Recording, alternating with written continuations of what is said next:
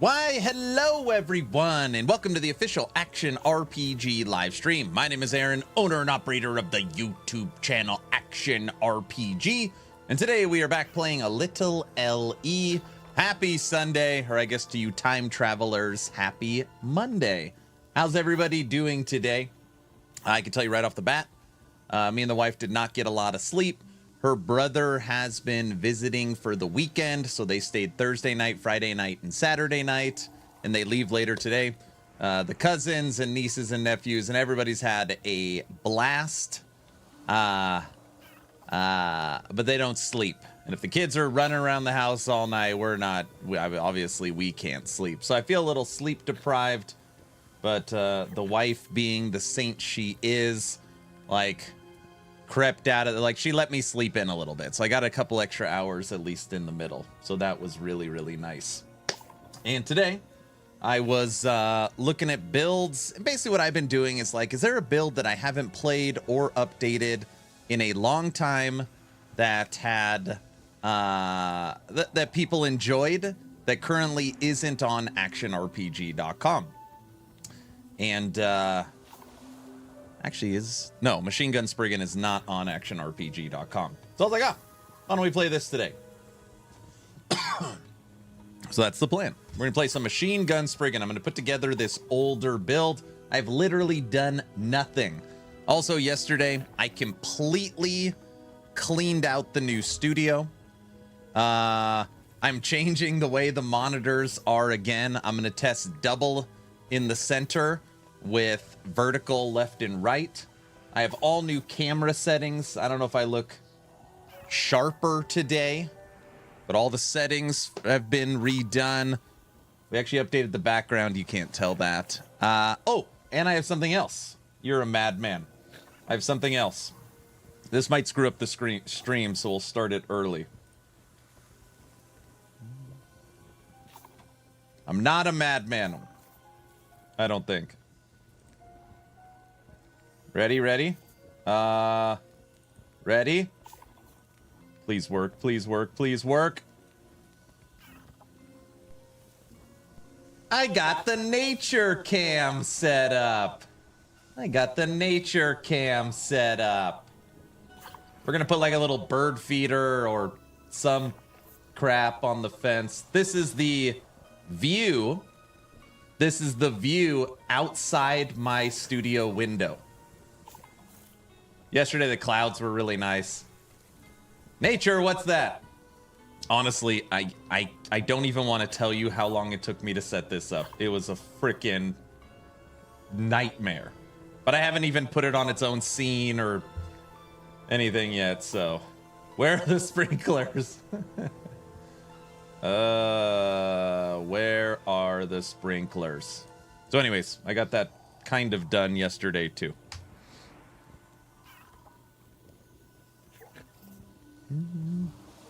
It's pretty bright. Yes, it's pretty bright. It has direct sunlight. All right, who do we got here this morning? VC, what's up? I want to claw my eyes out when facing the Emperor of Corpses. Ugh. Anyone got a wild guess if squirrels are going to be playable? So hyped for the updated build. Squirrels will for sure be playable. I don't know if they're actually getting any big updates other than, of course, new gear and idols. John, yeah, the Last Epoch Season 2 will be open to anybody that owns the game. You can get it through my Nexus store or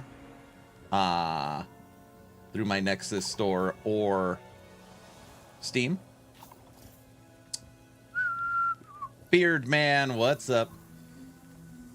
Good morning, hello. Kinda under the weather, what are you sick, Frey? What's up? Kyo, hello, what's up, CJ? Morning. Lucifer, hello, good morning. I'm not a madman, Tekken. James, what's up, sir? My good friend, Mr. XRG, why do you only give a low rating on PoE 2 and D4, but the up-and-coming release? Wait. Why you only gave a rating low on PoE 2 and D4, but the up-and-coming release, but for LE Season 2, you didn't provide us with your rating? I know it's an 11 out of 10, but say it. James, you have to understand. For 2 months, I have already played Last Epoch Season 2. I've played it. I've played it. It would be like... it'd be like Disneyland is your favorite place on Earth. And Disneyland shut down for 9 months and put in all new rides. And for the 9 months, you were able to go there by yourself and ride them all. Ride on all of them yourself. And then you ask somebody, what do you think of Disneyland? You know, it's just... All right, that's a terrible analogy. But, yeah, I think it's really good. Aaron touches grass? I doubt it. What's up, Muffin? How's it going? How's it going? He sounds like a druid right now. Sounds like he's talking in a hallway. Wait, what? Oh, and I gotta record myself. The audio's messed up? That's not good. Hold on. Ow now, brown cow. Ow now, brown cow. Cow brown. Ow now, brown cow. Testing.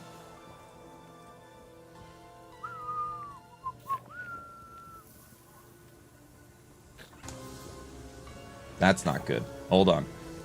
Ow now, brown cow. Ow now, brown cow. Cow brown. Ow now, brown cow. Audio sounds fine. Testing. Oh, the dog's barking. I didn't set up the scene. Where is she? Luna? Luna?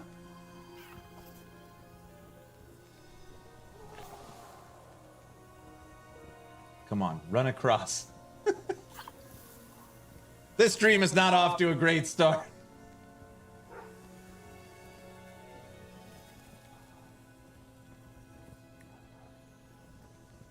Audio is fine. Audio messed up. Echo? Oh, it's an echo when you show the fence.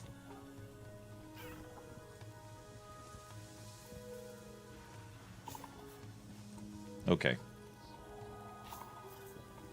The nature cam has an echo. You want to know why? I bet you this is why. I guarantee on the second webcam, the mic is on. So it's picking up both. That's probably why. All right, we're not going to show the fence anymore.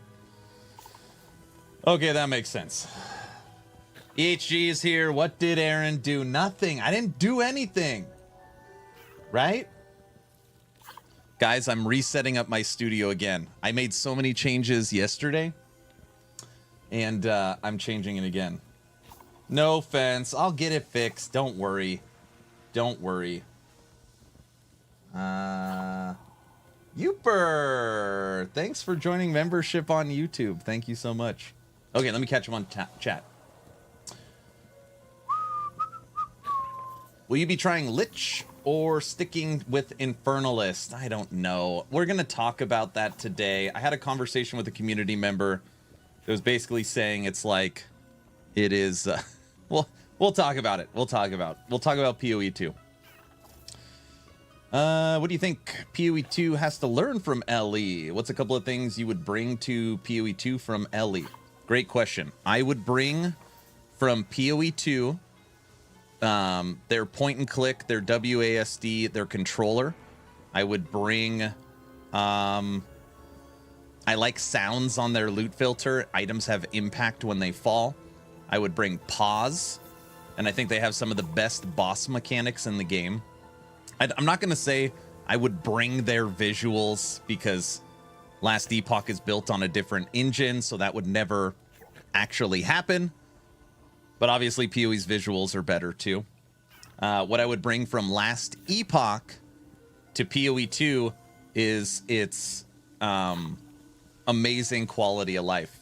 It is my opinion that Last Epoch has the best crafting, the best loot filter, the best inventory, and the best best stash and best inventory. So the quality of life features in Last Epoch are just unbelievable. They also have not that they would ever do it, And Last Epoch, I'm not even says does it the best, but having some form of auction house or trade house, basically anything that requires a third-party program in, like literally requires, I would bring over. That's my take. Hi, Aaron. Primalist question. What's the best way to farm Herald of the Scurry? Does it drop more in Primalist? No. It is a world drop. You can get it from anywhere. You could also use a Rune of Ascendance if you get lucky.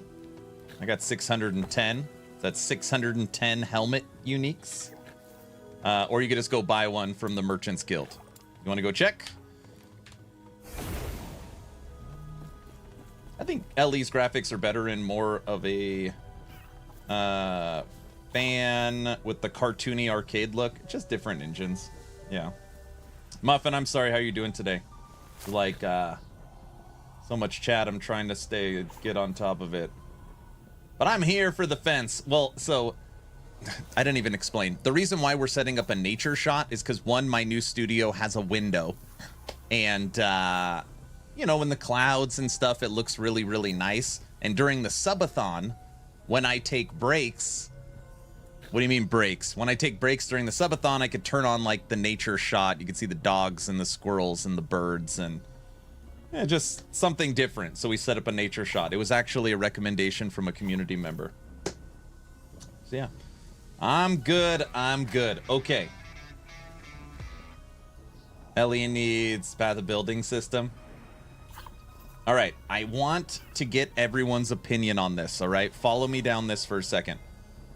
I literally just released a video today, ARPG Overload.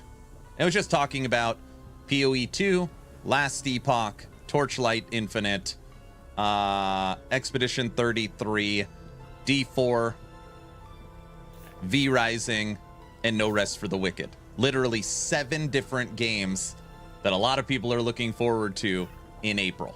Okay? Now, I've kind of done the calculation. Again, follow me down this rabbit hole. I've kind of done the calculation, and I think I can put 30 to 40 hours. This is realistically 30 to 40 hours of game time into PoE 2. All right? And I was having a pretty serious conversation with a community member that I really respect. And the community member was like, what are you going to do? And I said, well, I've got 30 or 40 hours of PoE 2 game time. I either basically start over for a fresh league and play through the campaign, or I play standard and basically we see everything that's new and explore the 100 different specters. And I was like, in my mind, it makes more sense to check out what's new and check out all the new specters and have fun testing them than play a fresh campaign. And again, this is a community member that really cares and really wants to help me. And basically what he said is, if you play standard, come 4-4, it is like content creation suicide. It's basically what he said. So anyway, I was just like, I was like, well, I'll get the community's opinion on it. I was like, that just sounds silly to me. I mean, I get what point he's trying to make. That's what he said. That's correct. He's right. No, there's no new act.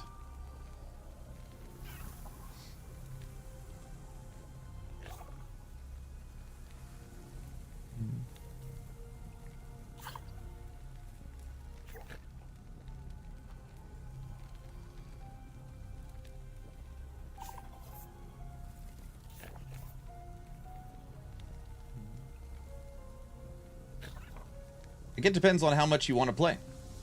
If you don't want to play a lot, then stick with the Infernalist. He's 100% correct.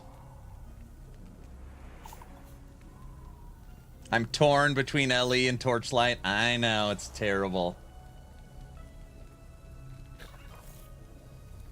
If LE came to console, you think it would really help grow the game? Yes, I do. And they have talked about for a long time that they are already starting the process of console. The game has excellent controller support that's only getting better for the next update.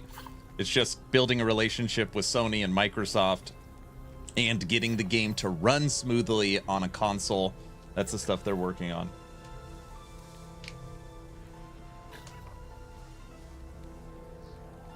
You could not pay me to play any other game than LE on the 17th. People want to see a new class in Ascendancy. Okay, so hold on. I get everyone saying, of course, he has a point, right? I'm trying to make my point. I have played 282 hours, exactly, 282 of Path of Exile 2. I've only played Infernalist. I have 8 or 10 build guides for each different minion type. We did a lot of testing of each minion. I've only ever played the campaign once. So, like, you know, you got to remember, so, do you watch Aaron play the campaign, or do you watch Aaron explore the new endgame with all the new specters? If the answer is no, we'd rather just watch you play the campaign, great. But the campaign isn't getting any changes. So that's what I keep saying. It's like, okay, play the campaign as a witch or explore the new stuff. I don't have time. I don't have any time to, like, getting a build up in Last Epoch compared to getting a build up in PoE 2. Like, that won't, like, there won't be any build guides. There won't be anything like that. So I'm trying to weigh my 30 to maybe 40 hours of gameplay for PoE 2. And in my mind, it just makes more sense to be able to jump in and see all the new stuff. I don't know. It'll definitely be frowned upon to go standard, but I actually think it will really matter by the time 417 comes around. Yeah, because come April 11th, and really April 10th, like, we're done with PoE 2. Like, the week of the LE launch, we're releasing 2 videos a day. They're already scheduled out. We're working on updating in the back end all the build guides for actionrpg.com. We've got the podcast with Frosty and Judd. I mean, I'm planning for the Subathon. I'm trying to spend time with the family before the Subathon. Like, it's just, basically, I could give a week to PoE 2. So anyways, yeah. Happy Sunday. Hey, man, first time catching the stream. Wanted to say thanks for LE. You're welcome. It makes no sense to do the campaign with your schedule. Okay, yeah. Why not play the campaign as something new since you aren't going to endgame as Witch anyways? Jump in and see new stuff in the Huntress instead of pigeonholing yourself into Witch. Yeah, I mean, we could do that. Then I just got to relearn everything, which again is going to take a lot of time. Aaron needs a lot of family time because the Subathon starts. He'll be streaming till he's 90. No, I will not. I was inspired by this build, Aaron, inspecting to Frost Thorn Totem instead of Entangling Roots. It was a glorious multi-machine gun build with vines. I see.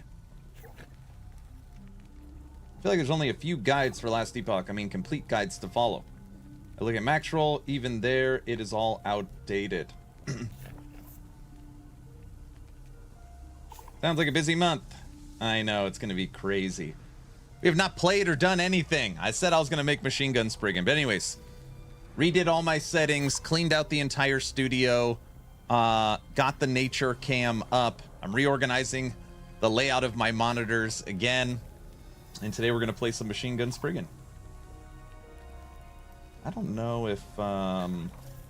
yeah, I mean, if you're looking for up-to-date guides, they have all been tested very recently.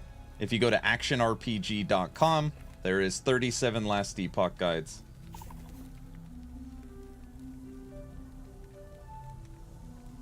Unless you know how to rally blast through the campaign for 15 hours. I played the campaign one time. So I played Infernalist for 282 hours. We beat the campaign, and then we literally went minion by minion testing them, including, you know, my build's probably 100 divines, but 100 divines, you know, back in the day, like 100 divines month 1, not 100 divines now. So it's like it's a pretty built up character. I mean, we do, you know, fully juiced maps. So that's why I thought it would be fun to explore the new endgame and grab all the specters. But people are like, in the PoE world, you cannot play standard. Basically is what they said. Like, you play standard, you might as well not play at all. Which is like... like, in my mind, I'm like a weird... Like, what a weird time to live. As a content creator, I have to play, like... It just seems so dumb to me. I don't know. We need the Golem Storm build. Right? I know. Okay, let me put this thing together. You guys are all chatty. You're all so chatty today. All right, get out of here. We need a Spriggan. It's so funny. I normally start putting these things together before stream because it's so hard to focus while I'm reading all the chat. Is that really what I went? Cold Gathering Storm? Huh. Every once in a while I follow my own build guide and I'm like, I don't remember that.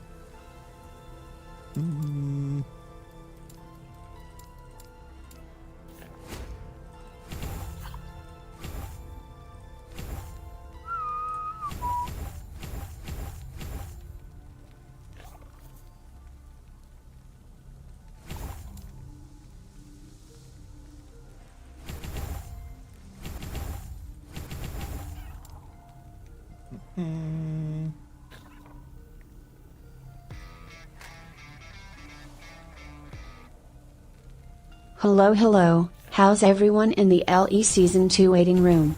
Lol. Who is that? Pint!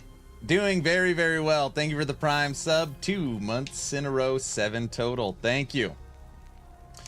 Nice build for my Spriggan. I really want this form to have some more alternatives. Yeah. I'd say if it was a real league where the new content would only be in the league, then that makes more sense. Have you seen Hog's video? Yes, I saw Hog's video. We watched it live on Friday. And then yesterday while I was editing and cleaning out the studio, I think he played it 10 times during his stream. You should go solo self-found hardcore in LE. Why? I have no friends. I can only talk to you. Sorry, that's perfect. I'm here for you. Best chat, best stream. Thanks, Muscle Hut. You have to play the new Lich Ascendancy anyways. I know. I know. I really just... Here's the truth. I really just want to go in and just continue to, like, mess with specters. Kill bosses, raise them up, and see how that works. That's what I actually want to do. And in my head, it's like, obviously, I'm not the best PoE2 player. I mean, we got to fully juiced maps. We killed all the Citadel bosses. But everybody is going to be leveling and Lich and all these ascendancies. And at my stream, we can create like a spreadsheet and do something fun and different, basically rating and tracking different specters. So it's like, how do I stand out doing something different while knowing that I'm on a time crunch? And that was kind of my idea. Because that's what I want to do anyways. That's literally what I care about.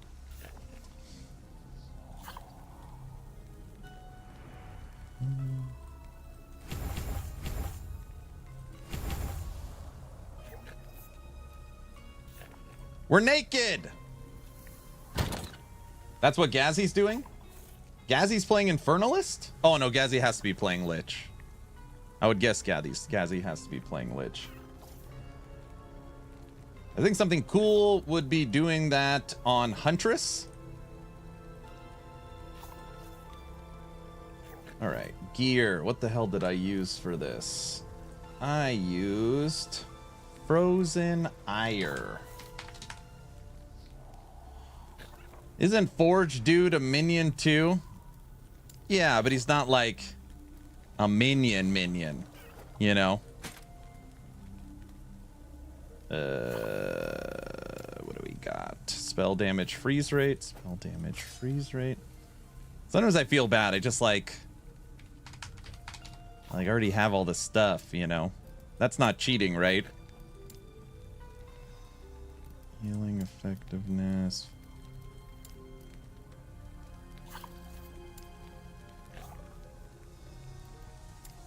Why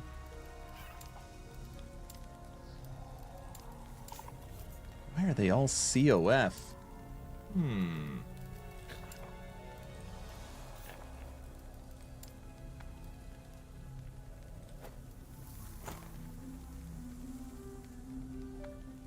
DM said he's going blacksmith bleed with fire resist with javelin. They're all people are theory crafting without the patch notes. All right, what do we got? Tears of the Forest. Oh, years. Tears.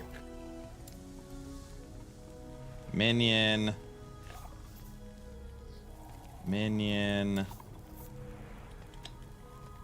Hold minion health. Right.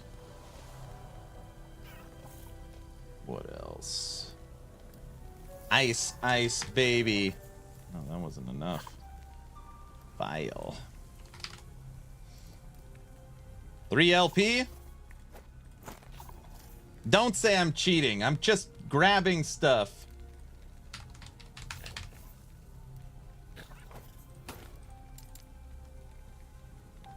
Okay.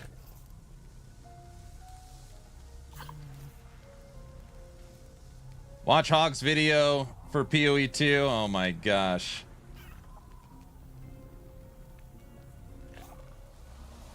Animate weapons was in the first PoE. Cheater, I'm not cheating. This is just the stuff is already. And yeah, I'm not cheating. Just a couple of more weeks. That's right. Ziz still says he's more hyped for Last Epoch even after the reveal. Was Ziz not happy? Oh no, Ziz. What did Ziz? Did Ziz? Forgot the rating Ziz gave it. It was like an average score?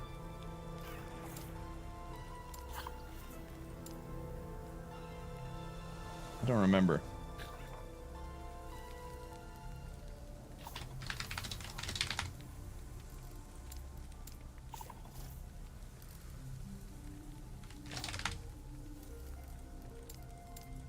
I broke it. It's from double health.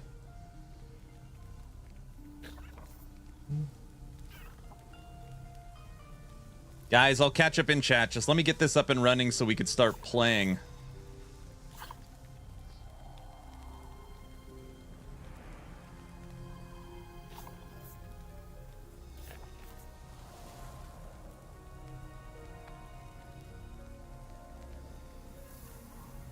Why is all my stuff for minions?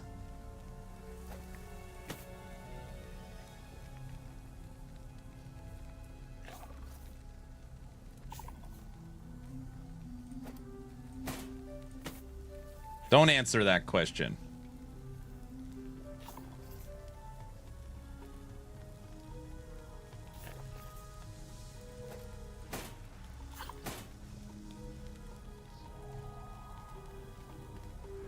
Your stash is insane with the way it's sorted. Can you fast forward to April 17th, please? I cannot. Imagine what it'd be like if I could, though, right? Huh? Huh?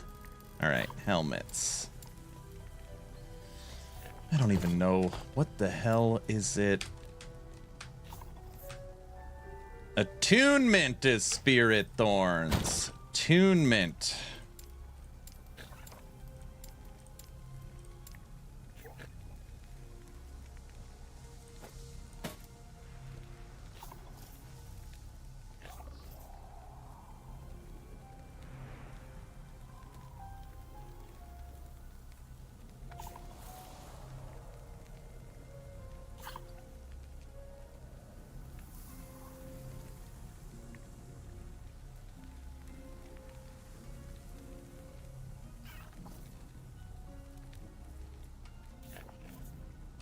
For sure it.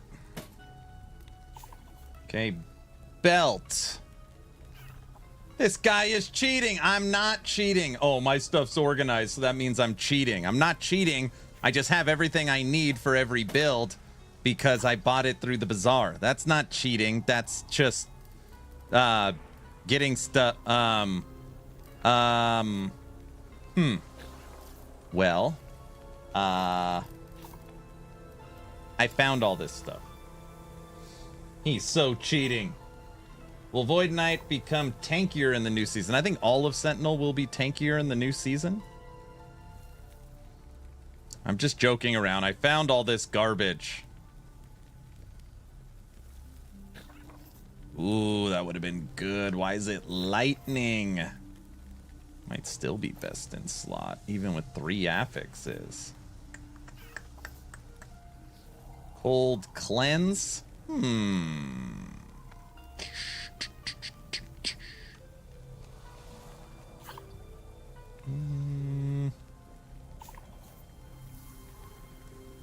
Fire.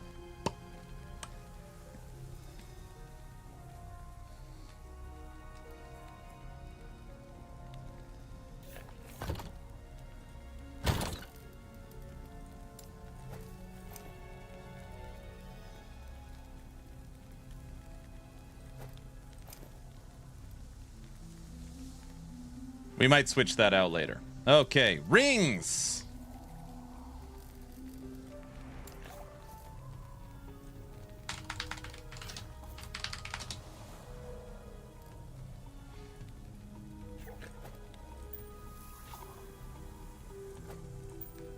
We only have one?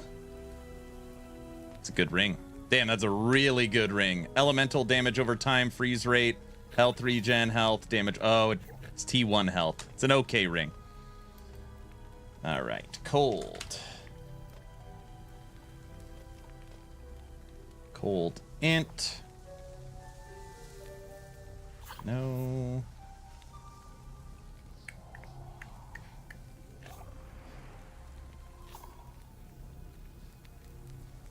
Bam. Okay. All right.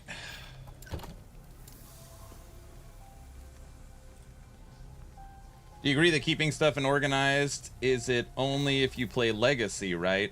Yeah, I don't organize my seasonal stash is not organized.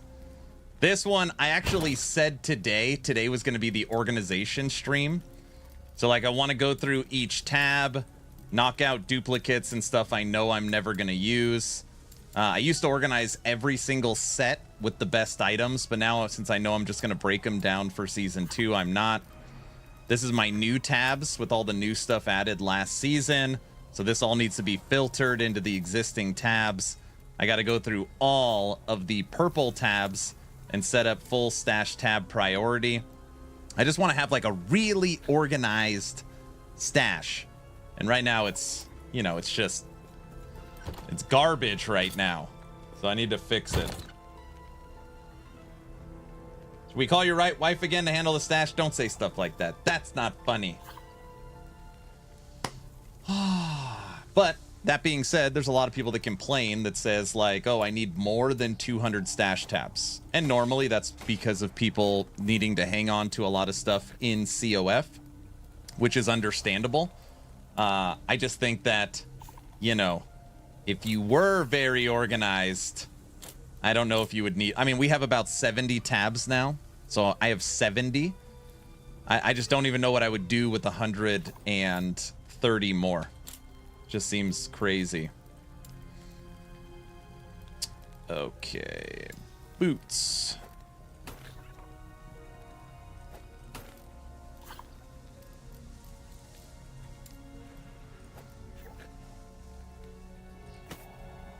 In-game hoarders? Yeah, that's true. Jeez.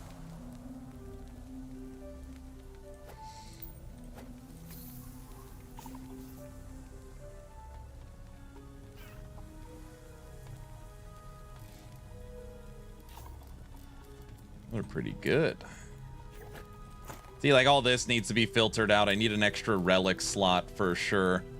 Or an extra relic tab.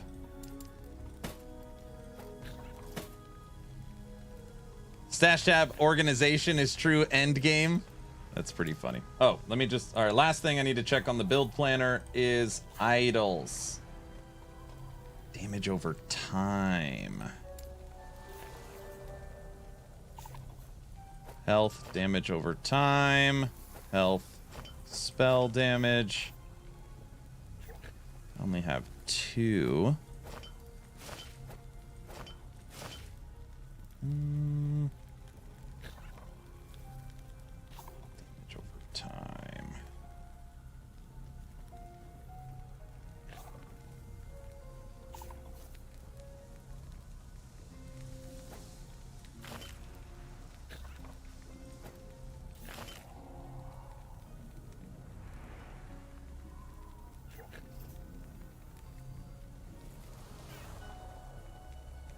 Oh man. Well. Old Faithful.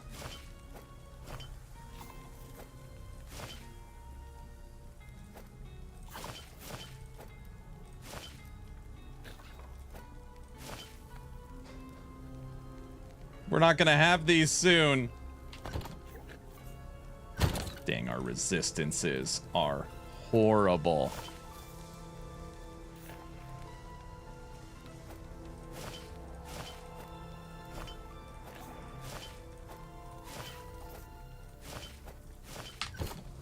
Hello, traveler. I forgot about these two. No, this is the last step. Then we're done. Okay, guys, nap time. Don't go to bed. Can't be bedtime already. How do you know what's worth keeping? I mean, sometimes I see the Exalted, which has good stats for other classes. This is how I got to 70 tabs. I mean, it's really hard to talk about that because it's hard to say, like, have experience. When you play Merchant's Guild, like, very sought after idols are always expensive. Any T7 affixes that are part of meta progression, like even like T8 strength, T8 attunement, T8 int on the right bases can go for a decent chunk of change. What else? For example, like T7 summon wolves. Lightning Retaliation Wolves is a very popular build. Squirrels is a very popular build. Like, that kind of stuff is always normally big money. And then, of course, if you follow meta build guides, you just look at a popular build, and anything you find that is for that build is normally money.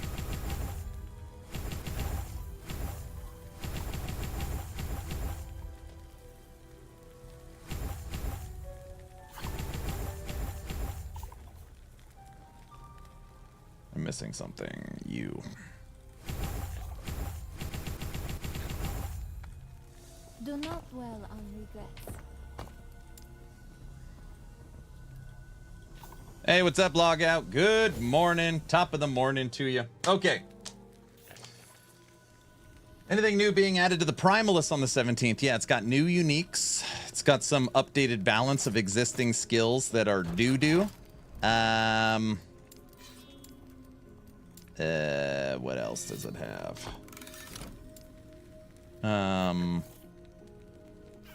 Yeah, I mean, updated skills, updated uniques. Nothing too crazy. The main patch is focused around Sentinel. But yeah, there's stuff in there. Let me put it this way. There's enough stuff in there that I am considering going Primalist Beastmaster as my starting class.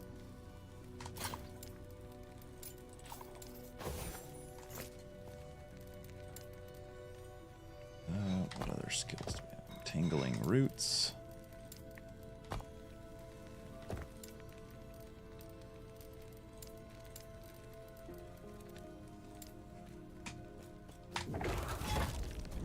Primalist will be bearable. Yeah, I'm thinking about running Summon Bear. 367 is stupid, but let's just see. Wait, what happened to Heartseeker? Let me kill something for 1 second, and then we can talk about it.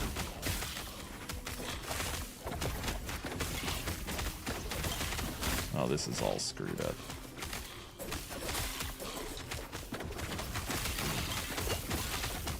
Uh-oh.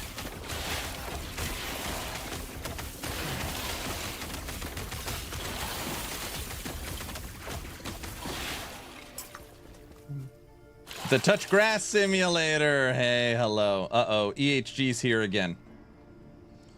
No, sir. You will be playing Summon Bear. So, ultimately, ultimately, not every, but most, if not all, content creators plan on playing Marksman Heartseeker come April 17th. And I already have a level 90 Heartseeker in CT. I've been playing it for months. And, you know, I don't know. It just seems silly to do what everyone else is doing. So I thought it might be fun to try something else. I surveyed Twitch, I surveyed YouTube, and an overwhelming majority of people, basically the question was, would you rather watch me play Heartseeker Marksman or a skill that's probably never been seen before that's getting revamped? The example is Summon Bear or Summon Sabertooth. Both are getting big updates. So I was like, maybe we'll play, and we already killed Aberoth with both of them without their big update.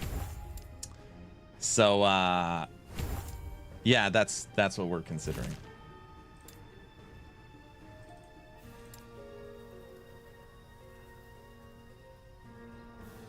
Wait, months? I mean, you know, I don't have a lot of time to play it all the time. But yeah, I've played it quite a bit.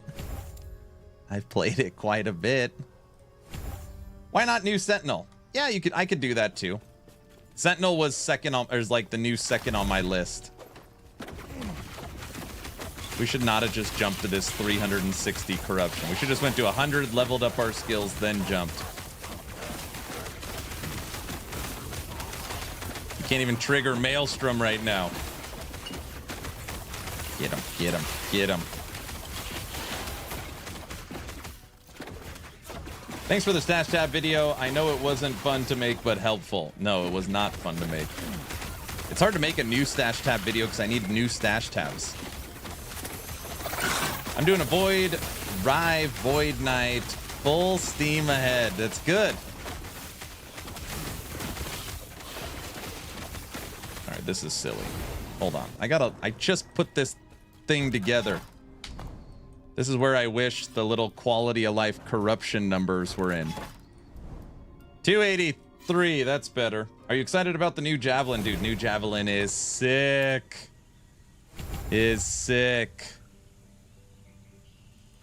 Yeah, I like the new Javelin a lot. I like the new Javelin quite a bit. Not that I know anything about it, log out. I don't know anything about it. So don't ask me. Mrs. Hogg, what's up?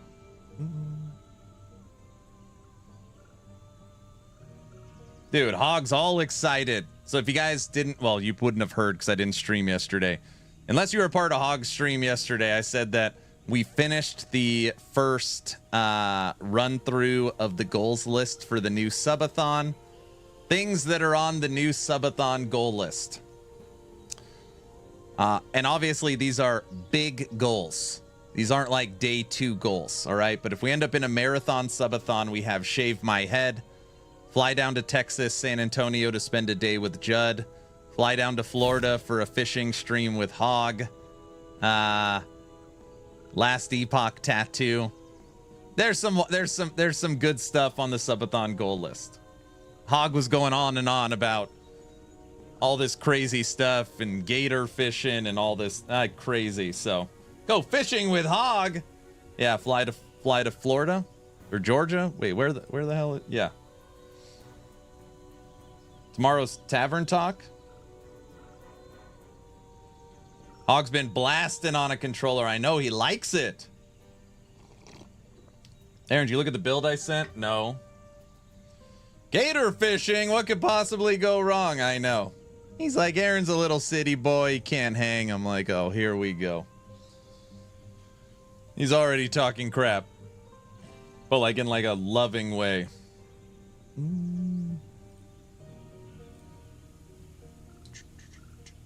Oh, we turned you cold.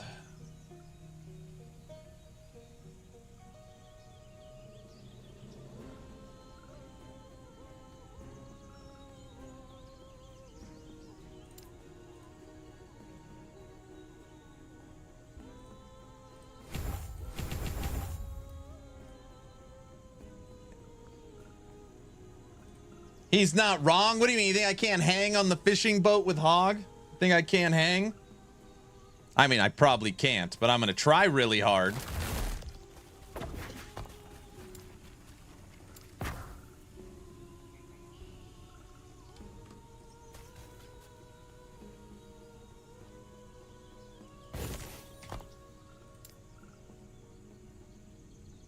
Am I losing my mind? Doesn't the Spriggan normally look cold? Oh, his thorns are cold.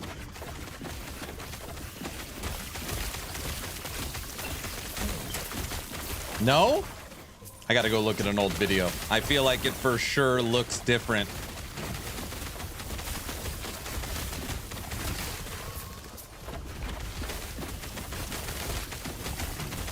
No, never? Must be an age thing. That could be right.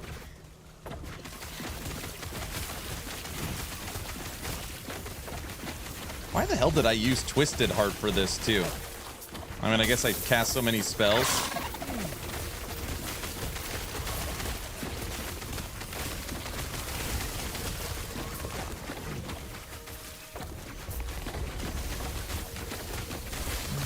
Oh, hey, by the way, everybody, if you did not hear the news, EHG gave me the green light.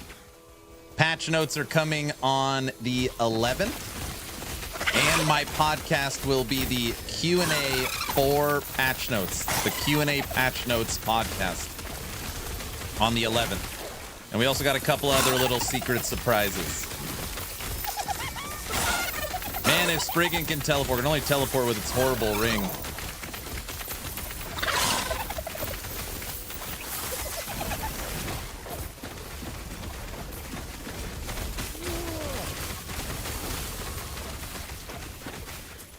Awesome patch notes. Woohoo! Are patch notes before or after? I can't tell you the time of the patch notes because they haven't said. I could just say that the patch notes are coming on the 11th and that my podcast with Frosty is the patch notes Q&A with some other surprises.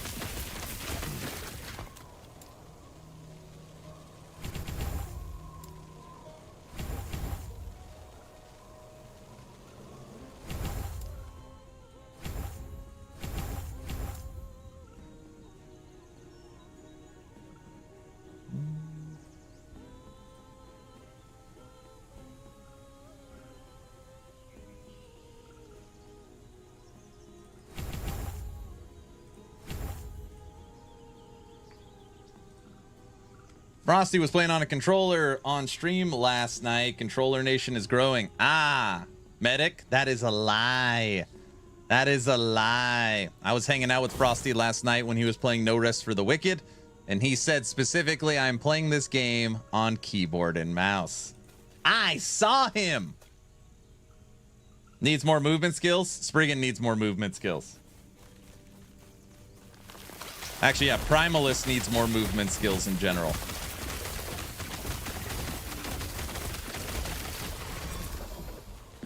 That was early in the stream. I converted him. Oh, I see. I know. Yesterday, I was popping into multiple people's streams, and all I saw was Medic talking about controllers with Hog, and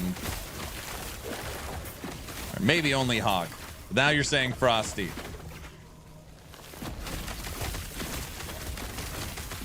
Aaron is Alexander. What's up, AJ? Hello. How's it going? Welcome, everybody. We're moving now. We're off to the races. I'm gonna have to look through gear and passives again. This is a little bit of an older build, but today we're playing Machine Gun Spriggan, which is definitely a build we're gonna try in the next season as well. It's definitely a build we're gonna try in the next season as well. That was kind of my thought. If I really started a Primalist for season start, we would go Bear, Sabertooth, switch Masteries, and then go this build, I think.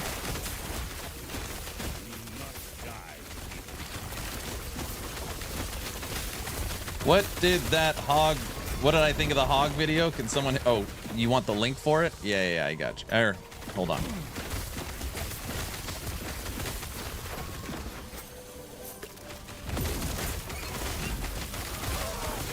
I gotcha.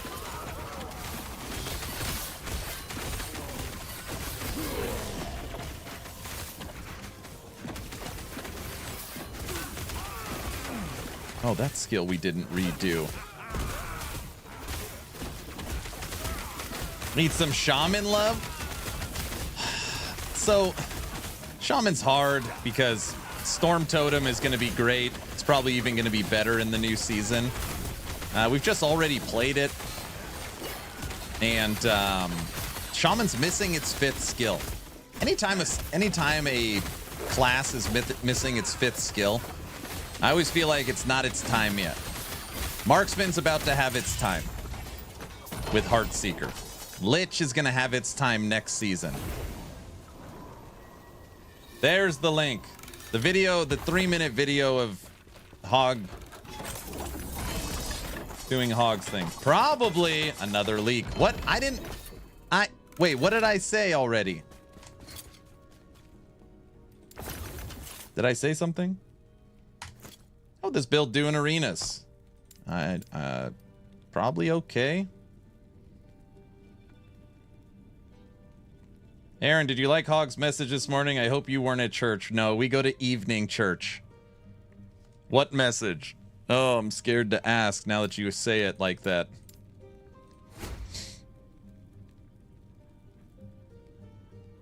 That Storm Totem will be great next season. Storm Totem will likely be great next season because you have Storm Totem sets. So you take the awesome Storm Totem already, one of the few builds that actually uses a set, and now you give it insane exalts. That's not a leak. Autobot, that's not a leak, right? Autobot?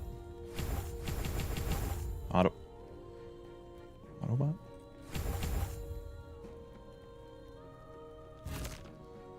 Nice dodge. What? I didn't say anything. Guys. Casual NDA breaking stream. I'm not breaking NDA. I'm just simply well,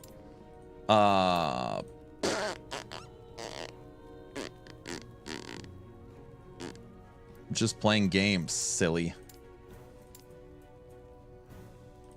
I'm bending. I'm bending. Yes, correct.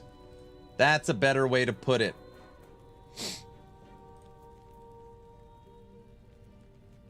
What was Hog's message this morning?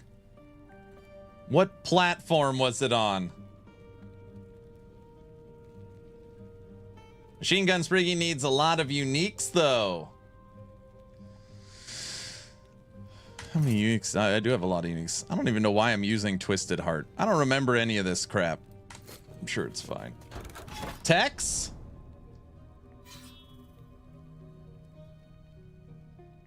Oh. Oh. I have not watched that yet. I'm scared to watch it. Now that you put it like that. Hog sent me a 40-second video message. Oh man, I can only imagine. All right, that sounded weird. You know what I mean.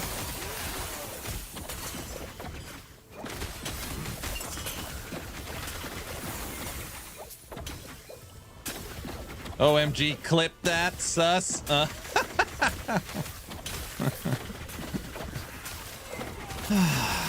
You guys, can I just sit back and just play my favorite game for a second without all you saying I'm breaking NDA and I'm just relaxing, you know?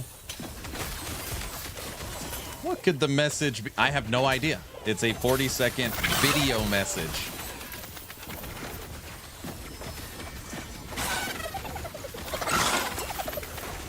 No, don't call the plumber. Hey, Autobot. If I fly down to Hog's house and go fishing with him, do I ever make it home? Or is that like some people yesterday were saying that's a one-way ticket?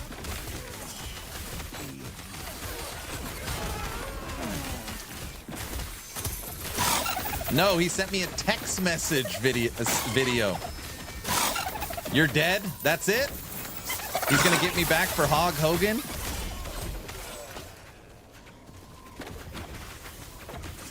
I'm not sure what that's implying. No, brother.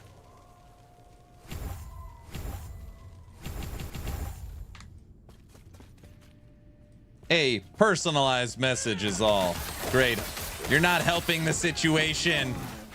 Have you ever seen the movie Deliverance? I have. Is that what I should expect?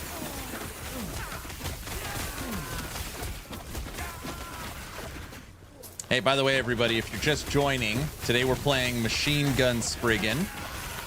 Patch notes are coming the 11th of April. And Town Portal podcast with me and Frosty LaRue will be the patch notes Q&A. We also have a couple other little surprises for it. And should be a whole lot of fun. I'm also rearranging my studio again. And I've got a new nature camera set up. I got the nature camera set up. It's not very exciting. And the settings are all screwed up. But it works! Got to show Hog my nature camera. Okay, that sounded weird too. All right, let's just forget Hog for the rest of the stream. Aaron, will your current filters work in the up-and-coming season? They will. We're just going to slowly update them and make them better. But yeah, they'll work. I just got here. First thing I hear is leaks and 40's secret video. Oh my gosh.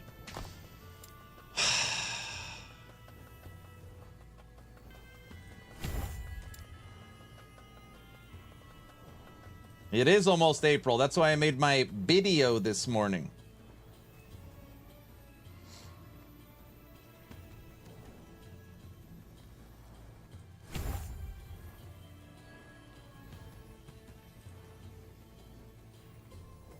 Bro, I still don't know what to play. I'm okay. Truth be told, me too. I'm still undecided. I got half the people are being like, bro, how can you not play Heartseeker?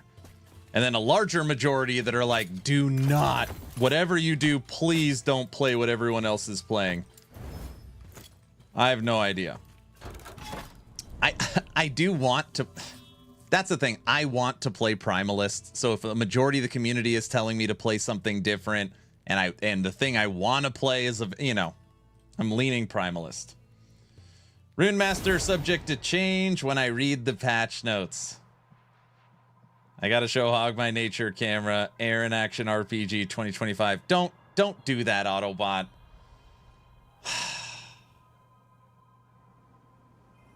When Aaron dies for Hog Hogan will be whispered in his ear. Play whatever you want. We will all love it. In my head, I have this weird idea. First player in the world to kill Uber Aberoth with Summon Bear. I know for sure we could kill regular Aberoth. We already killed regular. We killed regular Aberoth with terrible, worst skill in the game, Summon Bear. And Bear is going to get a monster update. That's not breaking NDA. They already said it. Yeah, that's the only problem. I got to listen to all the Bear puns the whole time. We are not going to be fast. We are not going to be insanely broken powerful. We're not going to be speed running, but we will be literally the only channel on Twitch probably playing Primalist. I'm not even playing Summon. I'm saying playing Primalist. No, that's not true. Quiet will probably play Primalist. 2 people. Would you say it's the bare minimum? Oh my gosh. What's the bet sus bonus in the game? I'll show you it. You just gotta bear with it. Maybe we shouldn't play Bear because all the Bear puns. How many times am I have to read that it's unbearable? Probably a lot.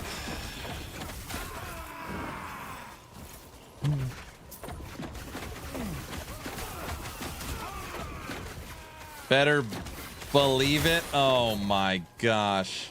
DM will probably go Druid first. Is DM playing?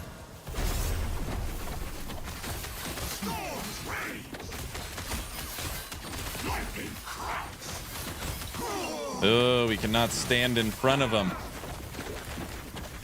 This is where, medic, I need WASD where I can move around and shoot at the same time.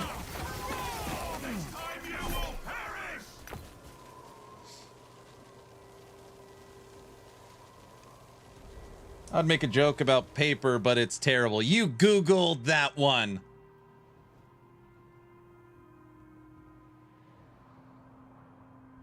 Right now, when you're going to answer, you got a commercial. PoE 2 has that, I'm aware. Right now, I'm testing something new. This is my first stream I've ever done it. I got a new setup for multi-stream chat so that X, YouTube, and Twitch all comes through. So this is the first time I have it set in one chat. But I can't see any of the ad stuff. I can't see any of that. But so far, it's working pretty good. So far, it's working pretty good.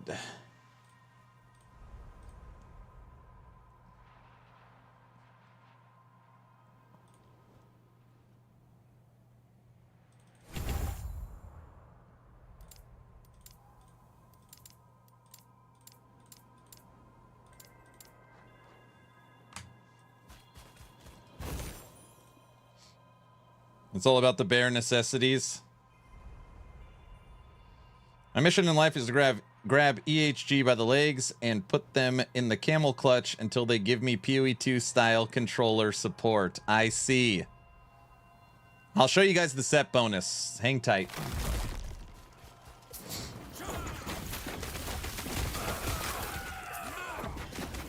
Oh, you know what we didn't look at? We didn't look at our blessings. I know what I'm missing.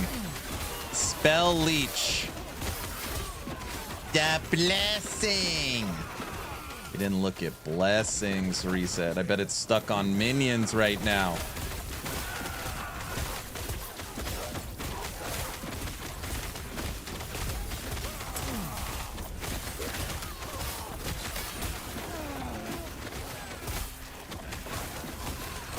Spriggan's down. Man down.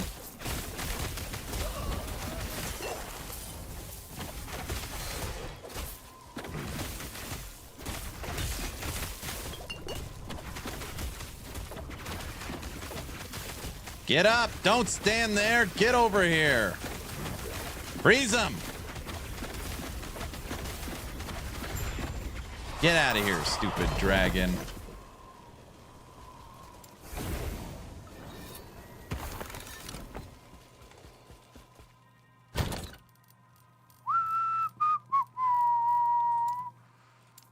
I hate showing off my set stash tab because my set stash tab is normally fully organized. Each set has its own little spot.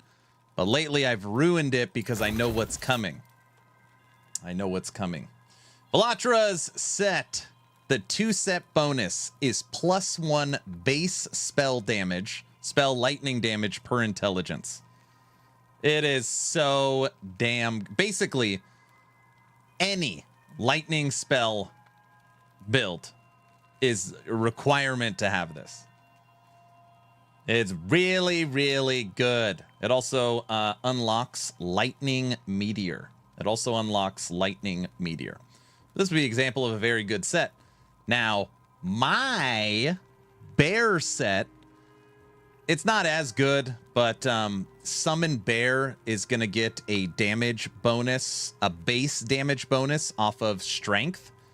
And the Last Bears set gives you a 3-set bonus of 30 Strength. So this gives you the ability to get to 150, 180 Strength. Barry was doing this shock build this week. Shock build? Shock build. If it was a shock build, it was like what? Nope. Frostclaw? Had to have been Frostclaw. Maybe not. I don't know. What game is that? Wait, this game? Season 2 launches April 17th. April 17th. Oh, I didn't check my blessings. The blessing. I was so bored with no friends. Don't do that.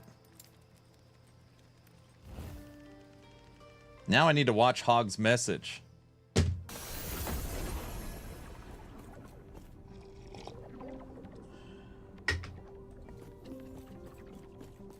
Hello, traveler. Void res.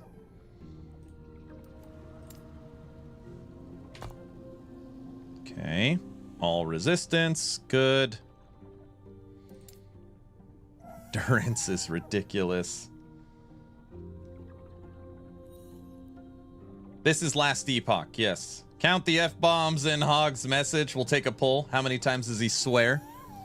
Probably not that many, right? Guys, it's probably a lot, actually. Now that I'm thinking about it out loud, it's probably a lot of swear words. Do not dwell on regrets. The blessing, your Christmas vacation reference, didn't go unnoticed. Very good.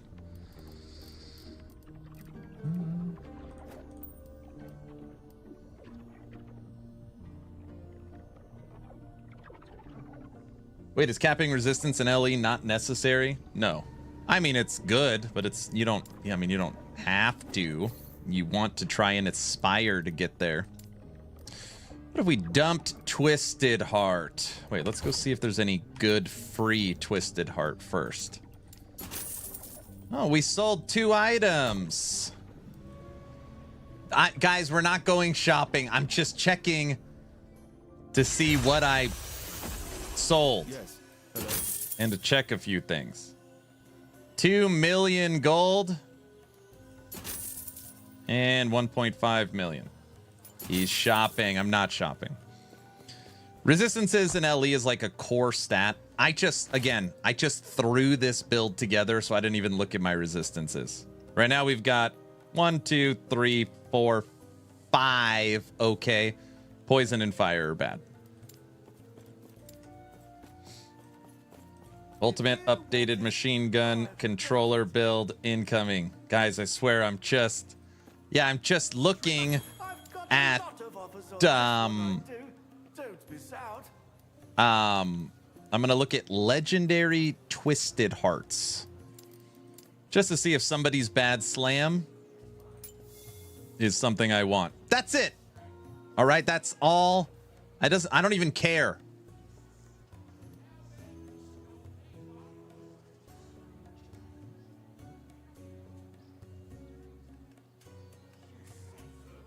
Well, that one would take care of fire resistance.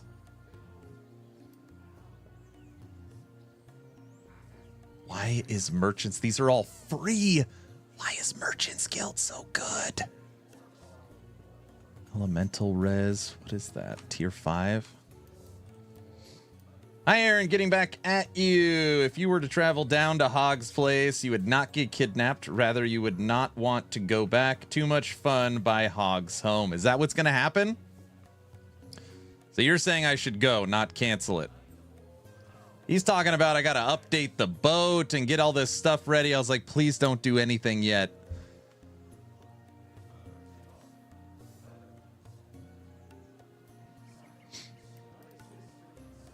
Definitely.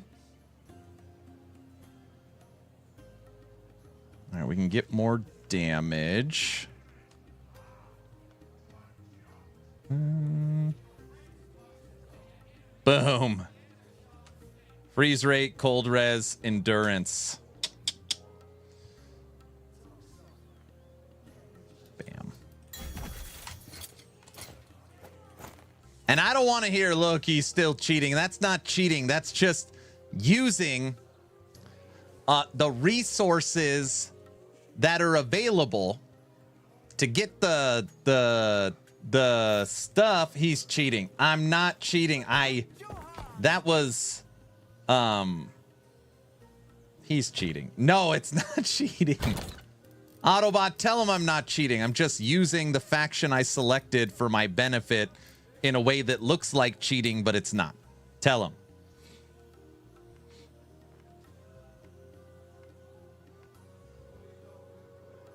Now he's justified. It's a streamer client. Okay, hey, there is something I have to openly admit, all right? This is really important. For the last few weeks, I've not been playing on the streamer client. Today, when I logged in, my whatever new settings I did, I was doing this.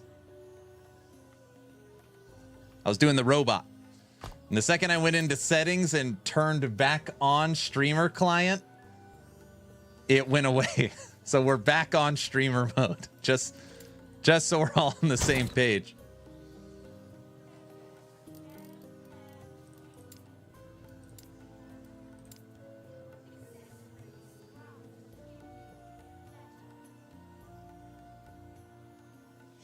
He's cheating unless I'm on a controller. What? Oh, sure.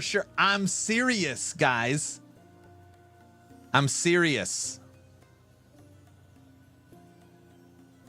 Guys.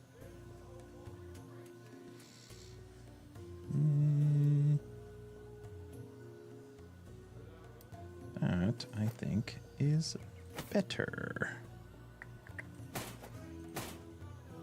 Guys. Sure. Knew it.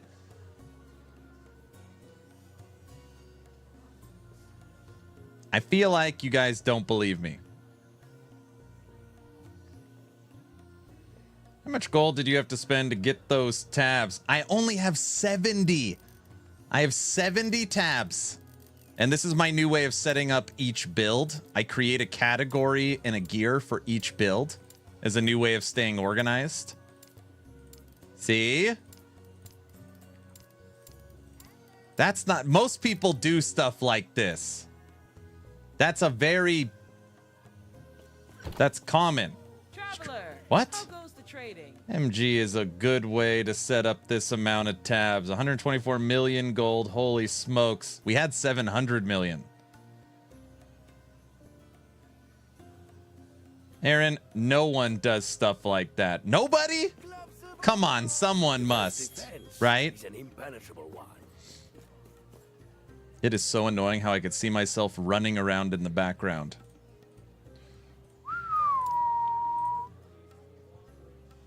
Florida is muggy. It's hog fishing. Transformed.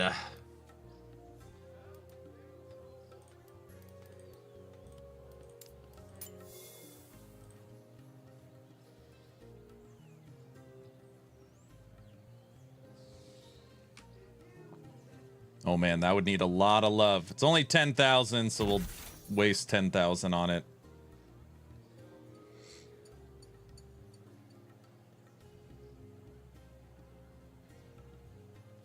Okay, this time, listen, I'm admitting it. I'm coming clean. This time, I am shopping for just a minute. Just 1 second. I'm just looking for something. This time, what? Just a minute. I'm just looking for 1 minute. Just getting this one item. Oh, minutes from Earth or Pluto. I'm not shopping. It's just one. I was just thinking. Get in, loser. We're going shopping.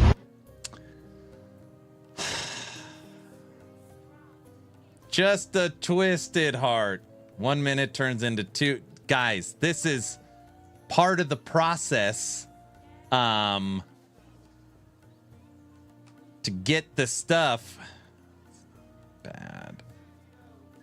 Spell. Holy heck, that is loud. Yeah, I haven't adjusted all the new blurb volumes yet.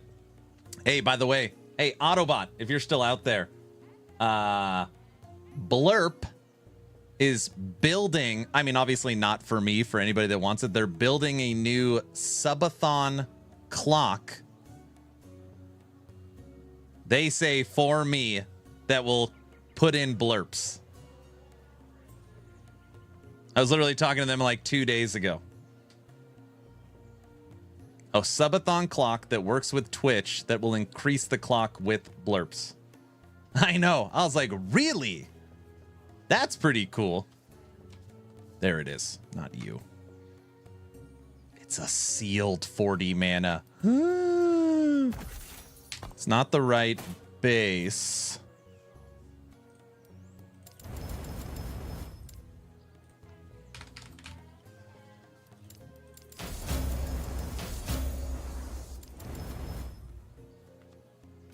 It's not that good.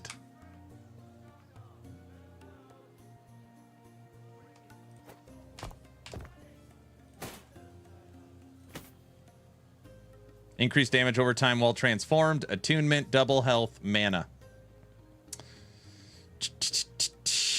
Yeah, that will do the trick. Okay, now we're done. We're out. We're gone. It was just a couple 100,000 to get this terrible tier 26. It's not, it's okay in the realm of things, you know. Get ready for all the blurps. I know.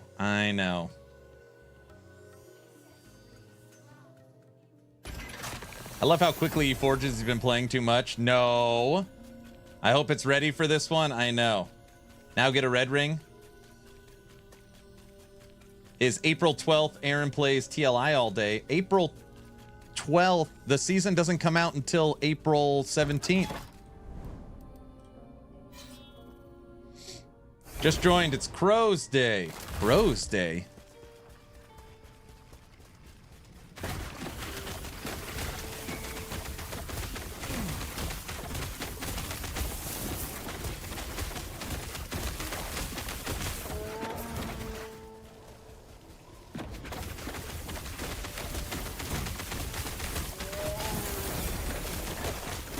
How many? I have only ever found one red ring. That being said, I've never target farmed them for COF. So that's just like a regular world drop red ring. One. Hey, Aaron, congrats on the new website. Thank you so much. Also, I would never include a red ring in a build guide, so I don't. Since I'm always trying to support the community, I try to pretend like red rings like aren't a thing. Corruption right now is at 300 for starting. We're probably gonna have to go back to the bazaar, continue to gear out the character. I mean, fine, target farm. What are red rings? The red ring of whatever. It's the rarest ring in the game. It basically gives you damage reduction. It's the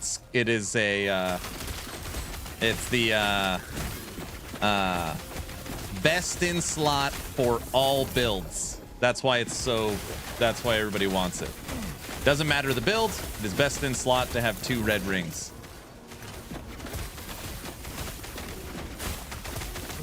Maybe I really should go Primalist with Sentinel somehow. Got boring fast.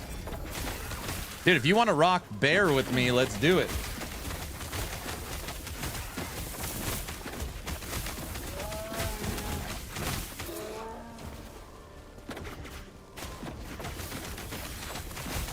Chat is corrupted by Aaron's great playing. No, you know, listen, like, this isn't, how do I put this? It's like taken as a knock on other creators, and that's not what I mean by it. When people put out builds, they put out the best possible, like, hey, this is what you need. I don't put out build planners like that. I normally put out T21. I'm going to be moving to T22 gear. That's what I put on my build planners. Like, achievable for everybody. But if you look at a lot of some of these websites and some of these build planners, you know, it's all, literally the whole character is legendary, extremely rare gear. And knowing in my head that less than 0.01% of the population has attempted Aberoth, I try to always think about that when I'm coming up with stuff. Hello, friend. Hello. Seriously, I got very happy with your Lightning Wolf build lately. I'm glad you like it. Gotcha. Thanks. You're welcome. I think it's good to have aspirational build planners well beyond just the basic budget one. For sure. For sure.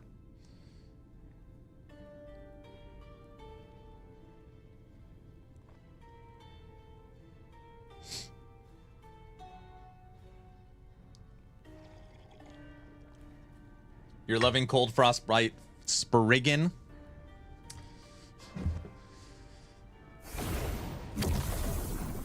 Now, I can't say, because that would be breaking NDA. Senior developer, co-founder of EHG, said every class is getting something. Which would mean Druid is getting something.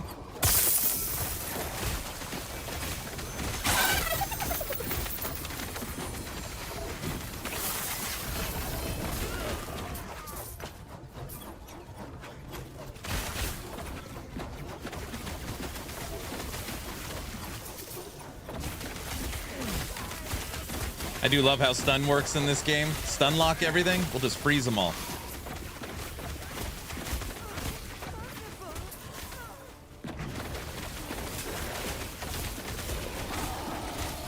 You should have an Aberoth carry stream. We could do that if I have a build that can easily carry you.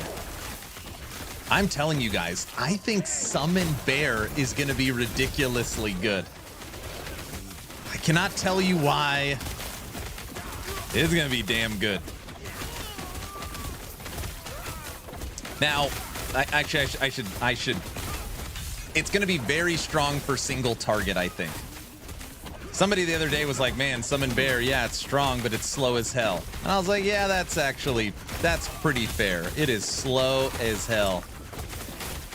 But we got a plan to give it 30% more move speed.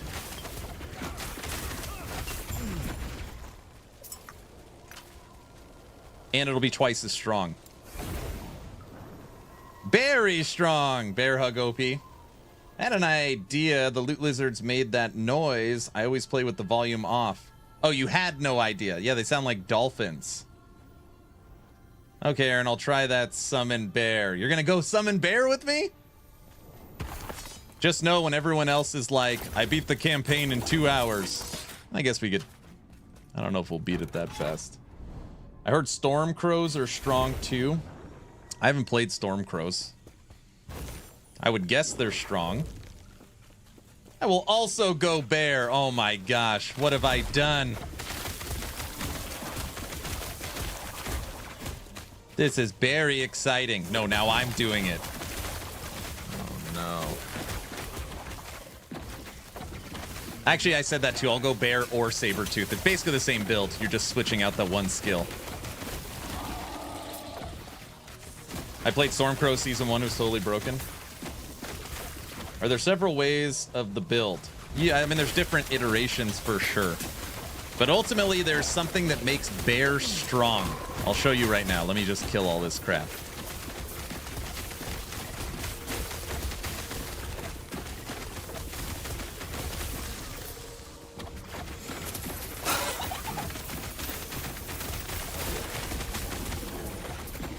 Mike mentioned the snapshot damage of crows may be nerfed next patch.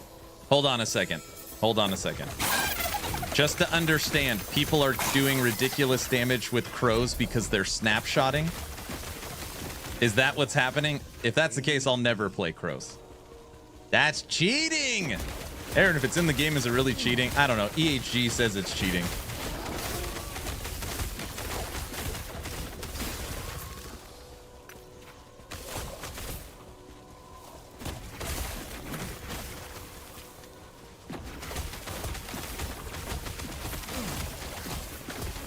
Problem with playing while watching is that I keep looking for your... You keep hearing my dolphins. Lizard sounds like chickens. To me, I hear dolphins. You're not going to hear dolphins as often. Don't worry, it's still like 10x goblins from Diablo. They're still quite often, just not as crazy. Exploiting known bugs is 100% cheating. I mean, I've always felt, I mean, there's some creators that are like, hey, if it's in the game, I'm going to do it. How can it be cheating? Which is, I mean, I guess that's a fair argument. I would listen to that argument. But knowing that having multiple sets of gear or being able to snapshot skills, like, you know, you're not supposed to have more gear slots than what's available. or skills. Yeah, EHG put in its first snapshotting countermeasures with the Falconer. So the Falcon in Falconer supposedly is snapshotting proof. And they want to try and roll out that technology to the rest of the minions. It's just a ton of work. They're always kind of in this, and I think a lot of people understand this. It's, do we fix snapshotting or do we add a new end game, right? Because the dev time and work has to go somewhere. And it's a good question, right? What? Hey, I actually don't even know the answer.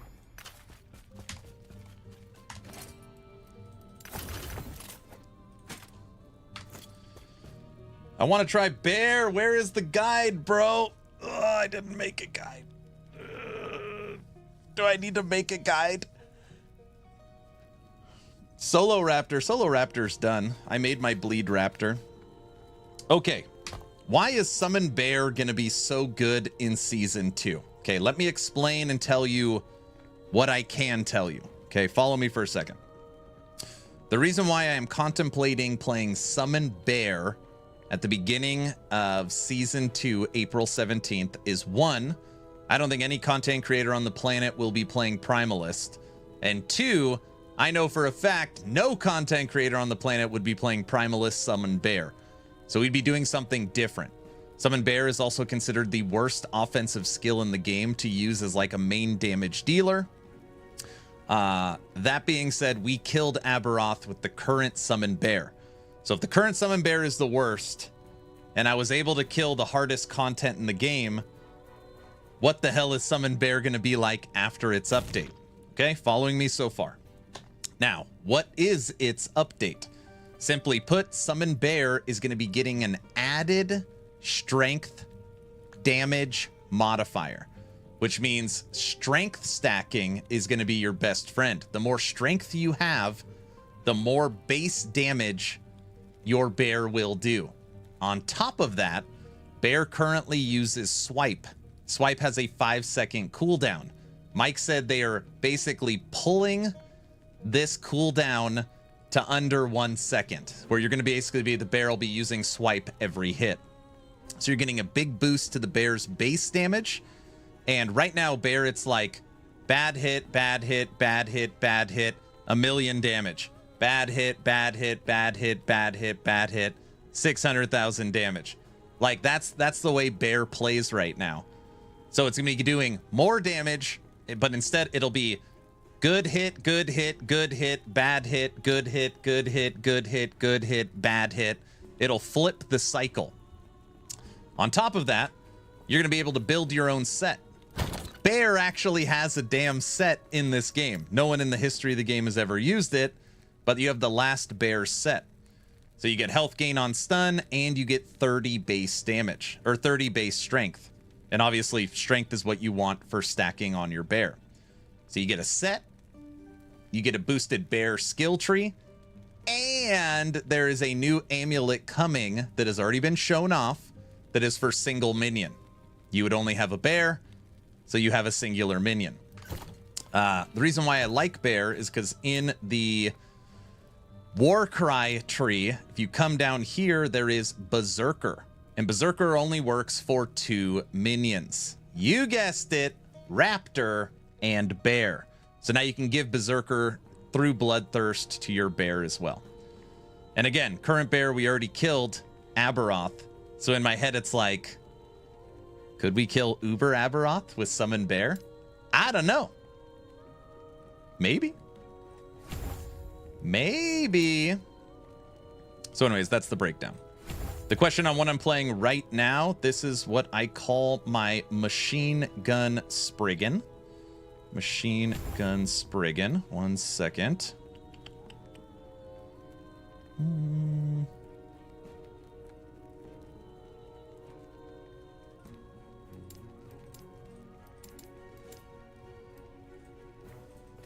And basically what it is, the reason why it's a machine gun is because you shoot like this.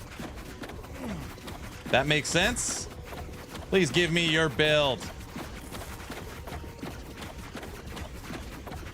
You can actually shoot way faster too. I just haven't built out the right gear for machine gun right. Also, you're creating Maelstrom right here, and any enemy that gets close to you in the Maelstrom is going to trigger Stormbolt. Stormbolt's converted to Cold Spell. So you get hit with an Ice Spike. Yeah, that's what we're messing around with right now. Windblaze, what's up? Thanks for the insight. Gotta go, 3 a.m. Hey, Windblaze, have a good night. If you guys don't know what snapshotting is, basically you can... the easiest way to understand is that my Spriggan, it's a minion, right? So if I get rid of it. Okay, I put on this Scales. It's just sitting in my inventory. It has minion damage and minion health on it. Okay. And now I go summon my Spriggan. This Spriggan has the benefits of this weapon. Now I take this weapon off and put on these two. Now my Spriggan has the benefits of this weapon and these two. It's cheating. Is your form permanent in this build? Yeah, as long as you're attacking. You were talking about using the set bonus for Avalanche with Machine Gun Spriggan. Is that still the plan? It is. It is. GGG lost a lot of goodwill because of their scheduling. I don't know. A lot of people are hyped about it now. Yeah, we could talk. After this run, we'll talk about Machine Gun Spriggan a little more too. There's something else that's going to be ridiculous that I've been trying to make work forever with this build, and that is a set, which we will have access to.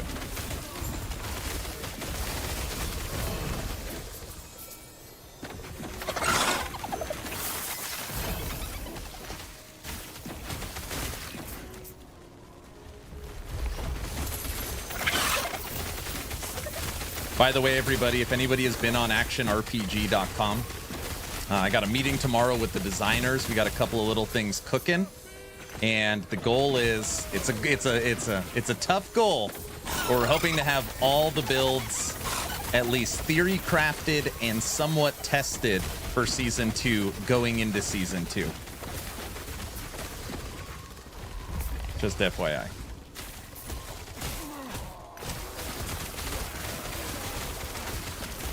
I missed that part. Why are set items good now? I will show you.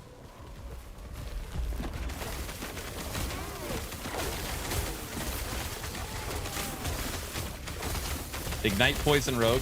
Will the website ever have community tab? It's like so far down the road for now.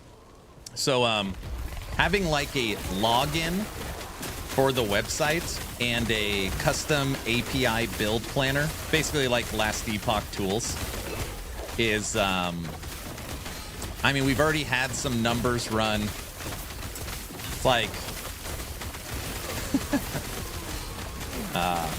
you would not believe how expensive it is. It's it's already very, very expensive. Like upwards of 7 figures. It is so expensive to get that kind of tech on a website, unless you have a lot of helpers and interns and people working for free. Not to mention, you also need the game studios to give you access to their API unless you're data mining. It's just it's a ton of work. It's a ton of work. 7 figures. Yeah, so like, you know, Mobalytics, Maxroll, these websites that have all these custom tools and stuff, it is so damn expensive. Yeah. I've never tried to make a build with those boots, even though I think about it all the time. There's just, you can't move enough. No. Increased movement speed, 2 projectiles with Spirit Thorns, increased damage while in Spriggan form. You can't move. 24 health regen in Spriggan form. You have to use multi-form, so you go in and out of form when you're shooting. So that's why IGN bought Maxroll. IGN Media Group, if you guys did not hear, is now the owners of Maxroll.com, or at Maxroll GG. IGN is now owns Maxroll. Okay, question about sets. I don't have, I mean, you know. Ouch. This is so bad. Why did Maxroll sell out to IGN? I mean, I feel like you guys are asking me a question when obviously you all know the answer why they sold out to IGN. Like, come on, don't be dumb. You know why they sold out to IGN. You got to remember, your favorite creators on Maxroll are not owners of Maxroll. So you got to split up your favorite creators. They had nothing to do with it, with the ownership of Maxroll. To get effing paid money. Yes, of course. He literally said those sites are 7 digits. Oh, they're massive. I'm clearing tabs and tunes. Nice.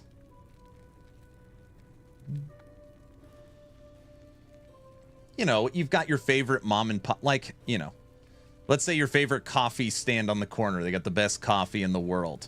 Like, you love their coffee. You know everybody that works there. You go in there every Friday. And then one day you go there and it's, you know, Starbucks. Yeah, maybe you know, it's just different. It's just different. Okay, sorry. The question was about sets. What did I miss? Why are sets good now?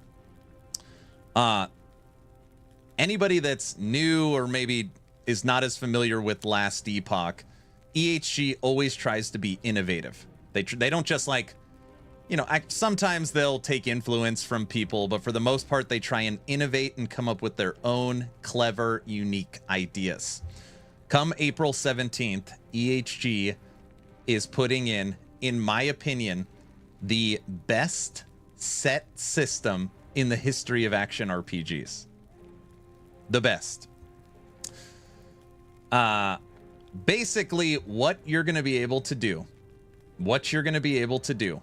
is take a set item, okay, through the new endgame and shatter it. And when you shatter this Isidora's Tomb binding belt, it will actually drop shattered shards, okay? And if you take those shattered shards and put them on this purple belt, your purple belt is no longer purple, it is green and inherits the set bonuses from this set. So Aaron, what does that mean? It means effective April 17th, EHG has come up with a way for you to build your own sets.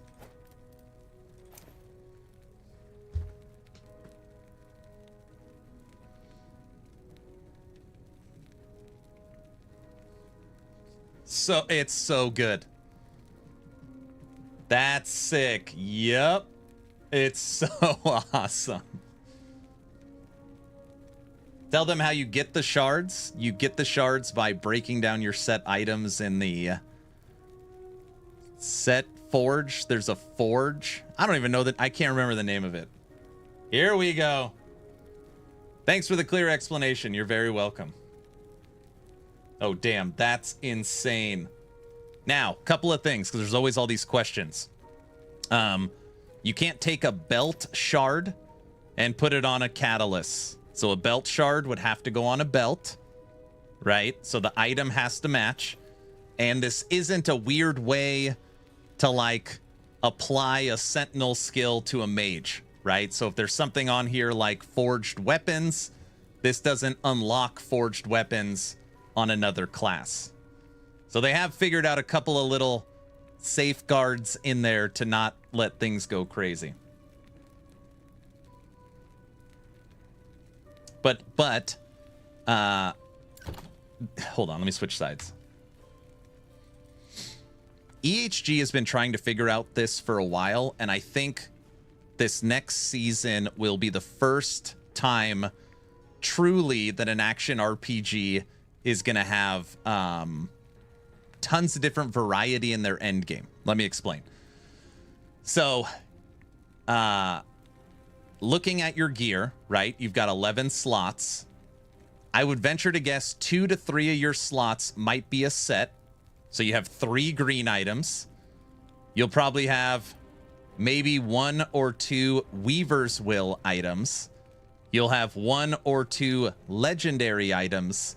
And then you also might have an experimental affix or a champion affix. They have literally somehow designed their end game itemization around 5, if not 6, different rarity types. Instead of like all legendary or D3, all sets, or, you know, D4, all tempered crap.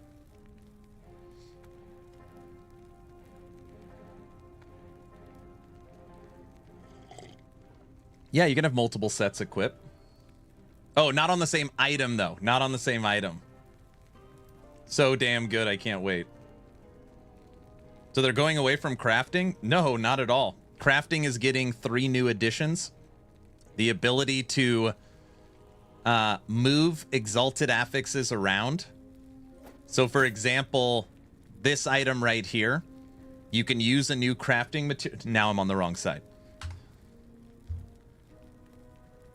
So for example, this T7, I could move this T7 to dodge, and dodge would be T7, and now this one would be T4. They're now giving you the ability to shift around exalted affix tiers.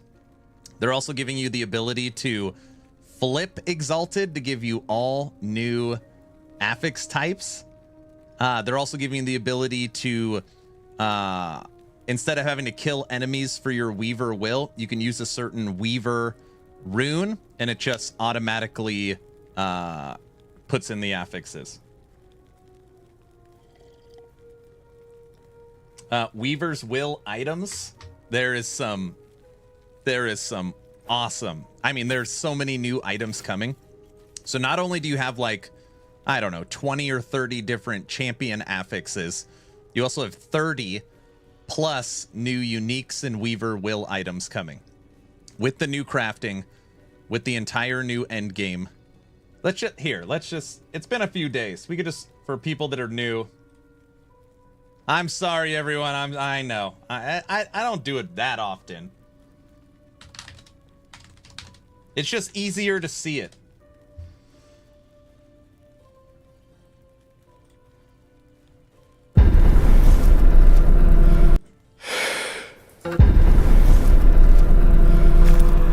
You've come to the right place, traveler. And in this time, you can share in her embrace.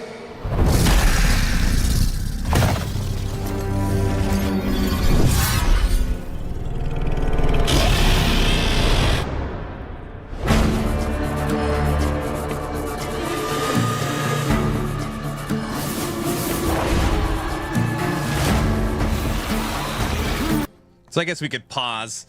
So Tombs of the Erased is the name of the patch. Tombs and Cemeteries, what you're looking at right now, is brand new to Last Epoch procedural side zones. So these are going to be found inside of monoliths. These are brand new tech to Last Epoch, their first attempt at procedural generation.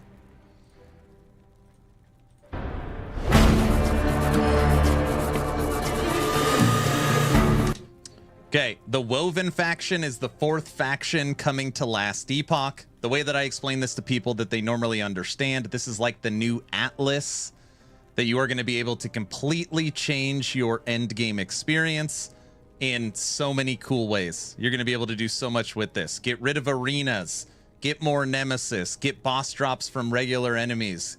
Like you're going to be able to imprint items for better loot drops. There's got this huge new way of customizing your endgame experience. And what's cool about this is this isn't going to be like, you know, oh, the meta Weaver faction tree is you have to take this and you have to take this, and you have to take this. I mean, I guess that will probably pop up. Looking at it the way that I have played it, it is truly a way to tailor the way you want to play endgame.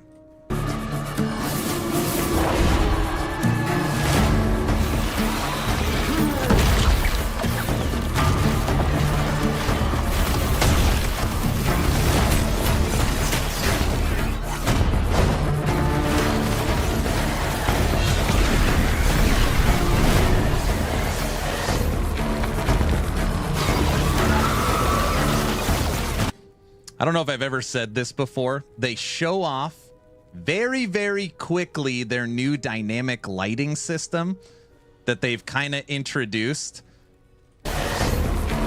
You see the way the torches light up when he walks by? Watch it one more time.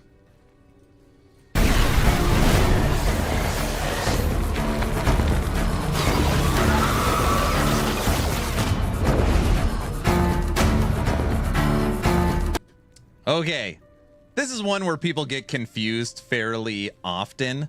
So right now, if you play Last Epoch, you obviously have your monolith web. You are now going to be able to build out your own mono. So you're going to have all of these different, this is only showing 3 in this picture, but you're going to have a ton of these different woven echoes, and you actually get to build out your own monolith and what you are going to be doing. So this is the new monolith. You've got the Weaver tree that already transforms your endgame. You've got the 2 procedural side zones that are new to your monolith experience. And then you've got a million of these different Weaver echoes that you get to build your own web.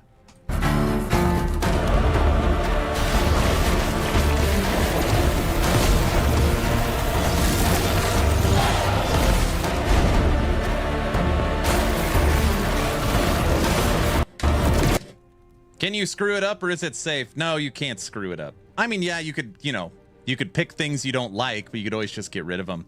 Sentinel is getting a complete overhaul. So Forge Guard, Void Knight, and Paladin. Every skill has been updated and tweaked. All the passive trees have been updated and tweaked. Volatile Reversal's a brand new skill. Sentinel's really going to be... Sentinel will finally have really its class identity after this update.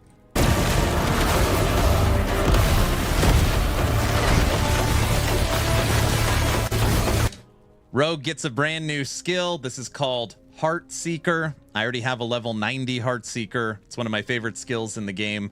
It's unbelievably strong and fun. If anybody played Diablo 2, this is basically guided arrow. You could run it physical, you could run it cold, you can run it fire, it could auto trigger puncture.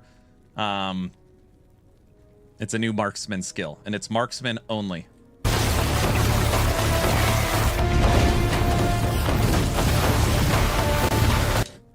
The game is introducing like a million of these champion enemies. And you can always tell if it's a champion enemy because they give them this orange glow.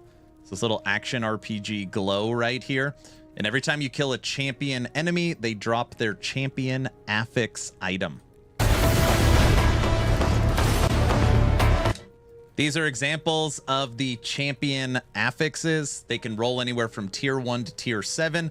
So you can get exalted champion affixes, but you cannot craft on them. So if you know like experimental affixes from exiled mages, they work the exact same way, but these come sealed. So they're always sealed and you cannot move them. All right. But there's some crazy stuff in here. Maximum shadows, minion crit with maximum skeletons, base damage with void cleave, fire damage, poison, freeze, teleport with your minions, increase maximum companions. I mean, there's some very, very, very, right here, electrify and smite chance on throwing attacks. Some very cool champion affixes. Also, which isn't talked about very much, a champion item can turn from yellow to green. So if you put a set shard on a champion item, you now have a champion set item.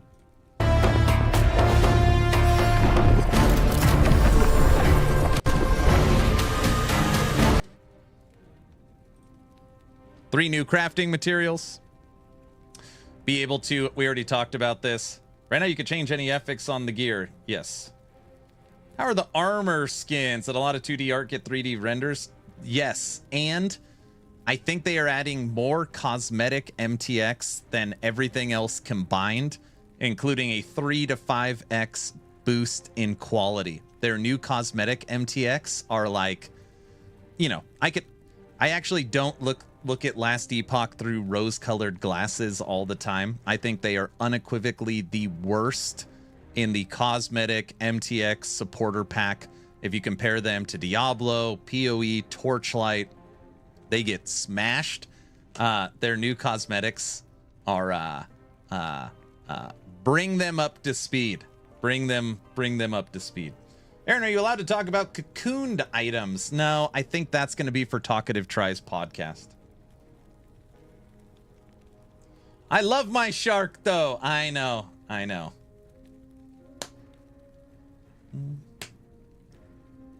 Sealed affixes you cannot change. Like, they don't move over on legendaries.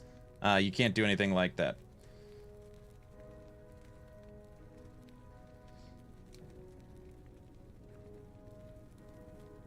Hey, what's up, Orange?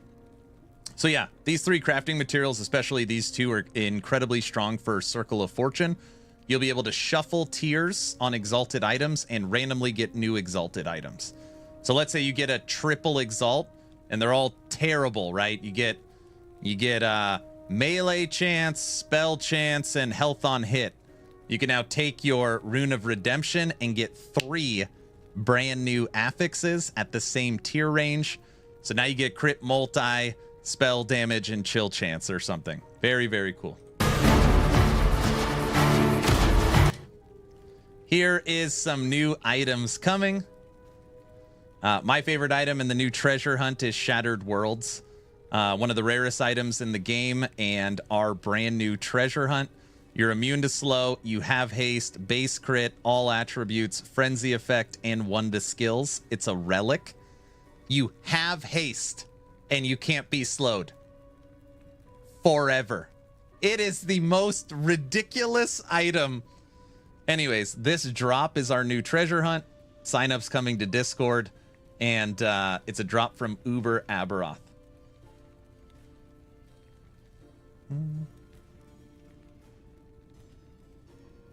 I'll explain. I'll go over the set transfer again. I'll break it down again. Okay. Also, we were talking about Summon Bear. This is the necklace I was talking about. Inheritance of the Erased. Every 10 seconds, a random minion is chosen, receiving Frenzy and 200% of the stats on this item. Health, health regen, and void resistance. Since this is a Weaver item, it can have up to 28 Weavers. So imagine you get minion hit, minion health. Like, you could get some crazy stuff, and this would transfer onto your bear. These are cocooned items. I legit don't know what has been said about these. So for this, I'm going to keep my mouth shut.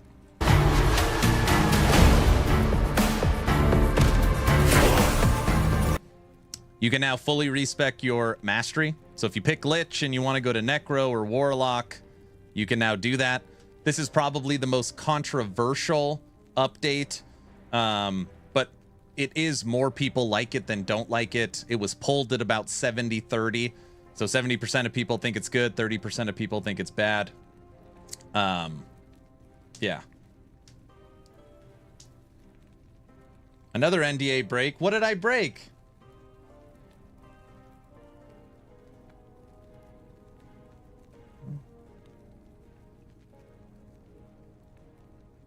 It's nice.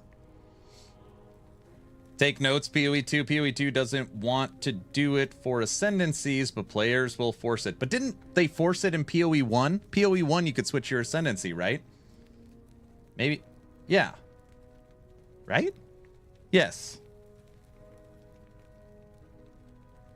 You sure? Yeah.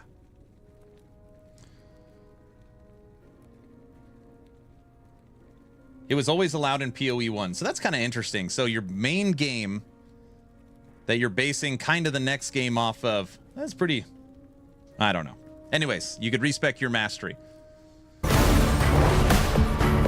Oh, it's the Forge of Shattering. That's what it's called. So you see, you're putting in all your you're putting in all your green items.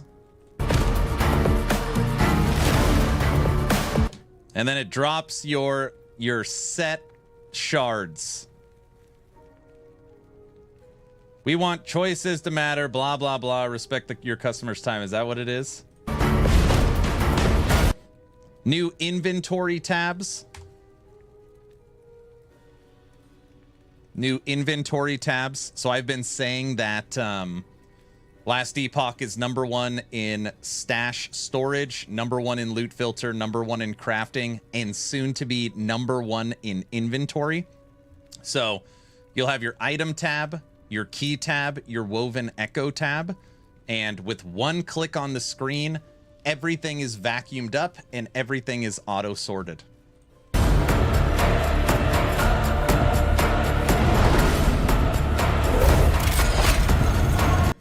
They're giving us portal charms. There's going to be 2 different portal charms. This one allows you to skip right to the end of the boss, so you don't have to actually run the dungeon. You could just fight the boss.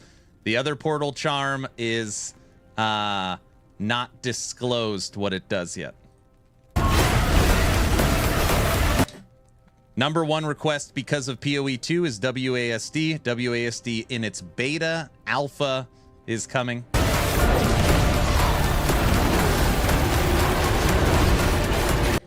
They are making regular Aberoth a little easier, so it's not as big as a jump. And then they're putting in Uber Aberoth, which is like so much harder. This is where you get Shattered Worlds.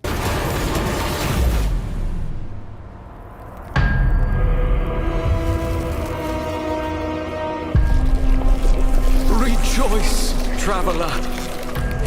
We've prepared a silken tomb for you, woven with golden strands that even you cannot break. Join us, traveler.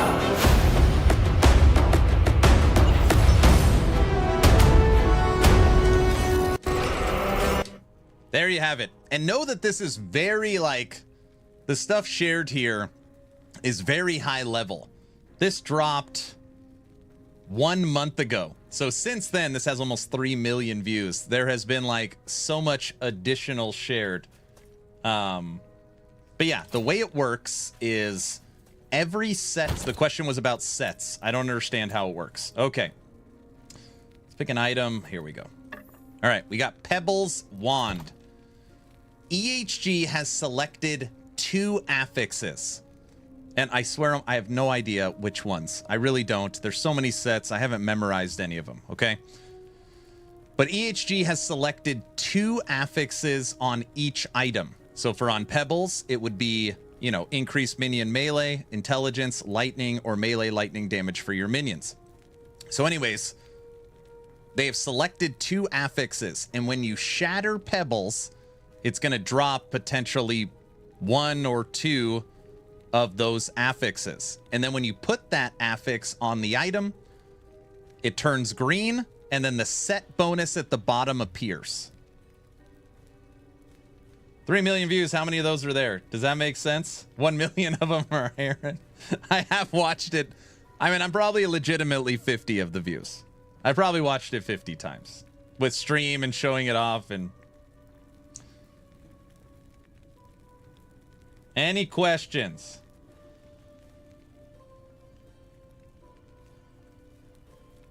Does that make sense? Who asked that question? The set thing is very cool. It's very cool.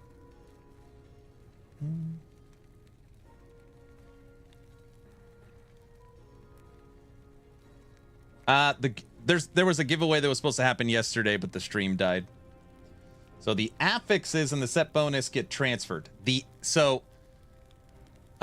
If you put a set shard, so let's just use an example that Pebble's Wand, one of the set shards is intelligence. If I was just guessing, that would be one of them.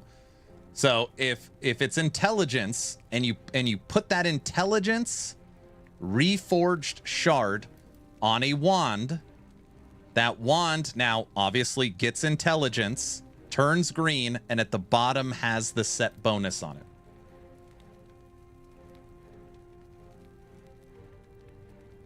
Yeah, I have a question, Aaron. Will get tired after streaming 97 days on your next subathon. The next subathon's going to go 10 days. 10 days, guys. Right? Guys? Guys? What the?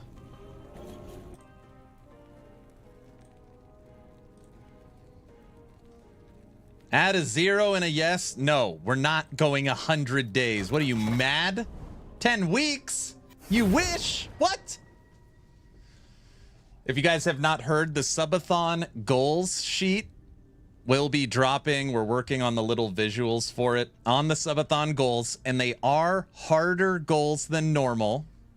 Is shave my head, fly to San Antonio, Texas to have a day with Judd, fly to Florida to go fishing with Hog, and get a Last Epoch tattoo. I don't have any tattoos. My wife's like, there's no way you'll do it. And I was like, that's why it's got to be a big goal.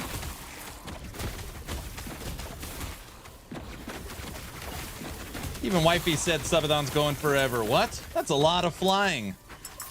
We're trying to think of like really fun stuff. The YouTuber and streamer Hog TV, who has been fishing every morning. We go fishing with Hog. Hello, you didn't laugh at my text this morning. I didn't listen to it. Dude, your wife was here like, did you listen to Hog's message in church? I was like, no, I haven't listened to it yet. She's like, don't listen to it on stream. Hey, I have a question for everybody. Somebody out there knows. Somebody told me that Quinn, because of his subathon, had to get a D4 bad tattoo. How many subs was his goal to get a D4 bad tattoo? Does anybody know? 50,000? Hog, how you doing, sir? He streamed the tattoo.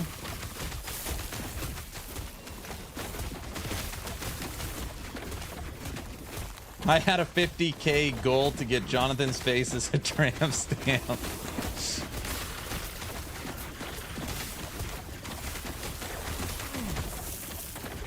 Yeah, honey. If there's time, why?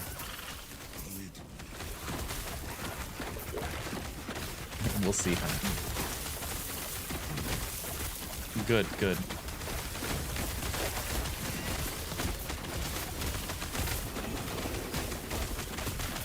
What time is everybody leaving? Oh, they're gone. Okay. Okay. Yeah, we'll see. I know, I didn't know. I thought they were leaving later. Our house guests have left. No, it's okay. Yeah, that's what I'm thinking.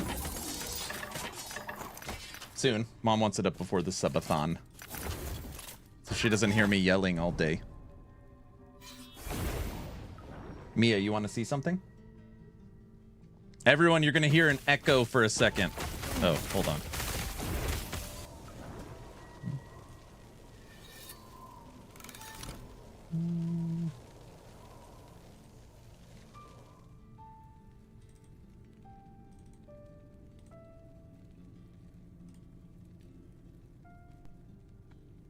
Oh, wow, it's so bright right now.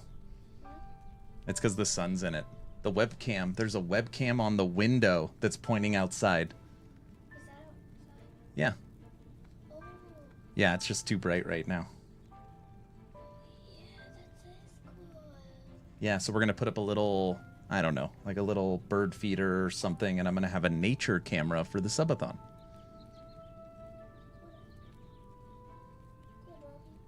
Not bad.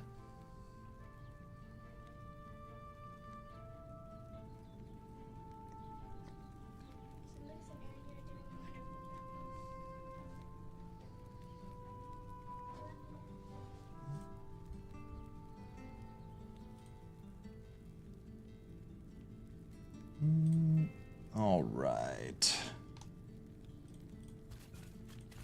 Someone needs to do some weeding. Well, you know, it just started getting warm. And I need the lawnmower.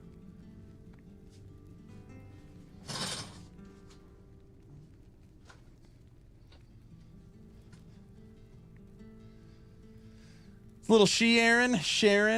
Kid has good taste in music. I'm doing a good job raising her. Thank you. Thank you. Is that snow? No, man, there's what's all that white? I'm really struggling. So I don't know. I got to mess with the camera settings. I don't know, Hog. You might actually be able to help this. So last night we were messing with it during sundown. And even though it's light outside, it literally looks like it's dark. So then I boost the brightness up, but in the morning, it was like it was just white. It was literally couldn't see anything. So then I brought the brightness halfway down, and now today I probably just need to like set some auto stuff, or I don't know. I thought it was snow.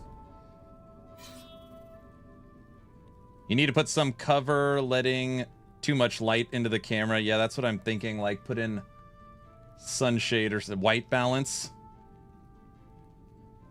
I think the exposure is literally all the way down, which is what's crazy. But anyways, yesterday I cleaned the entire new studio, vacuumed, got everything rearranged, dusted, redid the background, got that camera set up, redid all the camera settings. I'm moving the monitors again. So the current setup is this. The current setup is actually here. So, oh geez. So the current setup is this. I am, no, you. We'll go red. Getting rid of this. Getting rid of this. And this is a terrible drawing. Well, I guess I'm moving it here. So it'll be like this.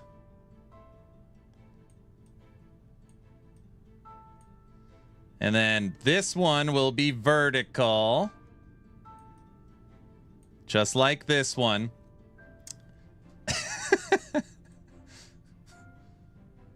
Exposure, brightness, gamma, white balance. And then you guys see these lights right here. These will be turned sideways and they'll go behind the webcam right here. So the lights, there'll be two light bars right behind the webcam in between the two center monitors. And I'm hoping that's enough light. That's the plan. So the light bars right in between the two center monitors with the two vertical left and right. Dude, why 4 monitors? Well, so the way I had it run, or the way I've been running it, is obviously the game, right? Discord, Streamlabs, YouTube. So that's how I was running it. Yes. No, I'm not turning on the camera. Oh, brother. Hold on.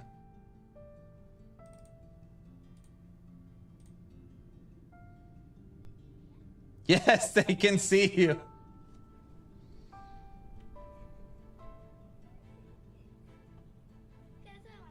That was it?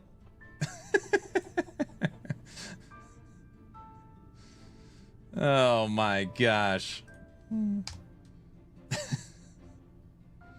That's the Subathon hook right there. That's it. That's the ticket. But anyways, it's just going to be a small adjustment too.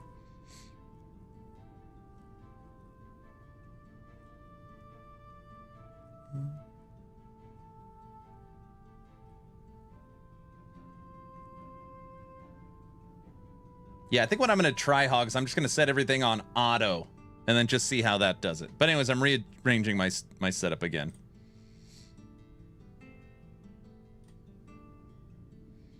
She's training to be a streamer. Just you watch. Don't say stuff like that. Don't say stuff like that.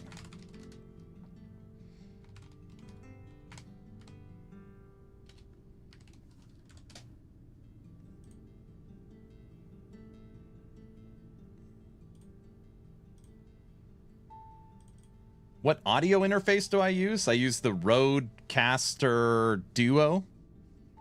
And what's nice about the Rodecaster Duo is it actually comes with the pre-installed SM7B setup. So literally it does it all for me. Do I have anything for a 3LP Abandon? I've never used it. That's the Acid Flask, right? The Flask Armor. I do not. I do not. Fancy? I'm not fancy, sir. Not fancy.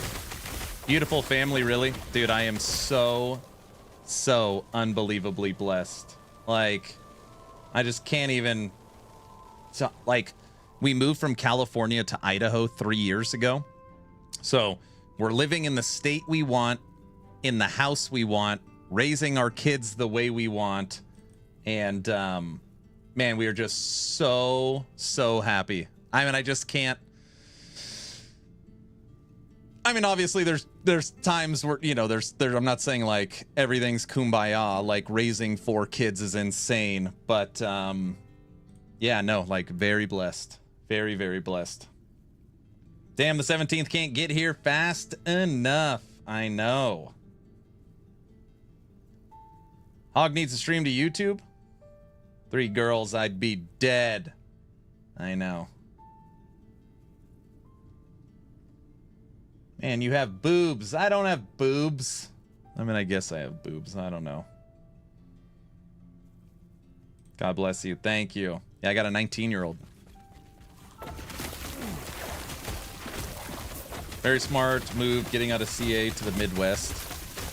Yeah, I mean, we were always considering moving for a long time, and there was one thing that was like, like people always like turn it political, like, which it wasn't. It was COVID. The COVID craziness in California was like, I mean, it was insane. Like, I still get upset and sad thinking about Mia, the girl you just saw. Like, she didn't have a kindergarten. She barely had a first grade, or barely had first grade. And if you were raising young kids during the COVID stuff, man, it was unbelievably crazy. Like, it turned into, when the kids finally went back to school, they would sit at their desk and they had a tablet at their, like, just think about the psyche of a young child. They're sitting at their desk that is surrounded in plastic, and you have a tablet, and you're learning from the tablet sitting at your desk surrounded in plastic, and you talk to the teacher through the tablet. You can't actually speak directly to the teacher. And then when it's recess, they can't play with other kids and they can't sit and eat with other kids. So the kids had to sit in these like circles, and it was just, we were like watching our children transform mentally. We're like, we have to get out of here. Like, that was like, it was insane.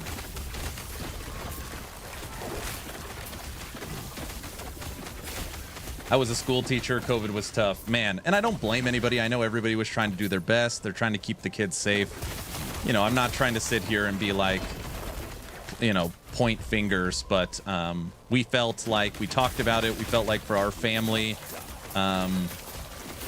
we always wanted to move, so it was time to go.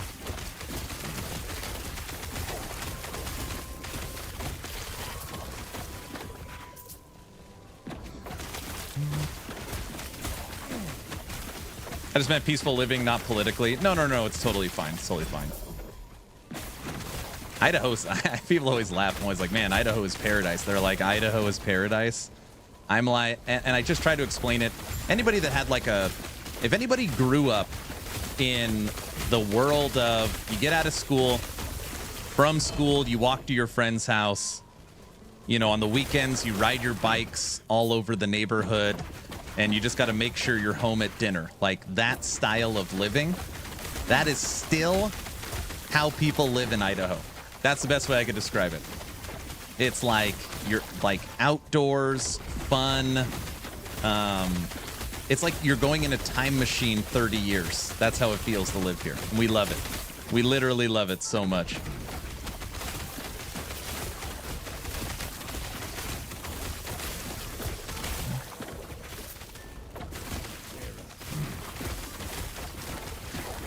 But is the internet speed good? Yes, I have fiber internet. I have fiber in my house. Home before dinner. For us non-Americans, what's the most Idaho thing to do? You could be a potato farmer. A lot of potatoes in Idaho. Like most of the United States get their potatoes from Idaho. But Idaho's beautiful. Camping, fishing, lots of rivers and lakes. Basically anything outdoors you can think of. Lots of hot springs and fun places to visit. It is a very, very large land mass, and the population of the state's like 2 million people, I think. So Boise, the Boise area is kind of flat, and then once you get outside of Boise, it's very hilly and green and forest. Wait till you see it here. Oh my gosh. Fiber is a healthy ingredient. Street lights turn on and you start running. Exactly. You guys got it. You guys got it.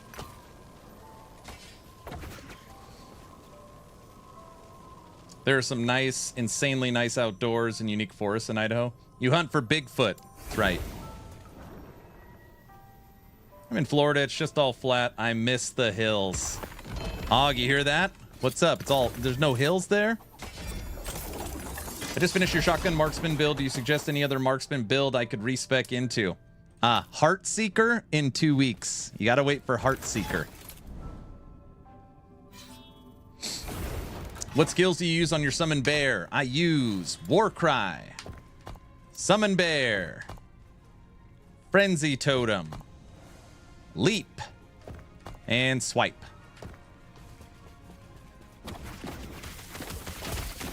I think a simple life can be good. You know,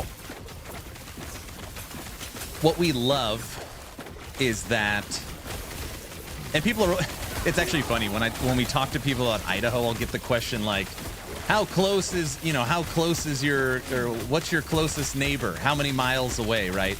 People think I basically live like in a cabin in the woods, the way I describe Idaho. And it's like, no, we live in the greater Boise area. It's like, you know, a regular neighborhood, like that camera, you could see neighbors. You know, it's just like a suburb of Idaho. Anyways, the kids go to school with neighbors. They take the bus to school with neighbors. They go to church with neighbors and people at their school. So just like a really like nice. It's just nice having community. It's just really nice having community. Like there's always all these events at nighttime, and I don't know, it's great. We really love it. I live in the boonies is great. It's awesome. Internet is anywhere now. Oh yeah. I don't need hills. I've got the swamp. I see the swamp. That's what does it.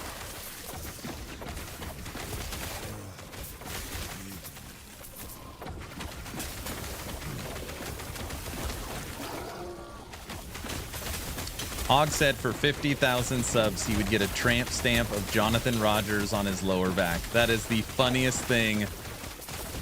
We should have like started a GoFundMe / Kickstarter to make that happen. I didn't know that.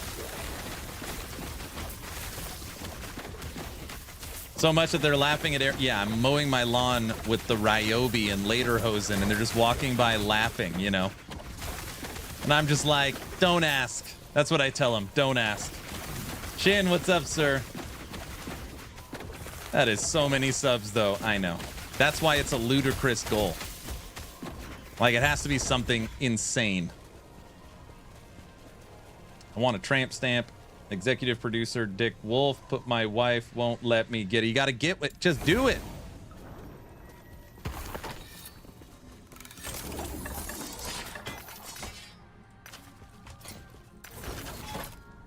Yeah, I got to work on the nature cam. Have you said? Yeah, have you sorted out the lawnmower warranty? Yes, supposedly the new one's on the way. I'm gonna do a unboxing video of my new Ryobi electric lawnmower, just to show Hog the quality and what he's missing out on.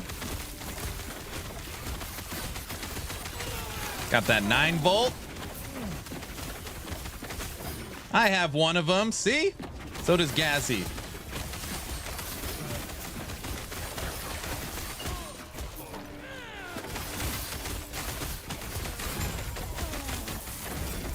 Aaron, you're never going to believe what I did. Yep, me too. Yes. Yes. What did you do? Tell me.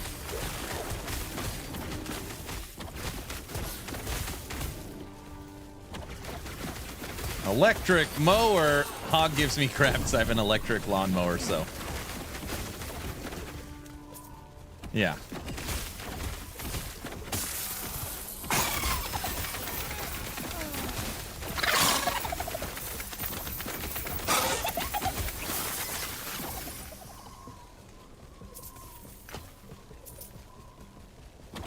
Is it electric or battery operated? It's battery. It's battery. It uses 2 9-volts or I don't even know how many. It's 2 big lithium ion batteries.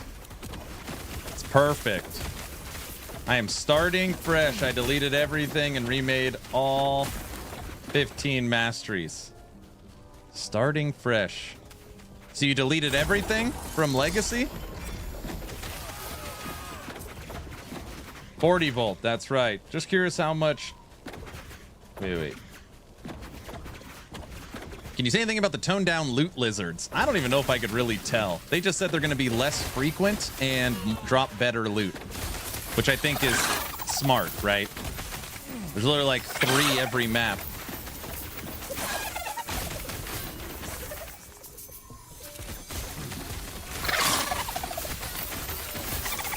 Come mow my 3.5 acres. We can test how good the batteries are. Oh, it won't make it. It won't make it that far.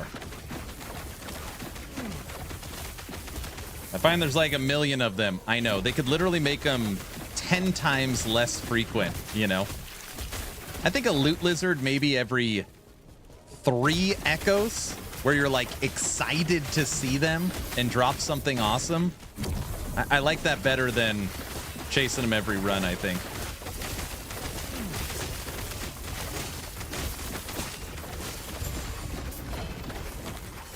Dude, I was dying. Hogs learning Last Epoch right now, which is great. I actually like the way he's learning. He's just testing everything. He's playing a spin to win.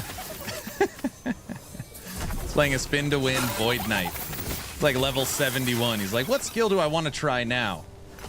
He's like, Javelin. I'm going to be a spin to win lightning javelin. Like perfect synergy. I like that. I like that. Excuse me, it's a lot lizard. I like that. Get that lightning javelin with that spin to win fire Void Knight. Yeah. We need to get Hog on some machine gun Spriggan. Wait, Hog hasn't played LE. He's learning it right now. Him and his wife are grinding it, spending some time to get to know the game.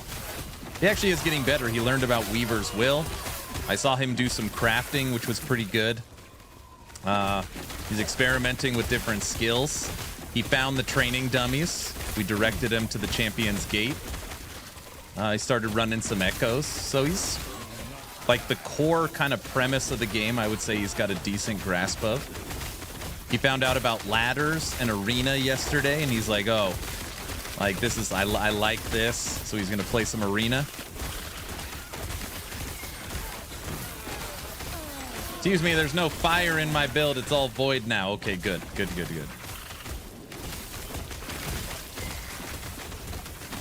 But yeah, he's just like any other new player. He's been grinding the game and getting to know the systems. Have you tried this on controller yet? Probably be really easy on controller. Here, I'll switch a controller right now. Fire, spin to win, Void Knight, Javelin beats all the homemade builds. That's what I'm saying.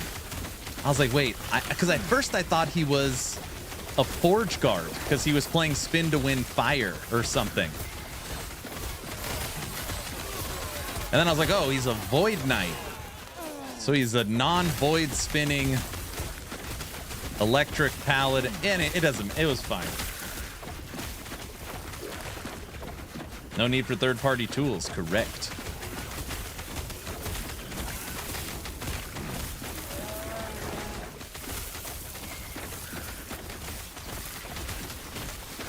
Oh, I didn't even tell you guys why this build is going to be so sweet in the next update. All right, hold on. Bada rump bump bump. It might turn into, instead of a dot build, it might turn into a crit build.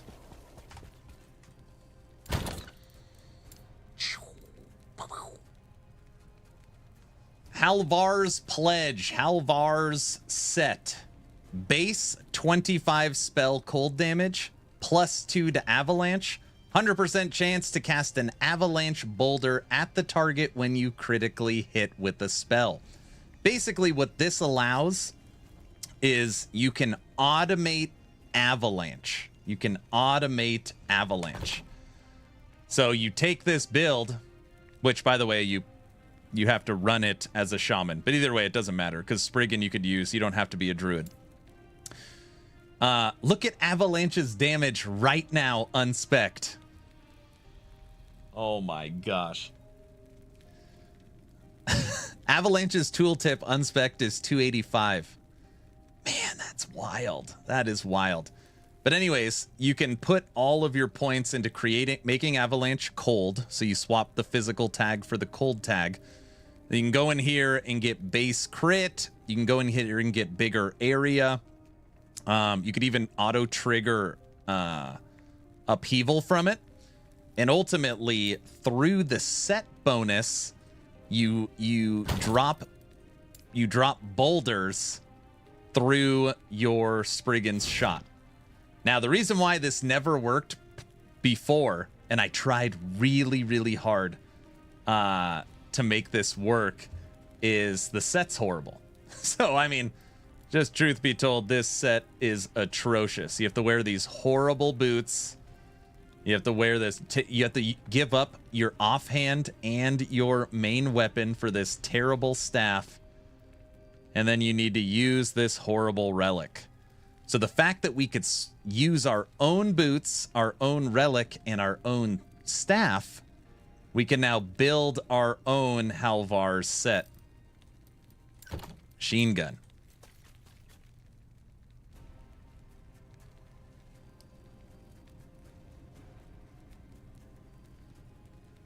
Is there any set that's actually good? Well, if you're talking about the base items, no. But the set bonuses, yes.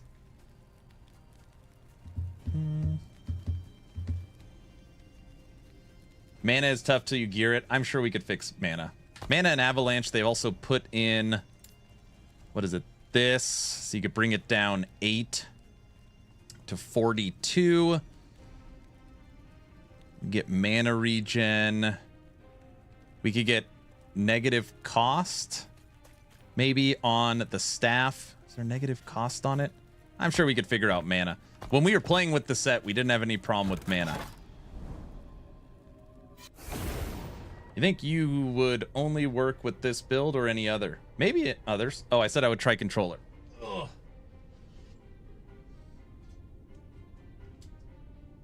So, during the last subathon, community member, friend, medic sent me this.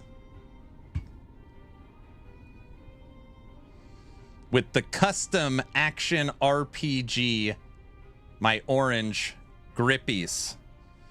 This is the Vader 4 Pro. He says it's the best controller you could buy.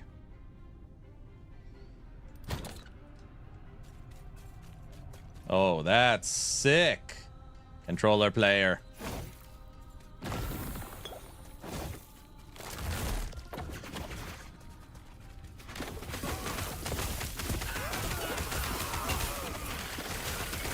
Look at that controller action. You like the orange? I know, I bet you did. And we're back. Yeah, it kind of sucks on this multi-view thing. I can't see when ads are coming. That's why I need my 4th monitor up. You prefer controller? What I like about this game, unlike some others, this has hybrid controller support. So you're doing your skills, you're doing your passives, crafting. You could just use your keyboard and mouse. And then when you're blasting, you could use your controller.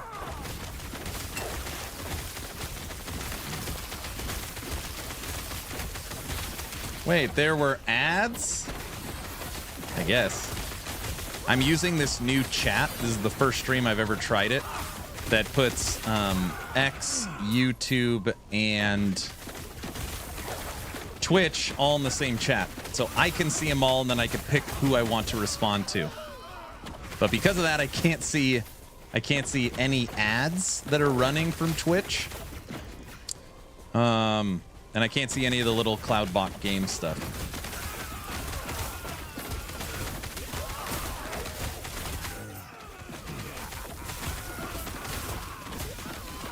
Aaron, have you ever made a build that gets much benefit from the Druid Mastery bonus for transforming? Are you talking about the multi-form?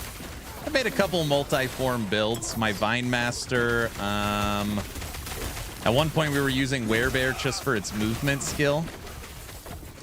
But, yeah, I think multi-form needs a little love. Mike gave a little clue, I think. He was talking about, like, classes that he thinks needs some love. And he said next season is Acolyte. So next season, Lich and Necro are finally getting taken care of to match Warlock, which is sweet. I can't wait for Season 3. Oh my gosh, a Necro and Lich season? Season 3 is going to be awesome. Just update the passive tree and call it a season. That's all I need. But anyways... He said after Season 3, he thinks Primalist needs love. I was like, yes.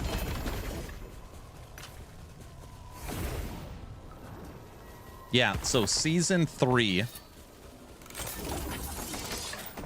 You need a 5th monitor for a viewer.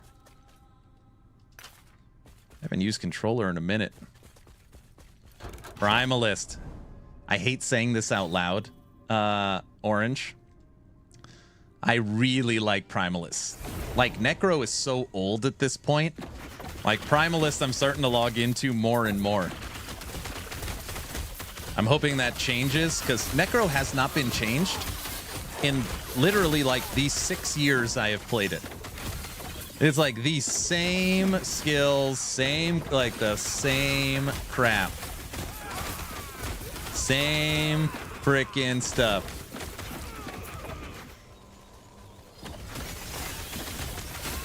And the more I play companions, they're like fun and different, and you could do cool stuff with them. So I'm starting to lean more companion than Necro. Any thoughts on strength stacking with the bear set? Yeah, that's what I plan on doing for Season 2. As of right now, I am planning on season starting Summon Bear Strength Stacker.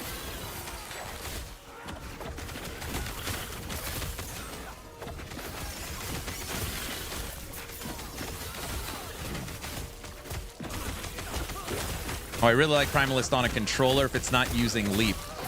Primalist's #1 problem for me is it is unequivocally, not even close, literally by like a metric mile, if that makes sense, the worst movement skills in the whole game. They have Leap and Crows. They have the worst. They need another movement skill so bad. They're Sentinel has, I think, 7. I think there is 7 options for Sentinel movement. Leap sucks on a controller. Dude, they need a movement skill so bad.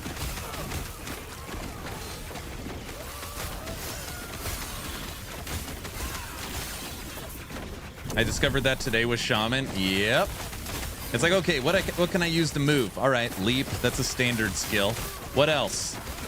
Summon Shaman. Or Swarm Blade form. Like, what? This is why I like LE versus D4. You log in, and have fun with all the classes in LE. D4, there's usually a bias to one class for the season. Yeah, you can't tinker. Like this build right now, we could turn it into a Veil Spirits build. We could turn it into a Totem build. We could turn it into a Poison Dot build instead of Cold. We could turn it into a Vine build.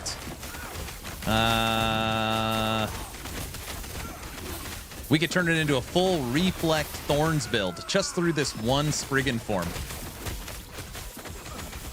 We could turn it into a Controller meta. Controller meta medic. Medic the Controller meta. The way that sounds. Come here, lizards.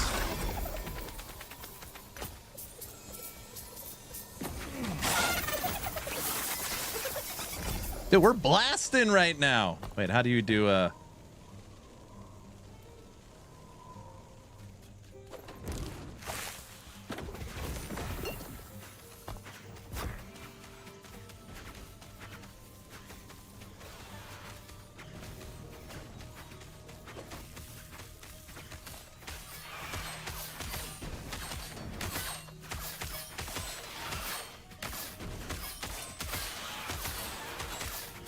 like, how the hell do I even get to my inventory?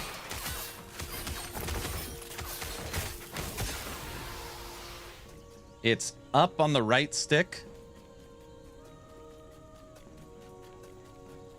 Oh.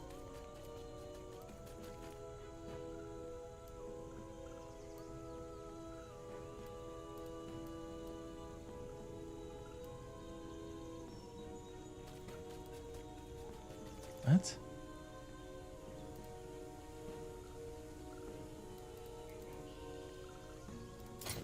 Keyboard? I used to be good at this. Hold on a second. Okay. That pulls it up.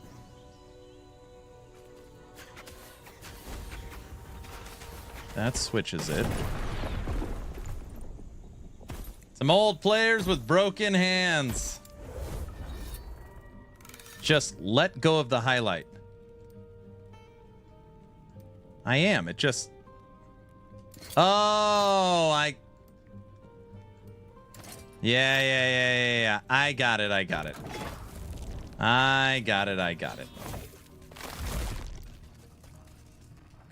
Controller for blasting, keyboard and mouse for inventory. No, I got it. It's been a long time. Aaron is a pro. Hey, I had the controller down.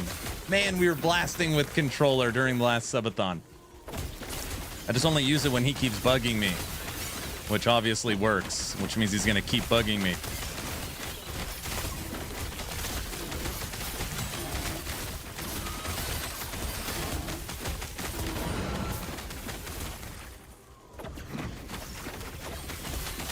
Every once in a while you see, like, you know, a $300 million game like PoE 2. Actually, I don't know how much it costs. $100 million game. Why don't they have hybrid controller sports? Medic says they have the best controller, like controller in the genre. Dragonkin, Torchlight, Last Epoch, they all have hybrid controller support. Is that like a hard one to implement? Why do people prefer controller over mouse and keyboard? Well, you have to understand that a lot of people in this genre, we're not all young bucks anymore. And most of our wrists are destroyed. Controller takes care of that problem.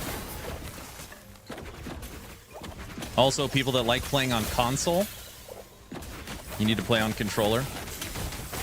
Also, a lot of times controller will actually give you benefits that you can't really do on a keyboard and mouse. So for the example, like strafing and being able to kind of WASD, like there's advantages to controller.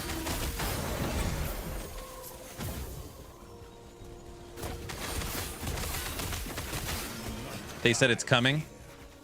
Or it's coming this update.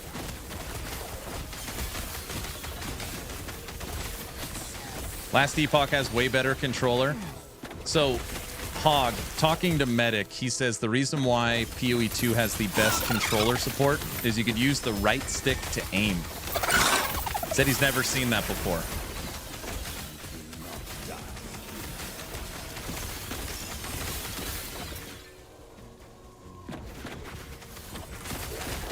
They said it's coming, but dang. It's not hybrid because they ain't done it yet. I see. No. Actually, PO2's controller support's really good. Yeah, it's really good. It rivals WASD.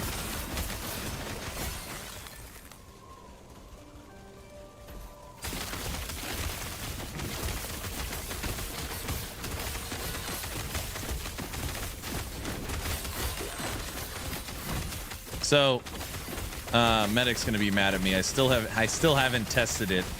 GGG is saying that they have revamped every skill in the game, all 118 skills, and everyone has been. Every skill has new controller support. I don't even know how to explain it. Every skill has been remapped for controller to help with like auto targeting or auto facing your character where they think you're going to want to face. I don't know. Something like that. Once you actually look into the game and use other controller methods, you'll see.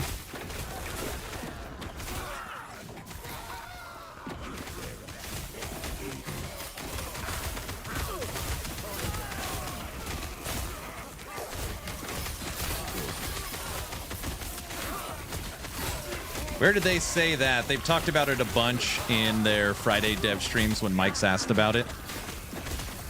It's enhanced controller support. They said it's the most advanced controller support they've ever put into the game, and it took months and months of work to remap every single skill to feel good. So I don't know. I refuse to watch anything PoE2 related. LE for life, especially after the launch debacle. I thought Brow typed that for a second. Aaron, I think you should play Hog's latest video after this run. I've already played Hog's latest video. I should play his message he sent me. You mean EHG? You said GGG. I don't know what I said. Play it again. I'm bitter. Sue me. Oh, I remember Nemesis being weird.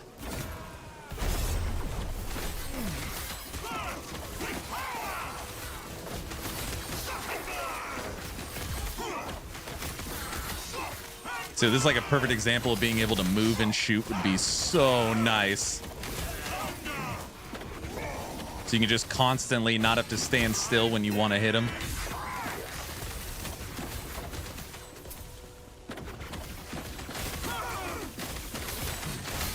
Nuke 'em!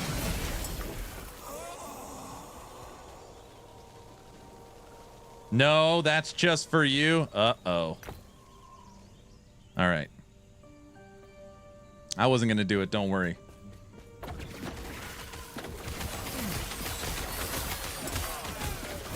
Oh, yeah. You got to take your kid to school. Yeah, it's Monday for you. Time traveler. Have a good one, Exatheus.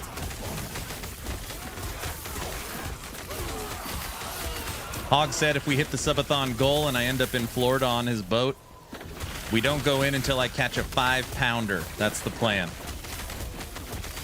What if it pulls me into the water, you know? I'm not used to that kind of power. Got an electric lawnmower. Yeah, I've tried WASD. I'm not a big WASD guy. I have tried it for Last Epoch. What I tell people is it works and it functions, but don't compare it to PoE2's. I think you guys should fish in Speedos on the live stream. Oh my gosh. Hawk said he has some spare Ryobi batteries. I know he does. Yeah, I think people going into WASD, if you're immediately going to compare it to a game with a 100x budget that designed WASD from the start, you're going to be very disappointed. EHG literally never planned on having WASD in their game. But because of the overwhelming popularity of PoE2, they started designing and seeing if it was possible. And what you're getting for the new season is really the beta version. Totally functions. It works as WASD should work. but it does not work as well as GGGs. So you got to give them, you really got to give them a pat on the back for listening to the community and giving the community what they want, but you also got to give them a little time to get it right. WOC felt so clean in PoE 2. Yeah, that's what everybody says.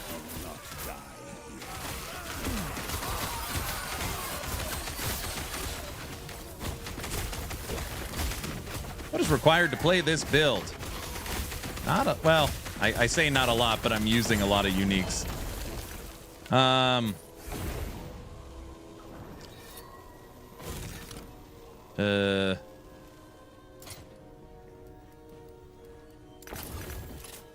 What is required? We're using the Frozen Ire Scepter. We're using Volatile Ice Flask, Twisted Heart, Snowdrift, Frostbite Shackles, and Tears of the Forest. It's not that much.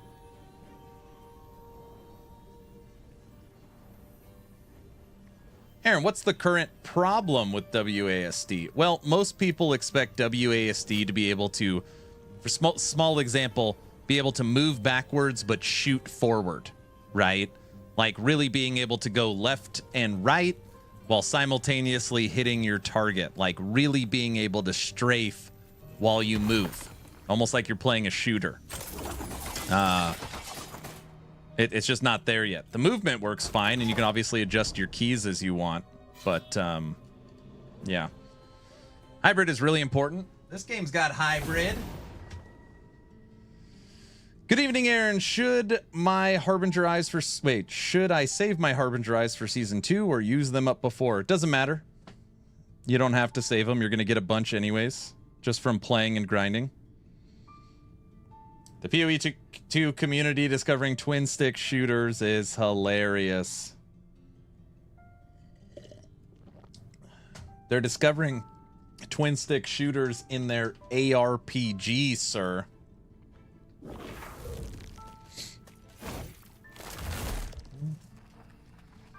Aaron, can you get the same blessing at a higher roll if you've got it equipped? Yep. Yes, you can. You can switch out one blessing for the same blessing higher roll.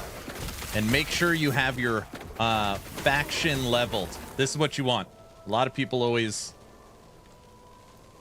forget this. The Forgotten Knights faction, tier 8. Blessings are lucky. Blessings roll with their value twice and pick the highest value. Huge for getting the correct blessings. Double roll your blessings.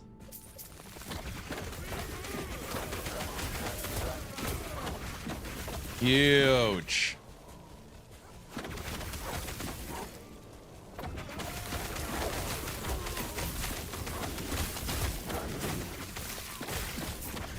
Problem is, it would be objective advantage over WASD controller. Like if you could do that, yeah. I'm going fresh. We're gonna be playing a Season 2 Primalist meta Summon Bear. Everyone's gonna be doing it. Summon Bear, baby.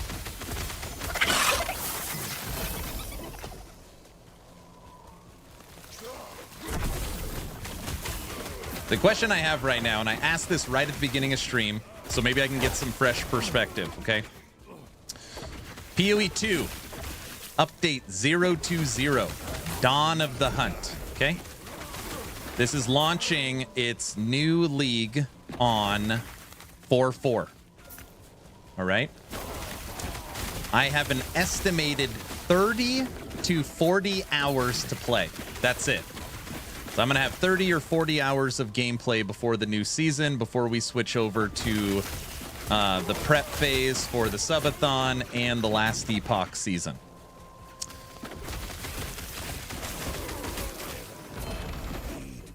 Do I play my existing characters and see everything new? Or do I start fresh and play a new campaign? Polka? Well, of course, Polka.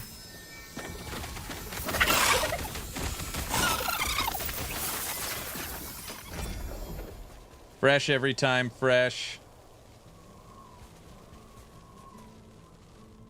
Campaign is the good part. Play the existing characters because campaign is so long. Let me ask I'm gonna ask the question in a different way. What would be more entertaining? Me playing the PoE 2 campaign fresh and likely only the campaign based upon the amount of hours I have, or logging in to my Infernalist and exploring the new endgame while simultaneously creating a spreadsheet testing all the different specters. So starting fresh, playing only the campaign, exploring the exact same content, but starting at endgame, testing all the new specters. Those are my only two options. Mapping endgame for sure. Do a poll. Just skip PoE 2 and play LE. Roll a new Huntress.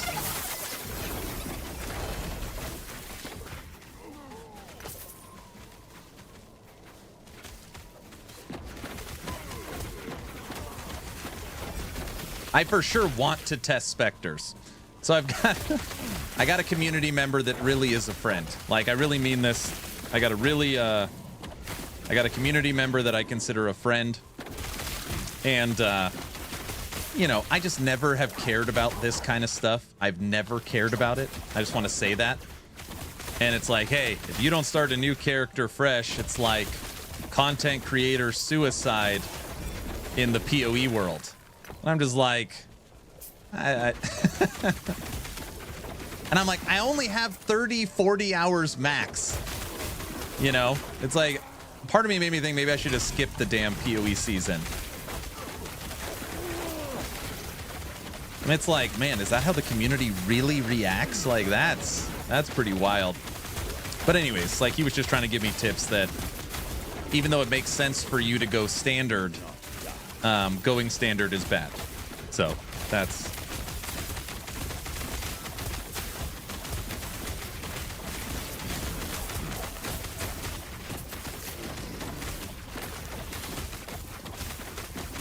Play your Infernals, maybe help out Gazzy with some data.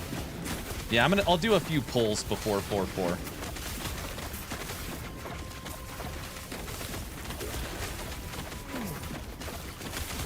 Fresh campaign. A lot of people will leave PoE 2 before they even reach endgame. I guess I just think about my own enjoyment. I feel like my enjoyment comes through as I stream.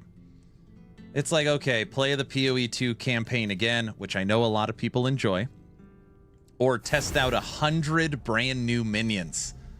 It's like...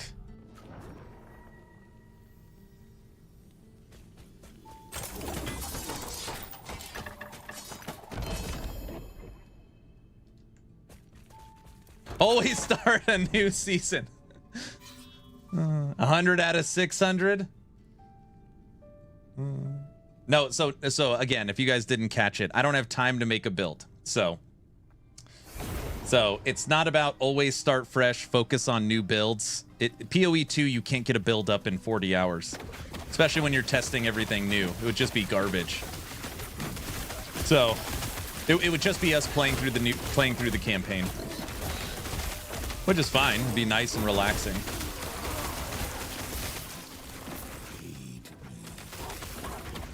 What's the Hogs video? Hogs video.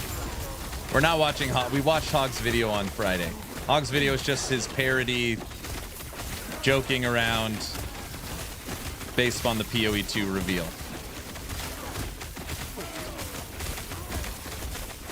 There you go. You answered your own question. Do what you enjoy. Yeah, but I don't, you know, I want to make sure everybody's having fun too. Brad was preaching today. All right, let me finish this and I'll make sure I didn't miss any chat. Because there is people that are telling me, bro, dude, if you follow all these guides, you could speed run the campaign, you know, in like 10 hours. And it's like, it doesn't matter because grinding the gear and, right, my build right now was probably 100 divines, like month 1. 100 divines month 1, is a lot of currency. There's a lot of currency. Like 100 divines right now might be garbage. But, like, we got a juiced up Infernalist for sure. And there's no way. Like, it took me 282 hours to make that character. And I've got 30 or 40 if I do some later nights. Because for the Last Epoch, we are updating all 37 build guides for Season 2. We're dropping 2 YouTube videos a day. I got to prep for the podcast. I got to prep for the Subathon. I need some family time. So I just can't super grind PoE 2 as I'm preparing for Season 2 of LE. So I just know I'm not going to have, I figured maybe 40 hours.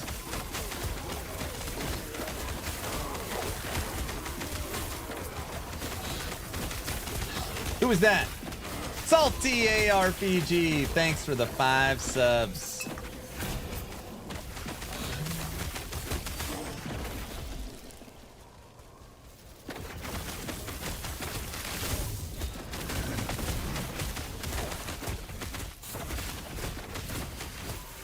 Honestly, even if you don't follow the guides, you can still zoom through the campaign. I don't follow guides, and I'm down to about 15 hours. Wait, on PoE 2? Is that what we're talking about? PoE 2 campaign?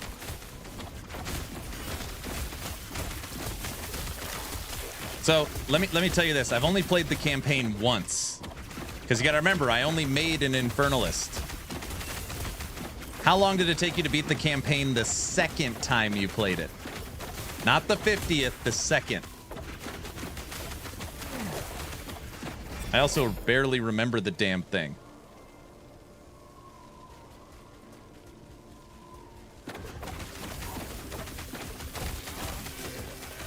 Took me 11 hours the second time you played it. So I figure playing on stream ultimately doubles the time. Stopping to eat, I'm stopping to chat, we're hanging out, we're doing stuff, we're playing Polka. However much time it takes, probably double. Second time was cut in half, closer to 25 hours. So even if I could do it in 25 hours like you, probably add 10 hours, yeah, it'd be right around my time. Certainly not enough time to get a build up. And then we have to do all the damn ascendancies again. Oh, the ascendancies again. Maybe we should just skip it. Maybe. The more I think about it, the more I'm like, maybe we should just skip it. The ascendancies. Don't do it.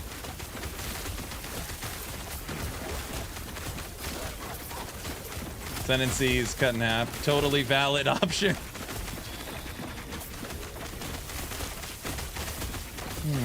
All right, I'm gonna think on it. Salty again, thanks for the 5 subs.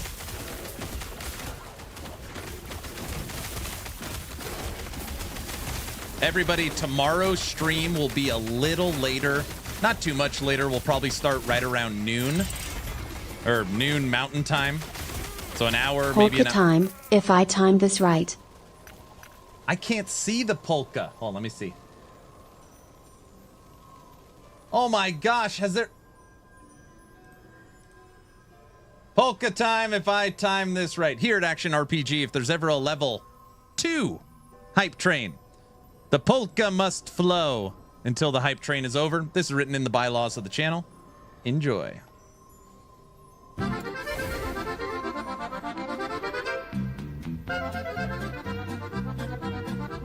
My new multi-chat where I could see X, YouTube, and Twitch doesn't show the hype trains. I gotta fix that too. Look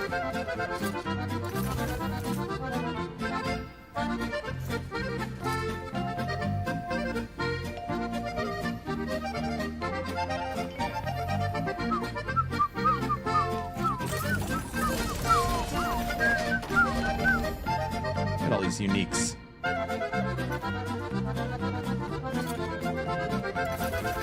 All right, let's read some chat while we polka.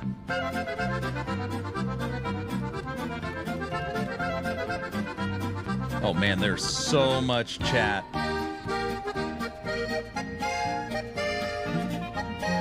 Yazzy's gonna do the specters anyways? Wait, what does that mean?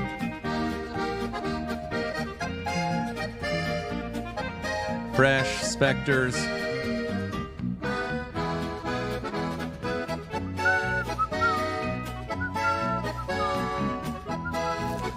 You doing more builds on an already leveled character would be better.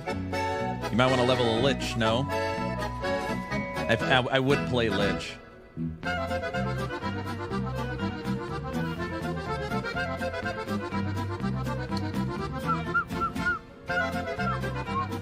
Fresh start, they suggest themselves. That was the best thing to do.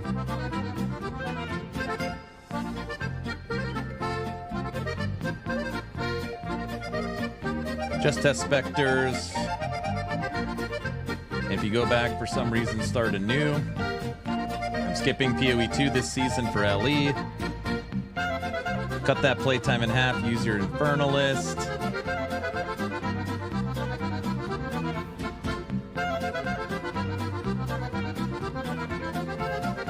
How's this surprising? Literally one of the most toxic communities in gaming. PoE, one of the most toxic communities in gaming? Is that true? Companion on the Huntress? I like the companion. I don't think people really care about you having to level a character.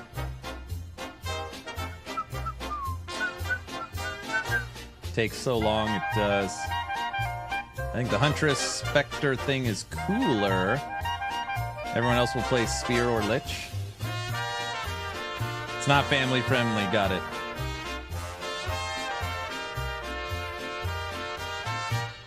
I like streamers who do what I'm not going to do or do what I'm going to do first so it goes smoother. Follow the Church of Brow, he knows what he's talking about. Do you have a streamer client? No, I do not. Are you allowed to use Heartseeker stuff for the guide or no? No. Well, maybe.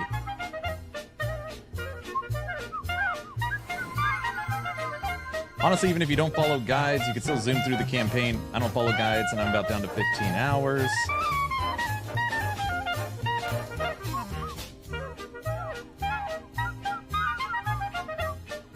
This always reminds me of the King Louis.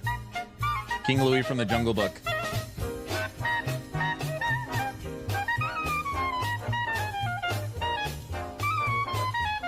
Five times for me on the campaign, still more fun.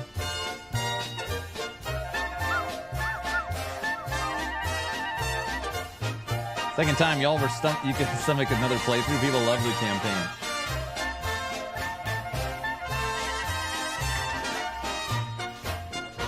West, thanks for the tier 2 sub. Yeah, skip it and lean into bear puns.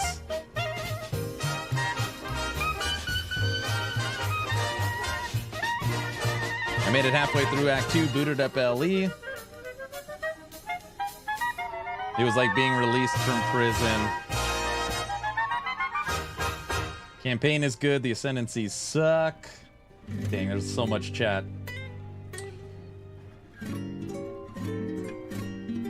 I went to try a second time on hardcore, felt stale.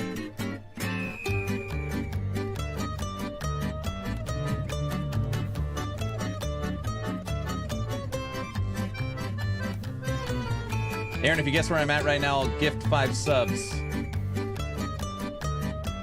Church.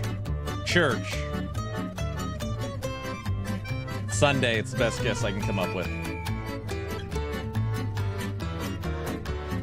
Brow says, I have problems with terrible progress, no good loot, and endlessly pushing mechanics in a garbage game. Wrong, I'm in a sauna. Oh, I thought I got it right.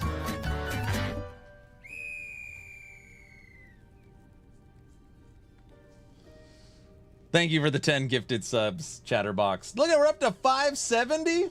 What is this, a subathon?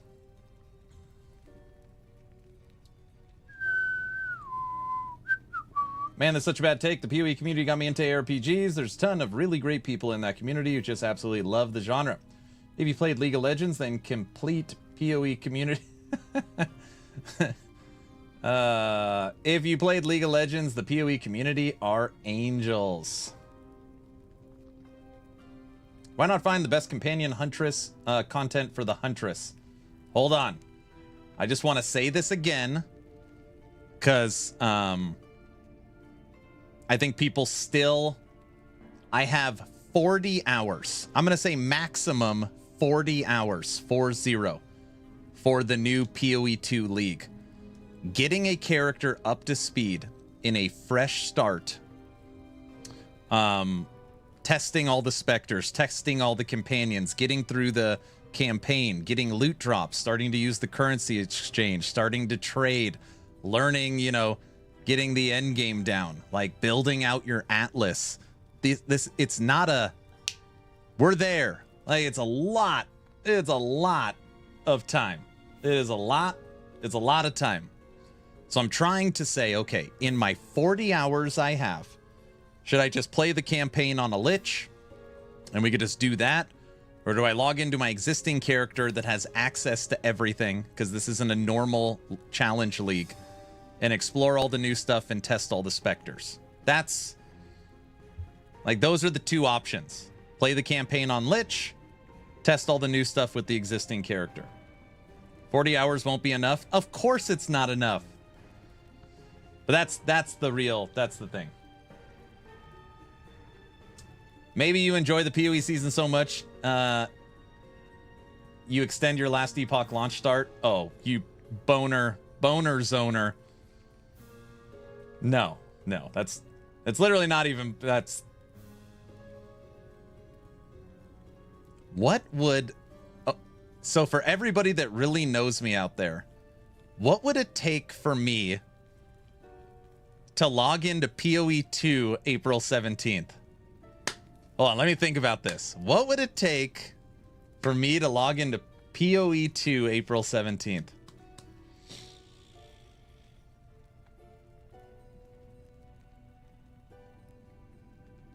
Absolutely nothing. Money, lots of money, a huge fever, maybe a druid release, servers aren't working.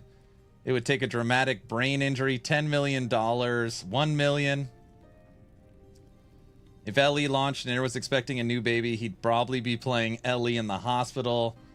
A vacation room, a miracle, hybrid control. Your wife divorces you for an EHG dev.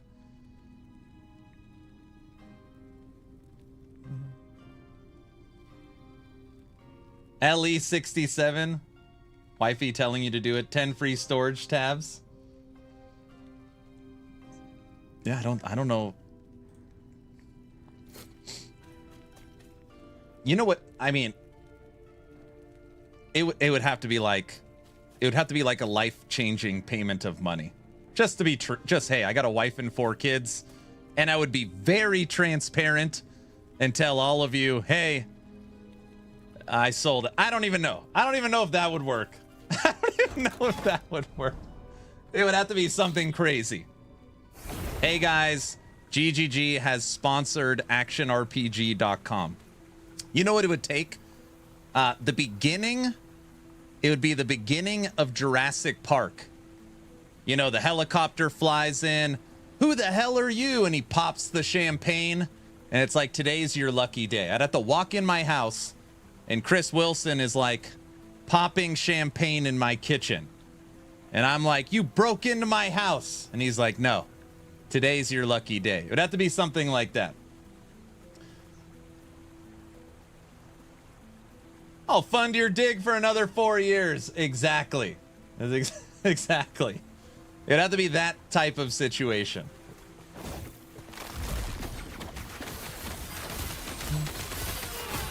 You would sell your soul? No. Chris Wilson is on an island playing LE. Oh, man. I don't think Chris is a thing anymore.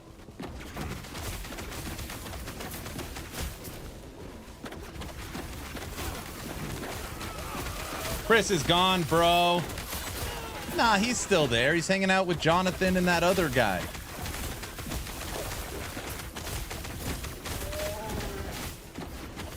Kiss Jonathan Rogers' ring. Mark, yeah. Jonathan and Mark are sitting on your couch sipping champagne. It would take something like that. He is fully enjoying that 10-cent money.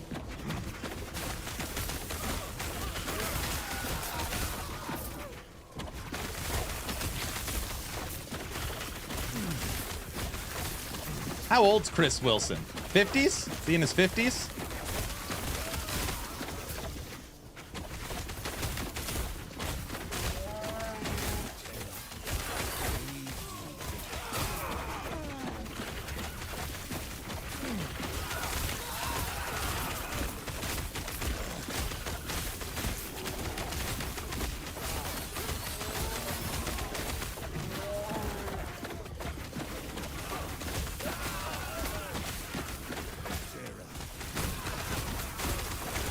So you'd really, for any amount of money, change your view of your community about you? Are you asking me if I would sell out for a huge amount of money? Is that the question? Purposely trying to get me in trouble on stream.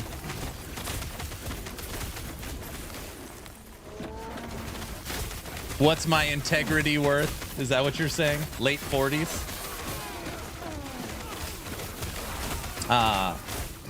My cop-out answer is that any and all financial decisions are always ran through the wife.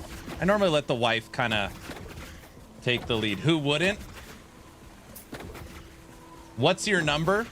But again, like, it's not that easy. It's not that easy. Is the question, how much would it cost you to play Last Epoch or PoE on the 17th and then Last Epoch on the 18th? So is the question... giving up a day? Is the question giving up a season? Is it giving up the game forever? Like, there's lots of stuff. Everyone has a price. People that don't say they're lying. It would take a lot. It would take a lot.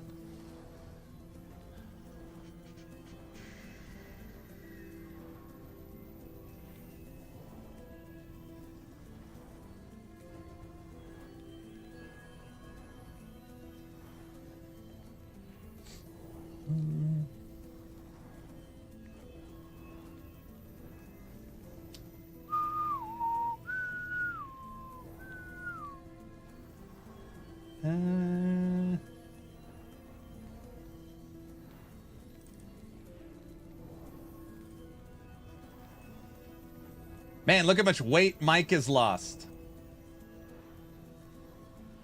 There's Carve.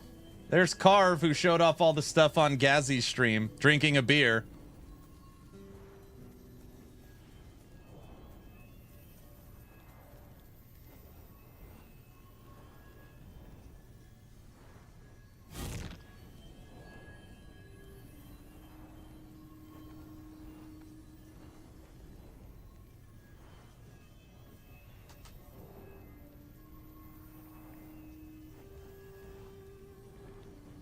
Yeah, that's Chris Wilson.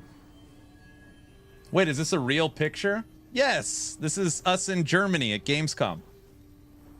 We were invited to the PoE after party, and we made a joke, and we showed up in all of our... We went to the PoE after party, and we thought it would be funny to rock our Last Epoch gear. Aaron is 5'2". I am 5'10 and a half. Thank you very much. Okay. Throw in that shade. We walked in. We were like 3 minutes late, and they were like, oh, the Last Epoch guys are here. And there was only one person that literally grabbed Chris Wilson and got him to play Last Epoch. Only one. Huh? That's Chris Wilson. You can't really tell, but there's only one. He was walking by, and obviously we saw him and spent the previous day with him. And I literally grabbed him And I was like, dude, the computer's open. You have to try Runes of Power. And he's like, I'm so busy. I was like, it's 10 minutes. And it's, you know, it's a competitor. You'll be able to play it. Like, come over here. So I literally grab him. He's at the booth like 2 down. I bring him to the Last Epoch booth. He sits down and starts playing. And I swear on my life, okay, listen. It's like a switch flips. It's like this. He sits down and it's, okay, show me how to play. He's like, do not leave out any detail. If I'm going to play the demo, I want to play the demo. Don't leave out any detail. And he's like sitting up straight, blasting Runes of Power. I was like, oh, damn. He's like, all right, if I'm going to do it, I'm going to do it.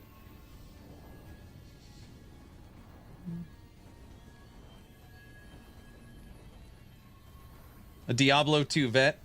He was afraid of your big arms. Probably. No, I'm just kidding. My wife says I have this like I don't know if gift is the right word, but like I'm not nervous to go up to people or to look like an idiot, obviously. You know, if he just would have shot me down and said, like, get the hell out of here, I would have been like, whatever. But ability? Anyways. Yeah, I grabbed Chris Wilson and made him play LE. He has no self-control. Maybe that's it. He has no shame. Aaron, you are a very committed fan of LE. Do they sponsor you to put in your time? They take care of me.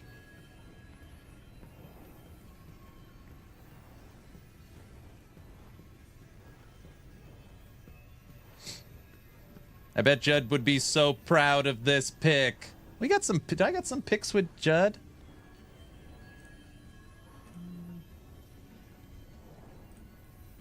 Those pictures are from Germany, 2023. Gamescom. Yeah, I forced him to play. He's like, fine, where is it? I was like, all right, come over here. And then, of course, you can't see, but like the crowd of LE people are like around us watching, and it's like so stupid. Oh, I got a couple of pictures I can't show you because you guys will get mad. Let's see.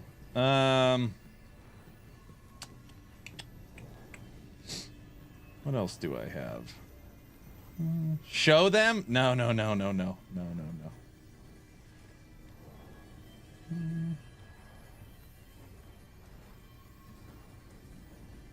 How many people work for EHG? The studio is now 3 digits, so they're over 100. They have over 100. Mad.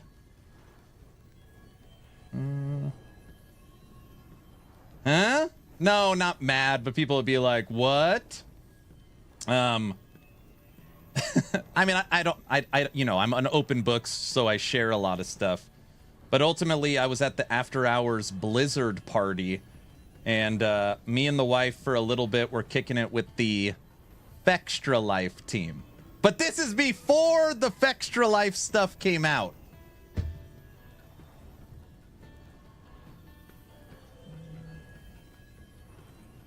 This is me and Muffin. Muffin from EHG. Sure. This is me and Muffin. This is BlizzCon 2024, 23. Extra Life has been dirt for many years now. Yeah, I didn't know. This is before all the embedded in stuff. Aaron shows Fextra Life how's done. There's me and Muffin at BlizzCon. I mean, we're at some other con. We're not at BlizzCon.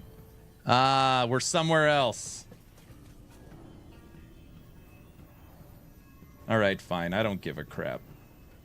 Fextra Life. That's Cass, the top dog for Fextra Life. It's at the Blizzard After Hours party.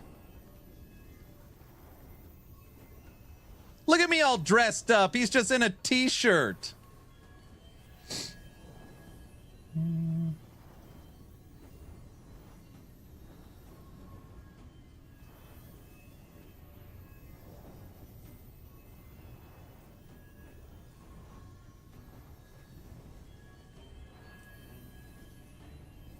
Guys, this is years ago. This is before all the stuff. I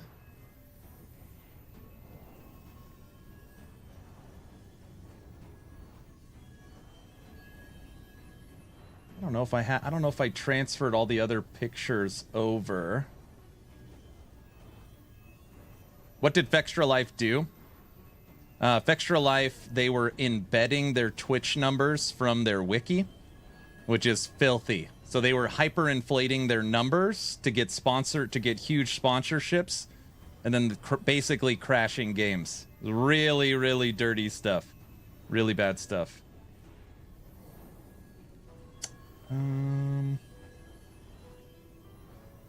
Oh, I mean, if you guys haven't seen this, this was going to be thrown away. This was going to be thrown away in Germany because it was too big. And it's my background.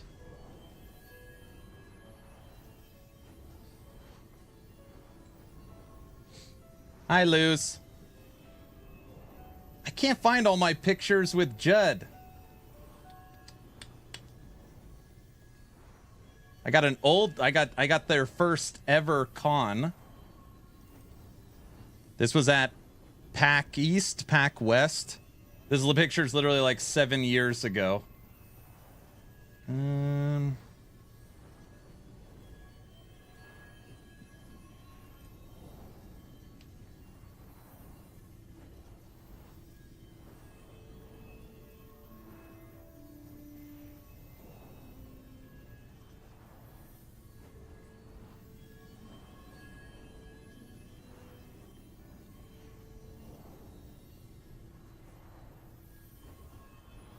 Right?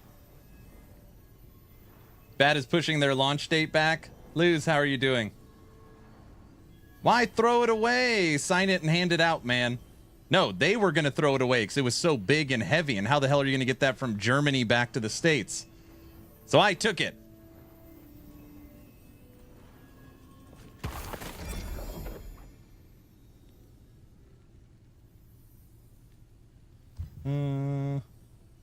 What a good judge of character you are. Are you? People are so unbelievable. Oh man, it's so funny. All right, back to playing LE. I'm literally at never mind. All right, machine gun Spriggan.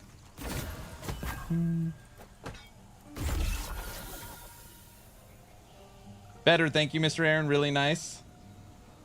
This chat has been hilarious today. It's just so funny. It's like, I don't want to show this picture because people get upset. I didn't even know the person or know anything that they did, and the news hadn't gone out. Just show us. All right, here. I got a picture with Fextra Life. What a horrible person you are.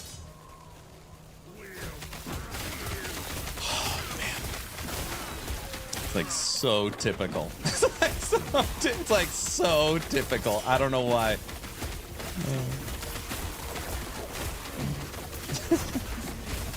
You need a life-size void portal in the background? I know. Classic Aaron. Do you still have a window? I do. Not only do I have a window, I got a little camera set up to the window. Luz, you want to see it?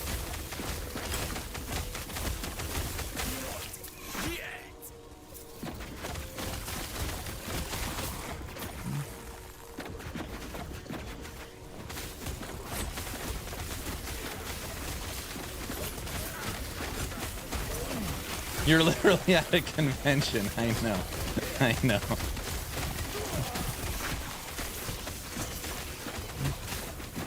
You think I should put a void portal in the curtain? Or up there? You betrayed EHG's trust and took a week to do the Warlock reveal. All right. That's enough. I started it.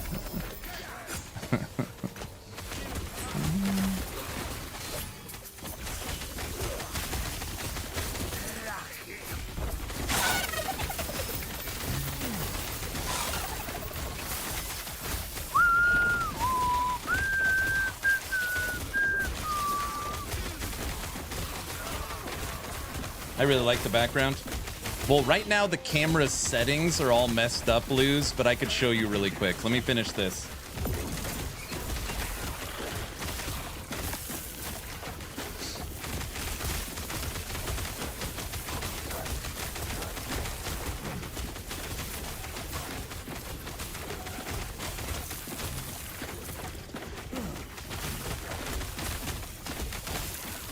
So for the Subathon, we are setting up a nature camera. For Subathon, we are setting up a nature camera. And this was I wish I could remember because I want to be able to give credit where credit is due. Some community member was like, oh, you have a window now.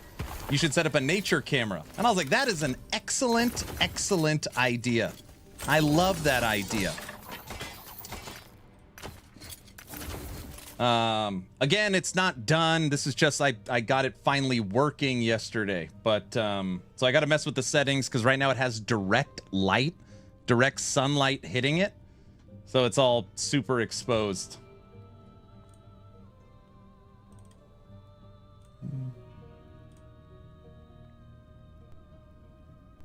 It's very, very bright. It's very bright. Oh, we got a little nature camera.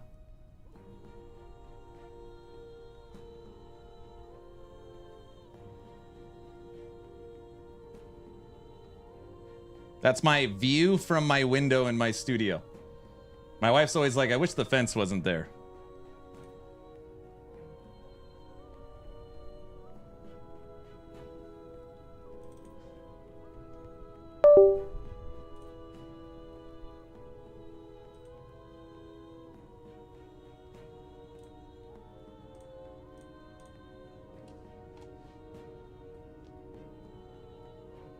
Triangulating exact position now. Perfect. I love it. Controller, you heard it.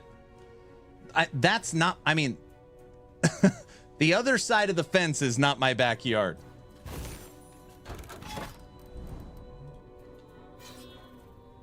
I'm convinced Aaron lives on the sun. Looks similar to my view. I love it. Yeah, wait. My wife and mother-in-law, my mother-in-law lives with us. She wants to get a little like bird feeder, maybe a little thing for squirrels, Luz, so that when I turn on the nature camera, there might be, you know, some animals. Mia was running around in the background already earlier, dancing on. It should be fun. It should be fun. So sweet, I know.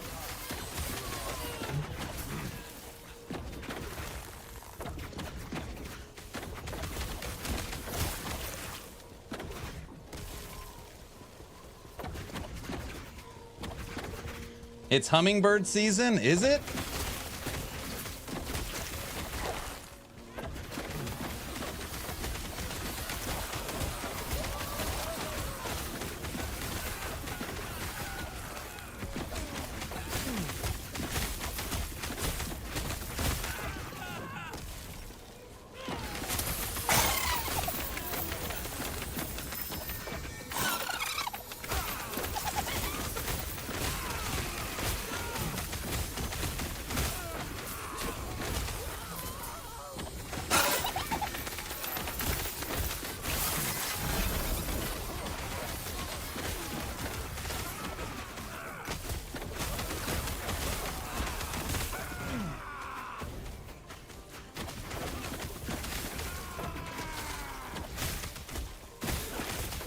It looks like a planet from Riddick because of the exposure. That's pretty funny.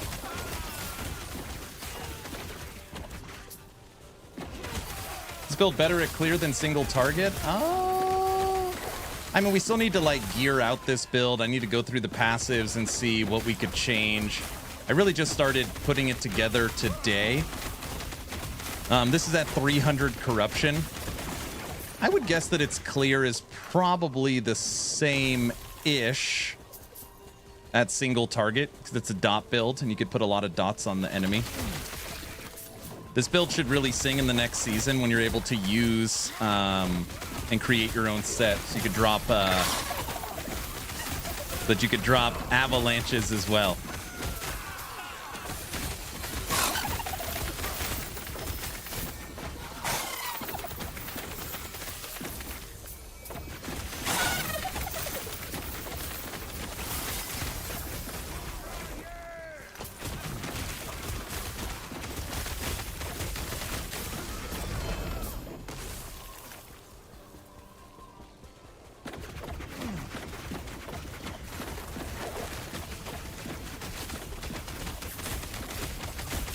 What's the highest corruption you've ever pushed? What a good question. Normally we play our builds from anywhere to 400 to 800 corruption and then stop. So it's really hard to gauge that. I don't know if I've ever spent the time to take a build to 1,000 corruption.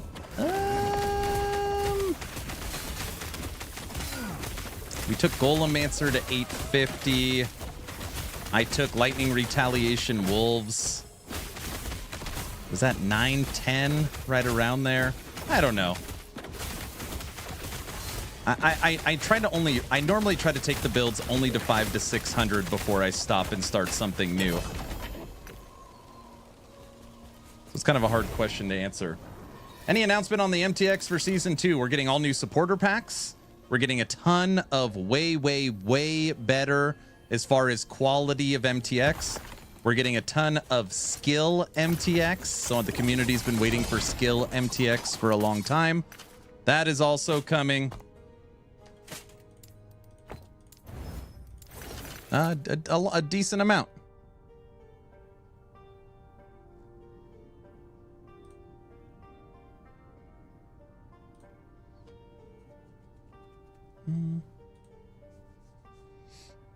Oh, skill. That's huge. I came across your Lightning Wolf build and it looks super fun. Is it safe on League Start? For sure. Yeah, it'll be great. Hey, have you announced which bosses will have the annoying ward removed? The annoying ward removed. Smaller bosses will no longer have ward. But again, if you're new to the game, what ward replaced is 1,000 times better. Or ward is 1,000 times better than what it replaced. It's visually in your face. So, like, at the end of Echo, you normally got to fight like a little dragon or someone. Those won't have it. Exiled mages won't have it. Nemesis won't have it.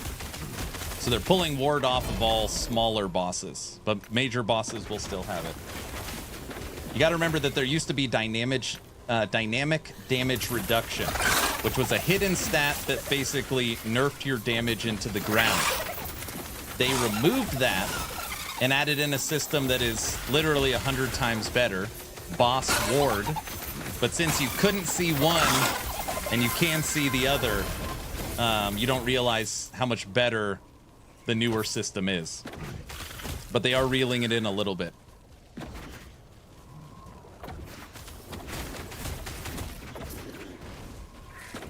Hot take, but I like ward on bosses. I mean, I like ward on bosses too compared to what we used to have.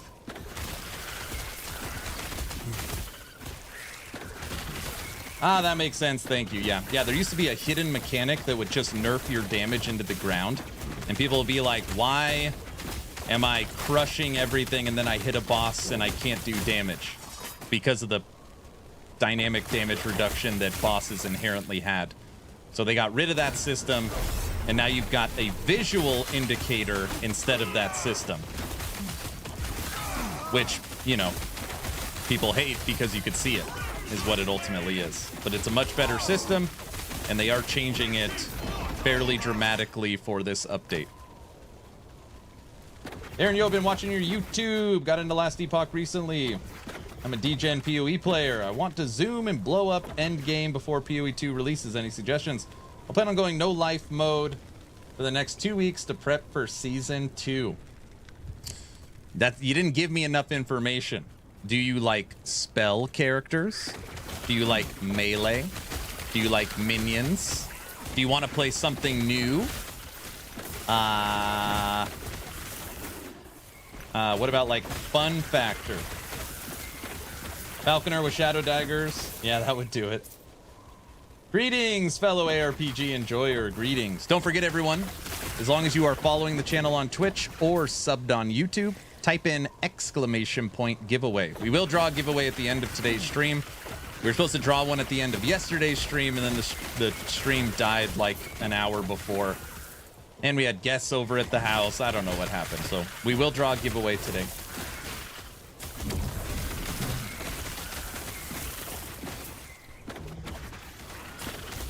Fast, tanky, big AoE.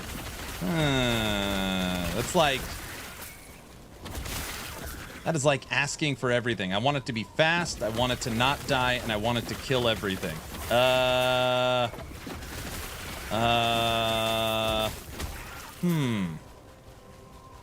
was hoping you'd say like, oh, I like spellcasters or something, you know, or I hate melee. Don't give me a melee build, something like that.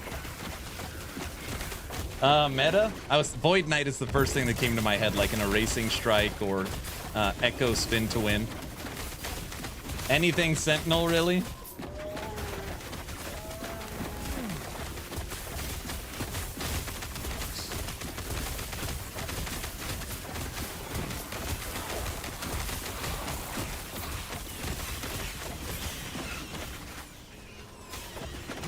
Sentinel isn't that fast, though. Sentinel can be fast if you get good with lunge or shield rush. But I mean, if you're talking like RF fast, no.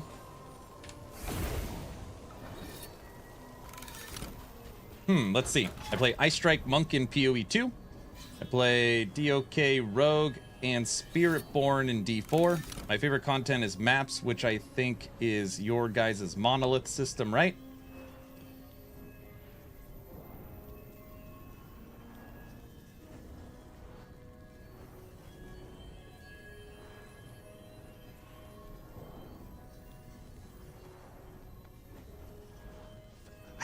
I don't know why I keep thinking like, what is something that is very fast, very smooth, very fun, clears the whole map?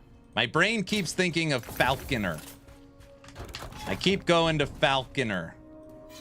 It's so fast. The Falcon clears the whole damn map when you hit its ability. It literally never stops moving. Falconer, Falconer. That's what I'm thinking. I just started my first Falconer.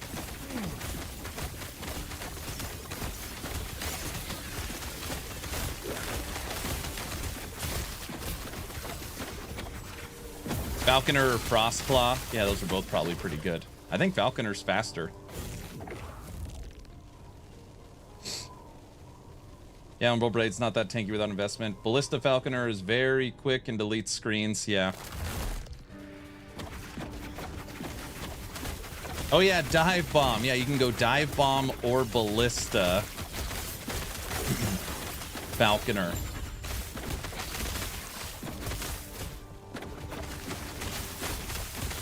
Spark Charge Spellblade, yeah. Yeah, but I'm nervous because Mike talked about how a lot of those builds are getting reeled in. So I don't know how good they're going to be come the next season. Ballista Falconer is boring. Yeah, it's not. He didn't say fun. Part of his criteria, he never said the build has to be fun. Well, I would guess that to him, builds that are fast and can clear screens are inherently fun, right?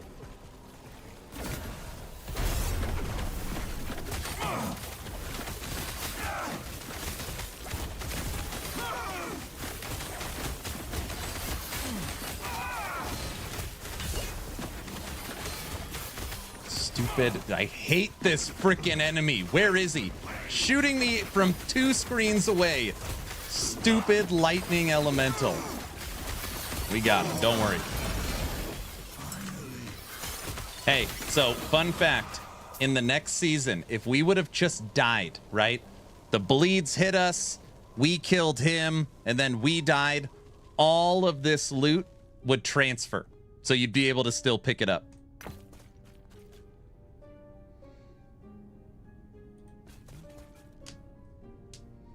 Wraith Lord's another good one. I hate that thing too. It's so annoying. Totem Chamois, Storm Totem, Shaman, Wraith Lord, Ballista, Frostclaw, Dive Bomb. We're talking like the conversation has moved to basically the top meta builds in the game.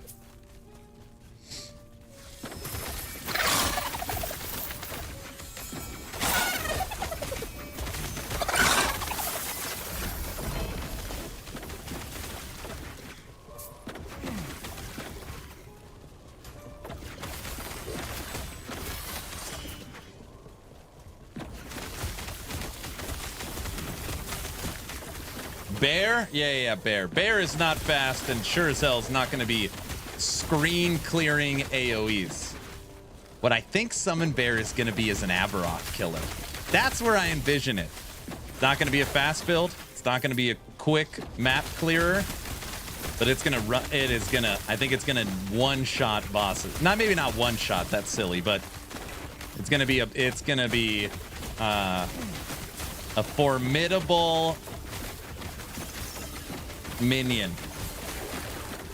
Yeah, an Uber Aberoth killer.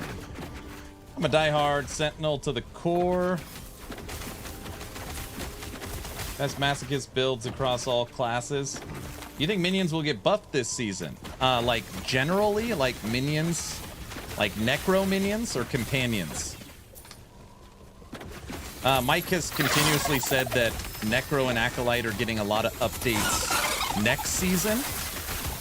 But there's still stuff in this season for them. Every mastery is getting something.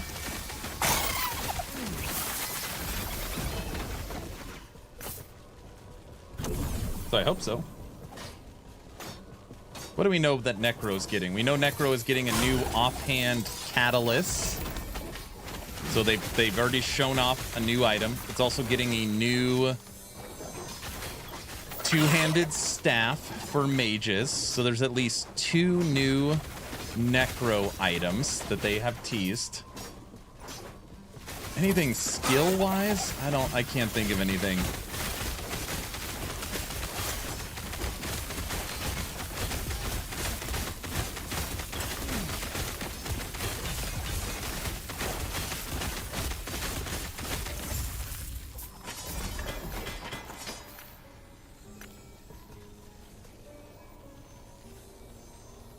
I swear my mission will be to kill Abby with Poison Scorpion. That's the mission. Is Crutch and Catch-Up Shade of Orbis able to drop anything besides ring boots from the loot pool, or am I getting unlucky? Shade of Orbis drops its ring, its boots, and its two-handed axe. And its belt. Wait a second. Are you looking for an Apathy's Maw axe and you can't find one? Oh, and an ominous. Yeah, the amulet.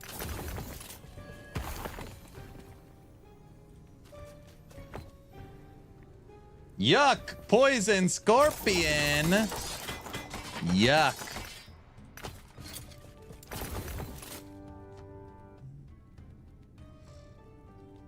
I'm looking for an Apathy's and from the Catch-Up Orbis. Hoping to cheese the system. See?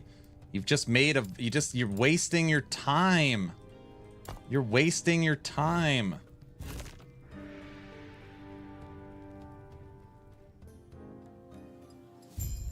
You guys already know what's coming. Two-handed swords. Apathy's Maw. Here, we'll even give it 1 LP. They're free! How many do you want? Let's see. We'll go page 9. You can have 9 pages of them. That's when they start costing you 10,000 gold. Let's go to page 13. 13, they're still 10,000 gold. 17. They're still 10,000 gold. Page 21, 20,000.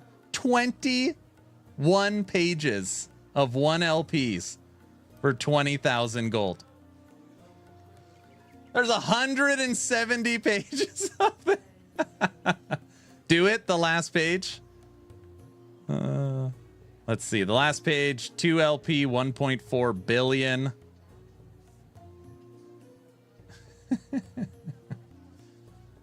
Solo self-found offline COF, but thank you. I'm sorry. It's always apathies. It's always apathies. Always.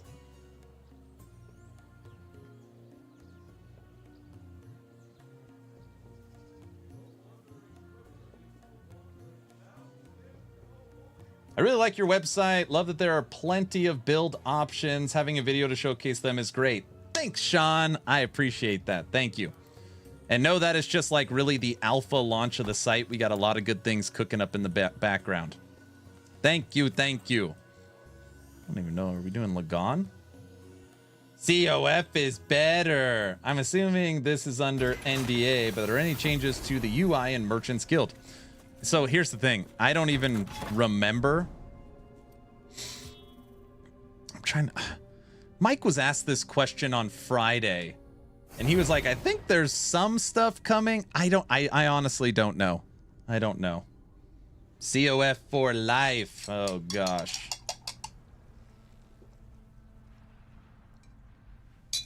Oh, I got to shout out the website, too. Wonderful layout and very easy to follow. Thank you. That was exactly the idea behind it. We wanted to go in 2-year-old infographics instead of, you know, high school novels. It's kind of the pitch.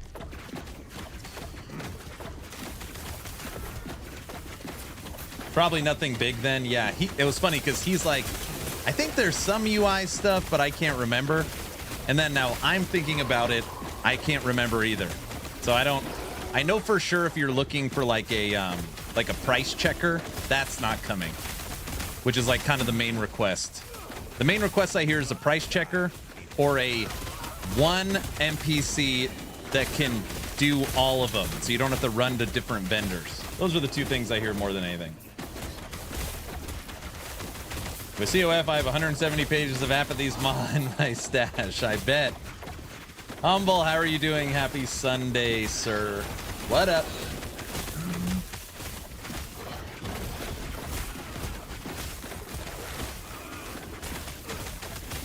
Humble's tired today. I just got a red ring out of an egg, and it added T4 cold res. Crying? Nice, you got some cold res on your red ring. Are there any plans to work with content creators on your page? Yeah. We already have The Curse and Frozen Sentinel and Babbling Bike. Those are 3 other Last Epoch creators. They are already... well, Frozen Sentinel and The Curse's builds are already on the website. Babbling, he's going to be updating his Lightning Paladin Javelin build, so that'll be coming. And then... for Diablo 4, the custom CMS is done. We're currently designing PoE 2. So for Diablo 4 Slaydra, you guys don't know Slaydra, his builds will be coming to D4. It takes a lot of time. It takes a lot of time. But yeah, we're slowly hiring and signing writers, and getting more people to be a part of it. Yeah, we're getting there. We're getting there. Oh, damn, Slaydra, that's big. Yeah, Slaydra has agreed to allow Action RPG to showcase all of his builds on the website. Sweet, those guys are awesome. Go away, Maxroll. Yeah, we're getting there. We're getting there. So the idea behind the website, if you guys don't know... site... is that actionrpg.com, which, yes, I have secured the rights to actionrpg.com. Right now, it's completely unmonetized. There's no ads, no nothing. We're not making a cent. We're just burning money right now. Is that we were going to cover the top 3 games. So for right now, it'll be Last Epoch, Diablo 4, and PoE 2. Once the top 3 games are done, we actually only want to cover the smaller games. The No Rest for the Wickeds, the Dwarven Realms, the Grim Dawns, the Dragonkins, the Titan Quests. The games that you're not going to find support for on the larger websites. So we want to be able to cover the main 3, and then on the flip side, cover all the games that unfortunately don't have a home. On top of that, we are currently designing our interactive calendar too. This is really like a placeholder calendar. So we're going to have a pretty cool event calendar where you could track everything that's going on in the genre. We already have news updated every 2 days. Every single game has a custom CMS. We're slowly starting to toy with different APIs. But ultimately, you can click on Last Epoch. It pulls up the wheel, pick your class, then you pick your mastery. It shows you the endgame builds that are done.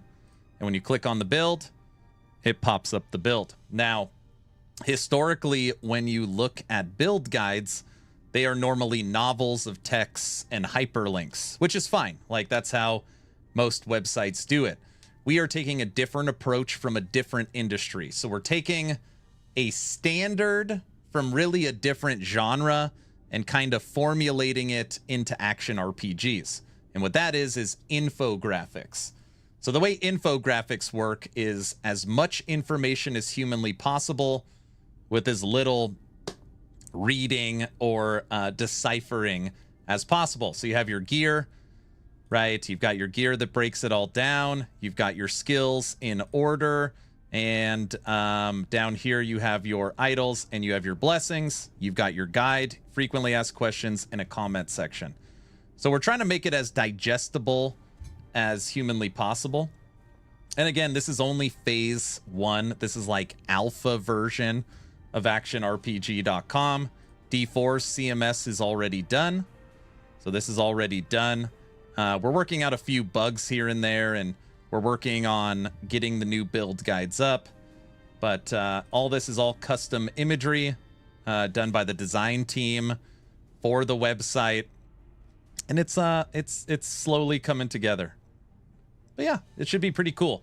And we really want the website to feel alive in the future. So we're setting up a section for like Hog and Frosty LaRue's parody videos.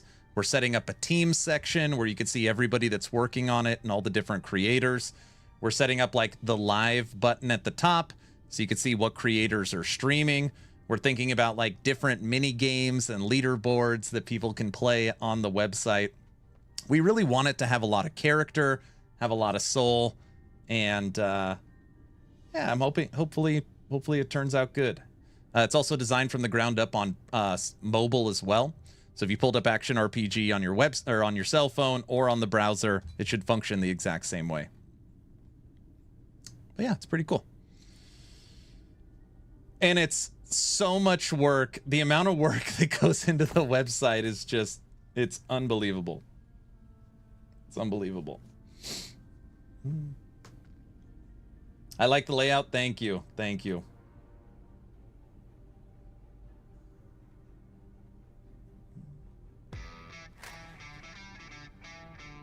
Mercado, thank you for the Prime sub. Thank you so much. Manic, thank you.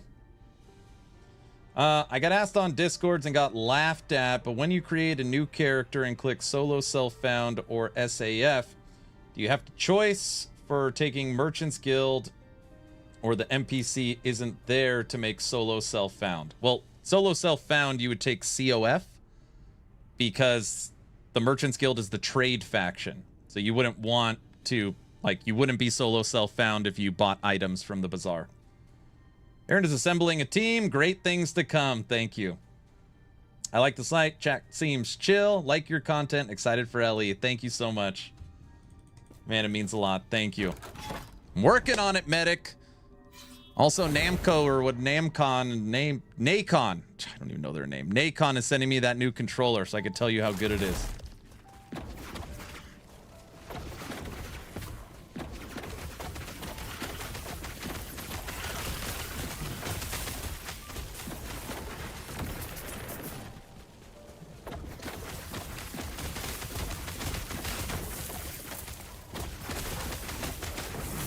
Oh, I like Shatter Strike.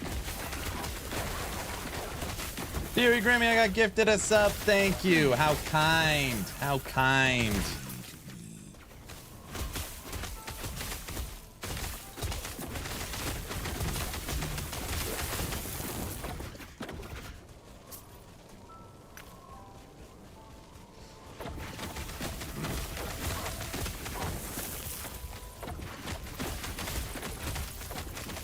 Yeah, the website is a big undertaking. But anyways, tomorrow the stream's going to start a little later because we have a design meeting for the website in the morning.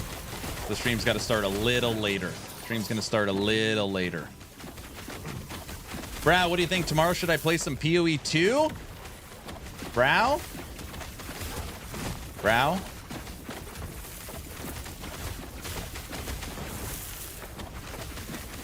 Brow? Aaron, which class do you think has the smoothest leveling experience? Rogue is really good. Most people use Puncture with bleed. Sentinel's pretty smooth. Most people use Holy Trail. Dots are pretty strong when you're leveling. No! LE, Pillars of Eternity 2 is great. Yeah, leveling in Last Epoch's pretty easy. If you got a basic understanding of the game, it doesn't take too long. And even if you don't have an understanding, it's not a crazy long campaign, and you don't have to finish it, which is nice. You just gotta play the Hyboria.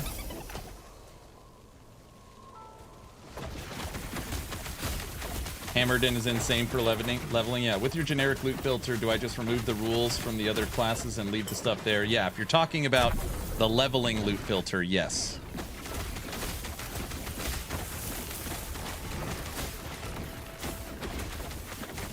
You just pick the class you're leveling with. Yeah, Fireball Source is super easy, especially if you have low-level uniques as well.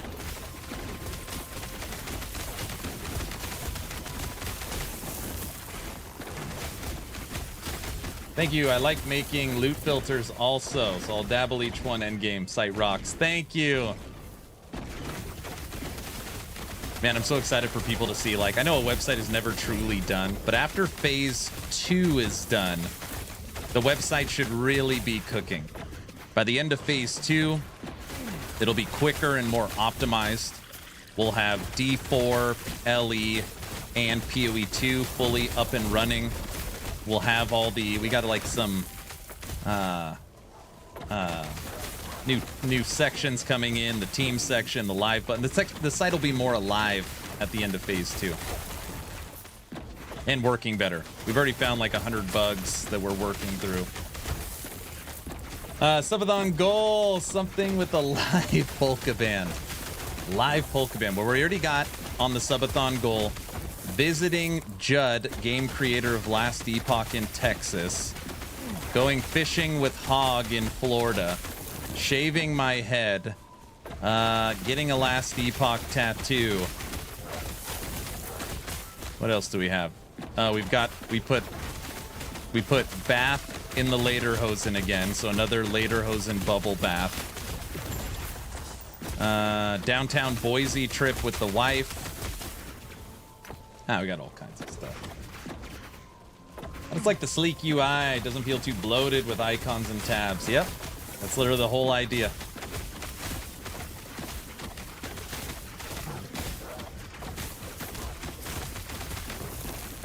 I'm trying to theory craft a fire javelin with endurance charges in PoE2. Not sure if you're going to play this Friday.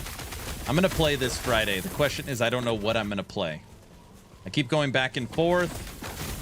Lots of people have different opinions. I only have about 30, 40 hours I could play of PoE2. So I just don't know if I want to start fresh or not. I might just check out all the new stuff on my existing characters, knowing that I have all this PoE or Last Epoch stuff I got to do. Assuming you had a magic wand and can add one thing to LE, LE doesn't have, and change one thing LE has now, what would it be? Just curious.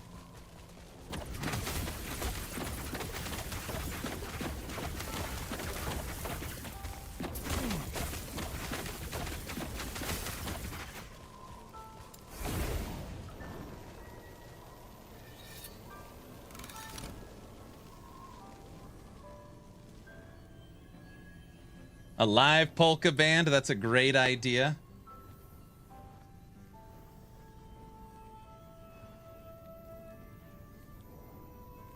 This one's so hard.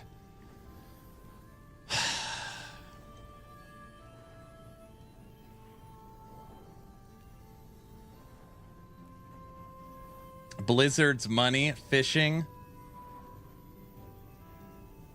Because part of me just wants to take the easy one, and it's like magic wand, boop, you know, and it's visually it's the best looking ARPG on the market.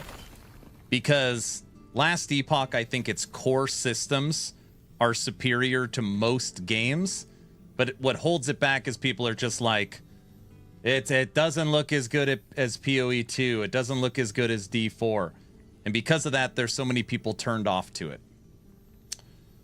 But also, Last Epoch's visuals is kind of what gives the game its character. So I don't know how much would be lost by giving it that, you know. Aaron would add dual wielding to it. No, I don't think that's what I would add. Well, I'm going to answer the question in a different way. Things that I would love from PoE 2 in Last Epoch. I would love a pause button.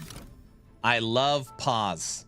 As a father of 4, pause is awesome.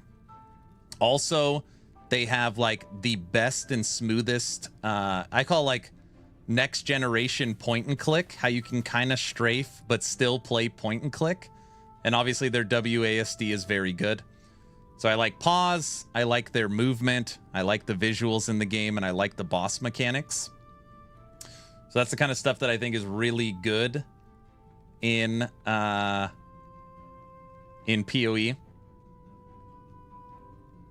What would I want? Aaron loves pause for you can oh geez.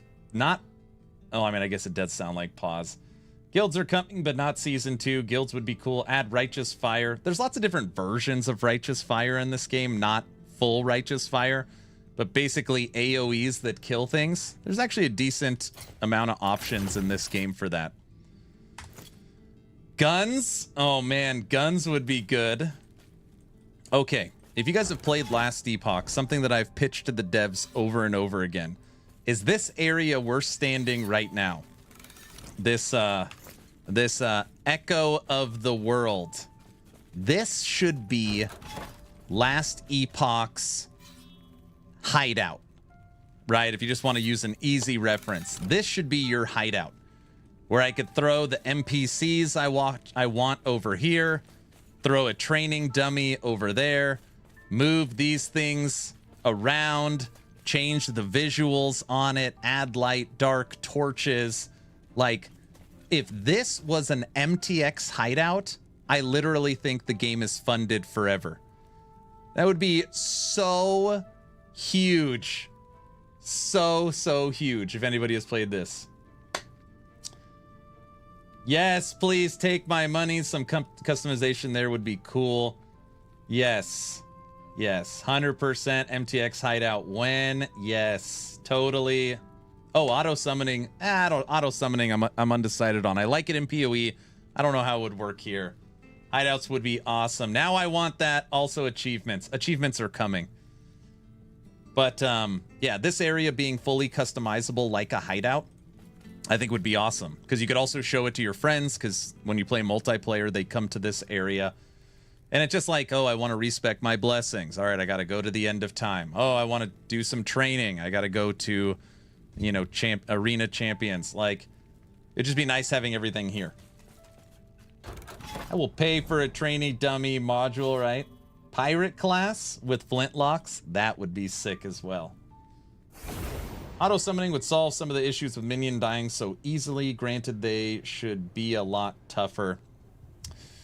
Yeah, I mean, I do agree with that. I don't know, it just changed the game so much. EHG has talked about for years, and when I say years, I mean probably 5 years. Mike even brought it up recently, that he still wants to introduce stances, minion stances. So you could set your minions to defensive, you could set them to offensive, you could set them to aggressive. Like, you have different ways of setting your minions. I want them to do that. Formations, yes.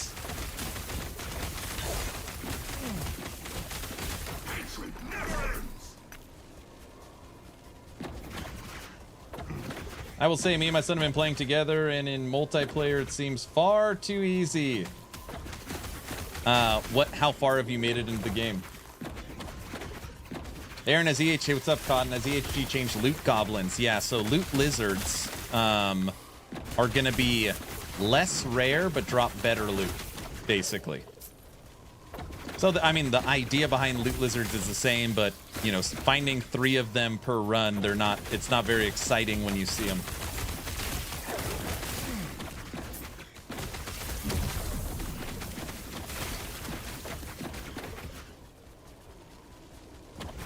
In my opinion, that's pointless. You just need to run and blast. No need for stances. Certain bosses, it would be nice to keep them more defense and closer to you, especially if you know the big AoEs. For example, Aberoth, you set him to defensive, so that when he does his big slam, they follow you out.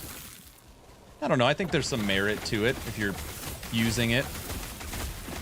When you're blasting monos, you set them to aggressive so they can go off screen and kill. I think it's a good idea.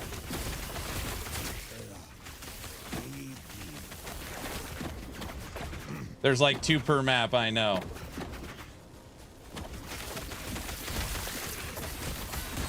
You mean more rare and better loot? Yeah, I don't know what I said. Loot lizards pop up almost every single map right now. They are going to be less common, so you'll see less loot lizards. But when you do see them, they will drop better items. So that's kind of the idea. They're just changing some of the numbers up.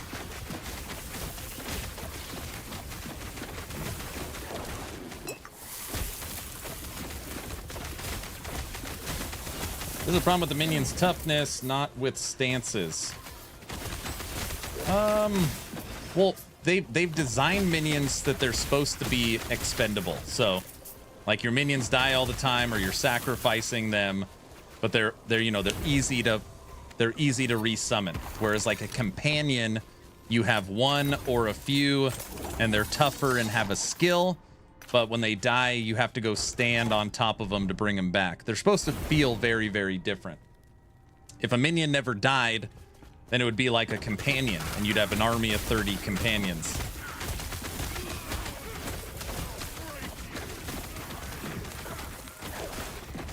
Aaron, I sent you a picture of one of the bunnies living in my garden. All right, I'll look at it.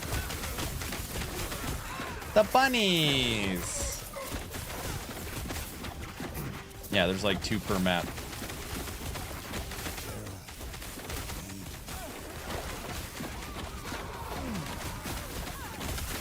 No. This character's not ready for an Aberoth fight.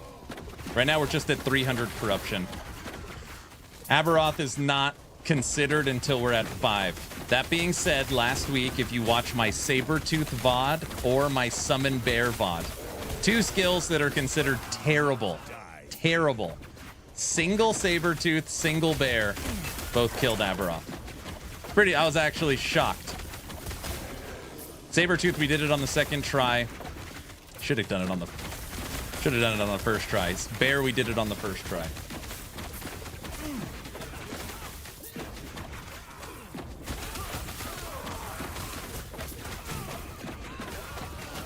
I think the problem is that, and this is the HG's fault, it's no one else's fault, is that they have made it where single minion has become the best way to run it. When I did my conversation with Gazi, I said, I really don't like that single golem, single abomination, single archmage with double shade is like the correct way to play necromancer. I freaking hate it. Can't even tell you the last, I don't know, it's been years since I've played a build like that. Like if I'm a necromancer, I want an undead army. I just feel like thematically that's the way to play it. And that's the stuff I hope they change Season 3. If you guys don't know, Season 3, we are getting a Lich and Necro refresh. Oh, yeah! It's weird how hordes are so much weaker. Correct. Aaron, is there a chase item for this build? No. Well, I mean, we're using a lot. 2 LP Frozen Ire, 3 LP Volatile Ice, 1 LP Frostbite Shackles, 1 LP Snowdrift. We could probably slam that. 2 LP, no, maybe. 2 LP Twisted Heart, 3 LP Tears of the Forest. I've literally got my, I got to take this out of my stash. So this is probably the best item I've ever found, and it's just sitting in this damn stash. So the Nihilus Amulet is a drop from Aberoth, and it can have up to 4 negative stats. So 4 negative stats. Okay. This is a 2 to skills, 4 positive stats, almost perfect frenzy roll, 2 LP Nihilus. As you can see from the bottom, there is no COF tag and there is no Merchant's Guild tag. This was a natural find Nihilus Aberoth drop. Unbelievably rare. Unbelievably rare.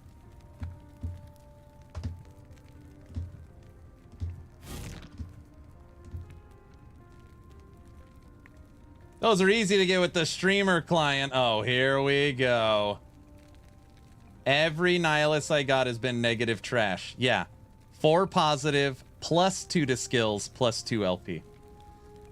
Natural, sure, sure. What do you mean? There's no tag on it. That shows I didn't purchase it and I didn't use COF.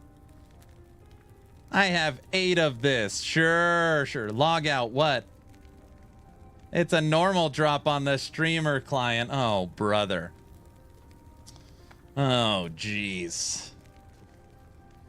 2 LP lies. I know I literally almost fell out of my chair. This dropped from my Lightning Retaliation Wolves Beastmaster Aberoth kill. A gift from EFDHG. Oh my gosh. Mike gave him that. Here we go. What do you do with legendary potential? Travis, this means that I could take 2 affixes off an amulet and add it to the item. So the item's already insane. You could add potentially another 14 affixes to it. Will you ever slam it? So there's a couple of things. When I slam it, it has to be a godly amulet. It also has to be an amulet that's untagged. So basically, it's got to be like a Nemesis amulet drop that is not COF or MG, so that the item remains natural. I don't want this ever to have a faction tag on it.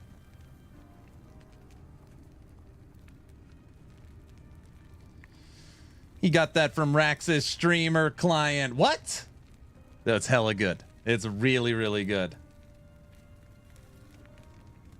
We will need a warning when you do that with champagne in the fridge. So I was trying to think about it. This is basically best in slot for almost every build. So I'm contemplating slamming health on it. So you can get double health on an amulet. T7 flat health with T7 health / stun avoidance. It's kind of my thought. And then probably crit strike multiplier. Those are like the 3 stats. You could do crit strike multiplier, crit strike, double health. Something like an amulet like that godly rolled. This is a streamer account. It's not. It just happened to drop that way. Where the hell's the video? I've got the video of it. Does the video doesn't help my case, does it? I don't care. I'm showing you anyways. What the hell is it? He's got a tailored video. That's not true. That's not true. Lightning. This is my build. Lightning Retaliation Wolves. Drop on you, potentially my strong. Get this. Look at this nerd right here.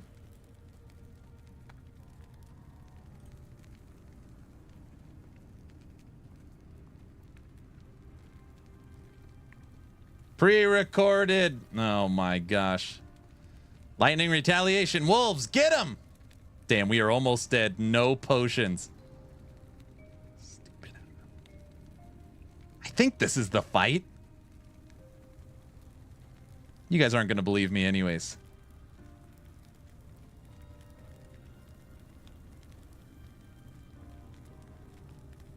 Oh, no, that's not in there. I don't remember where I got it. Damn it. I thought that was it.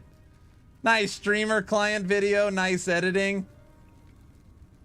No, it's for sure in one of these.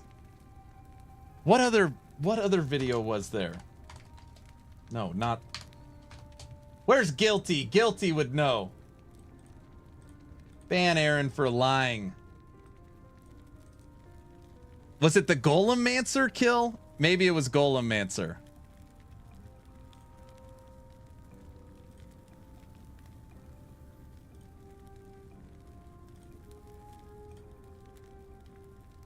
Oh my gosh. Was this during the Subathon? This can't be right. I don't know where anything is anymore. No, this for sure didn't happen during the Subathon. Oh my gosh, that gave me like PTSD seeing the clock on the screen. That's... I know I have it.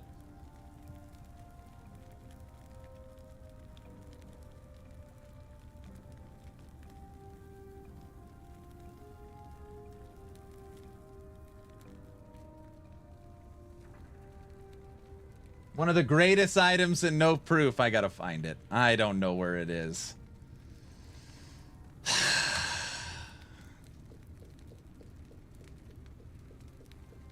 But I mean, I have the item. Isn't that proof enough, guys? I mean, I'm online. I'm playing online, right? Guys? Sure, sure. You don't have a video of it. You DM'd me about it after Muffin sent it to you. Stupid. It's proof someone gave it to you. No, if it was traded to me, it would have an MG tag on it, sir.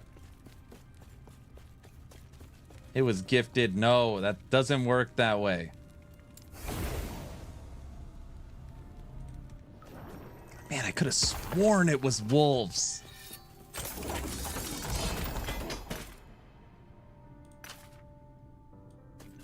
A dev gave it to me. You know people who can remove the tag. Okay, that's where we're at now. Now that's where we're at. The tag has been removed.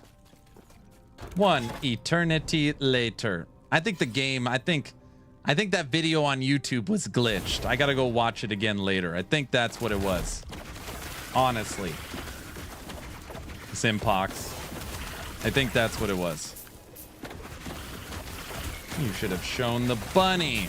You want me to show the bunny living in your backyard? Oh, brother. That's a pretty good item, though, huh? I like the bunny. All right, I got to show the bunny now for lose.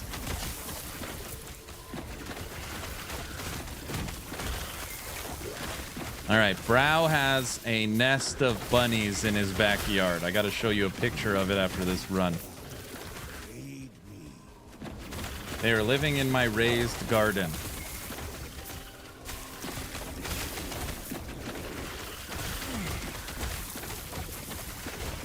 If you rearrange, there is no streamer client, guys. I just got lucky with the drop. A 2 to skills, 4 positive affix, 2 LP Nihilus is not that rare. I mean, it's good, but it's not that rare.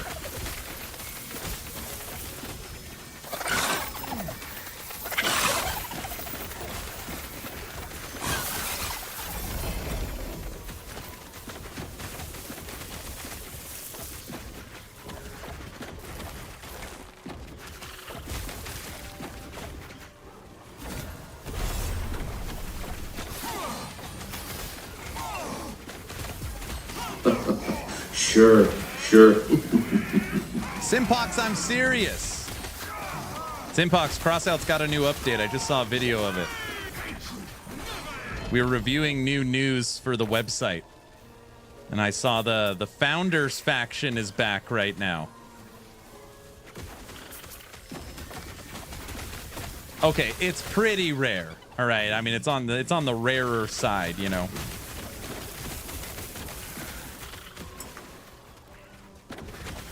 Decently rare. Everybody, right now we're playing Machine Gun Spriggan. We're kind of getting ready for an update to this build for Season 2. Where this build should get a substantial upgrade is actually moving it from Druid to Shaman and adding Avalanche, because you're going to be able to create your own set. So you're going to be able to manually proc Avalanche through the set bonus. We're just seeing what we can do right now. Picks or it didn't happen. I know I have that video somewhere. I swear. There's no way it dropped during the Subathon. If it dropped during the Subathon, then everybody would know. So it couldn't have been Golemancer.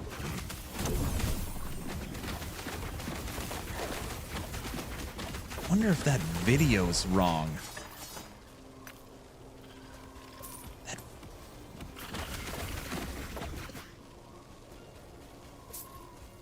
I wonder if that's an old Golemancer video.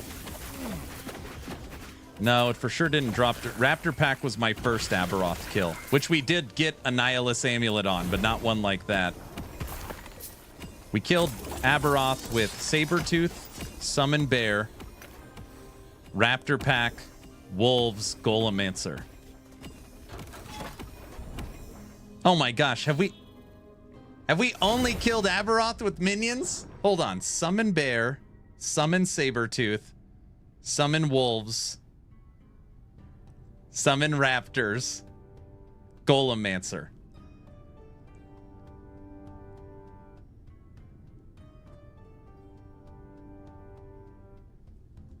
Is that it? He's a hard fight, you know. And realizing he's not a real player. All right, don't worry. We're going to start off the next season by killing him with Summon Bear.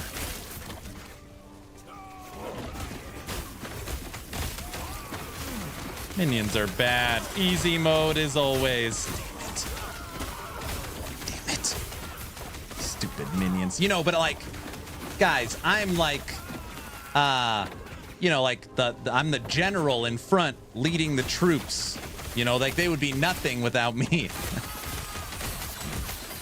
Guys, what kind of streamer is this? What? Guys? Oh, this is going to be a rough challenge with the 3 Cold Spires.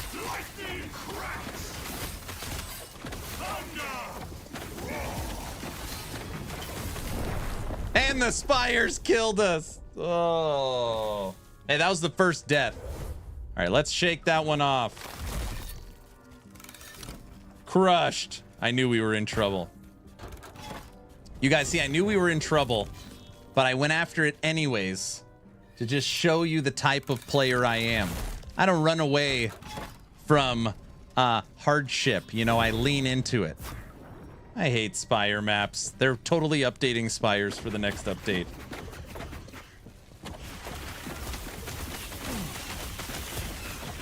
Your whole life is a lie?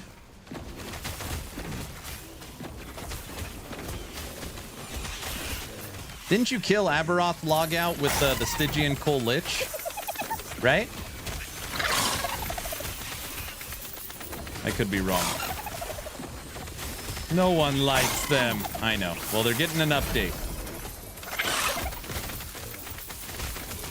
Yes, and zombies. Is that zombie auto bomber build or whatever?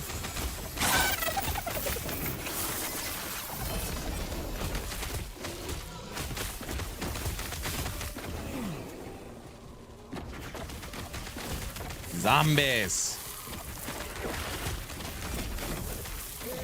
Aaron, loot lizards always have me looking at my mini map. Trying to find them. Where'd they run to? They normally stay pretty close.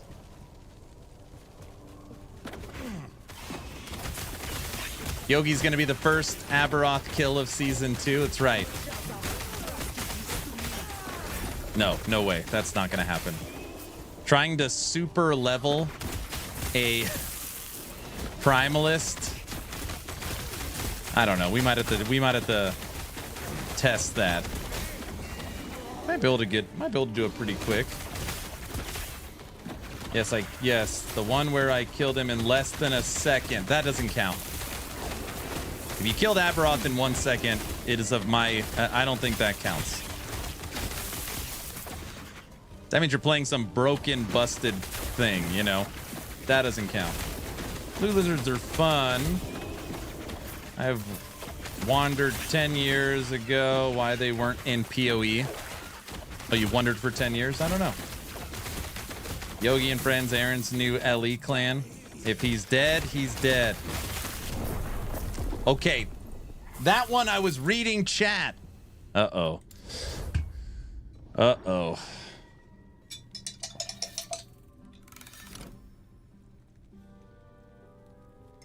Oh, hey, you guys want to see something?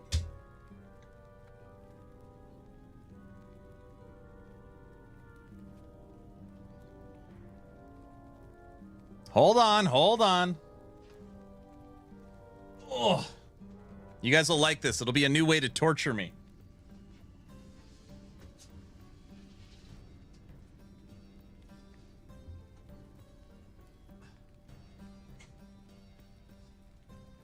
Let me get my treadmill going.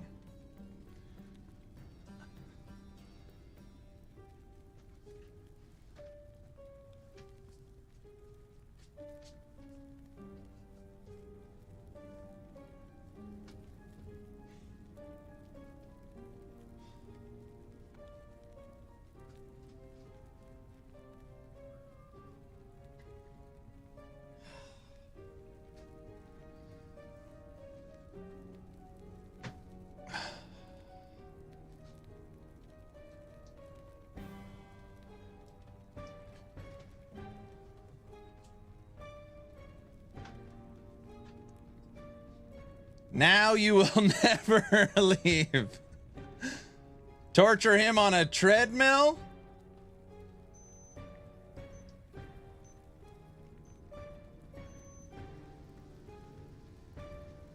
Who's walking? Look who's walking. Cuban B. Is that real? I'm walking.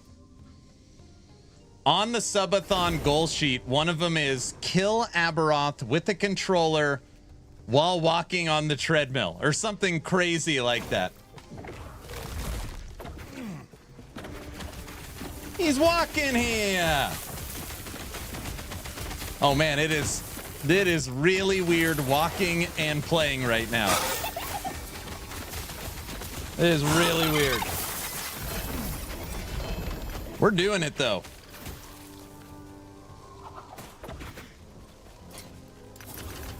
Okay, are we walking fast? We're not walking that fast, you know. Trevor would be proud. You're a better man than I am. Yeah? I would fall over and die in game in real life. Oh, you would fall over and die in the game and in real life. See? Make sure you have an emergency stop, sir, like a clip. Yeah, you think I don't have an emergency stop? No, there's no emergency stop. Need a walking speed up channel points. Should we see how fast? I don't even know how fast it can go.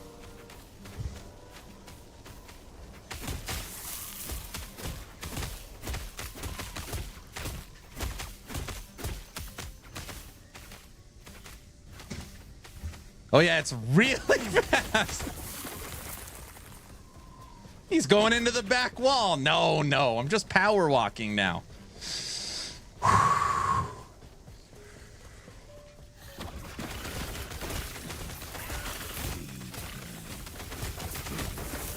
Oh my gosh, this is like a legitimate workout.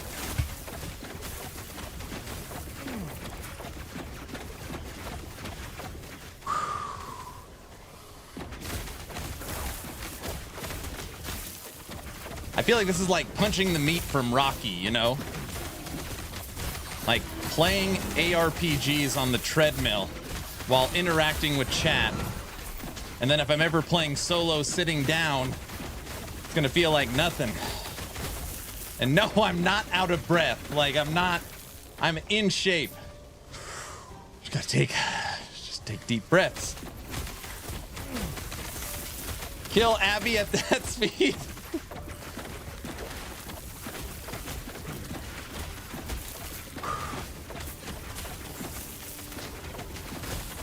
I do the same with my bicycle.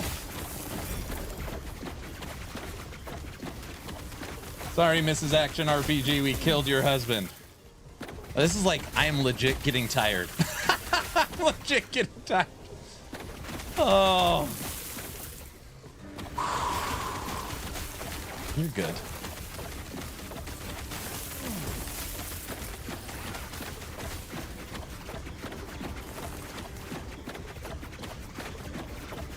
Max speed is for the subathon. The wife really, the wife wants me during the subathon working out, standing up, like I've been back to the gym, and she wants to make sure I don't fall into bad habits. So she got me this treadmill,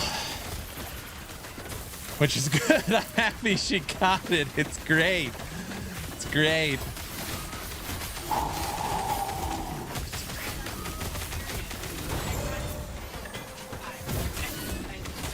My wife said, this is hilarious. Hold on, you got it. Hold on, I gotta show them this. She goes, I brought you a cookie, but it's hilarious that you're working out instead. It's a whoopie pie. It's great. It's 418 steps. 10,000 steps a day. Good, good. How easy is it to play?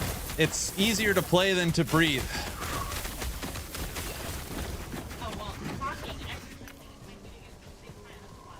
Talking, exercising, reading, and playing video games at the same time. It is easy. I'm never gonna die. Batten him up while he's burning it. He's about to have a heart attack on stream. Get ready. Red flag. I mean, not funny, but you know. Yeah. Let me just take a. Just slow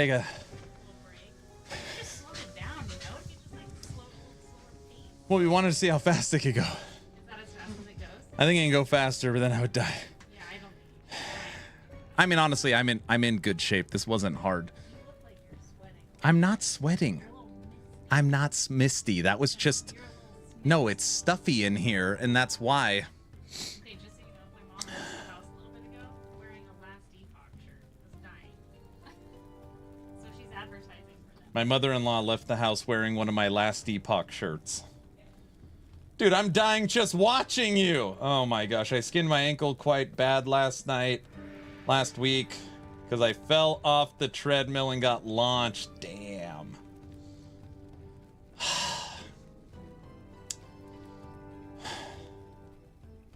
This is one hell of a life insurance claim in the making. Aaron is sweating seed oils. Oh my gosh. Mom is lucky. We can't even get those shirts. See? That's true. You can't. I have 5 Last Epoch shirts. And every time I wear one, people are like, oh, Aaron's wearing his medium shirt. They're all larges, but they're cotton, so they've like shrunk. And they just, they don't really fit me anymore.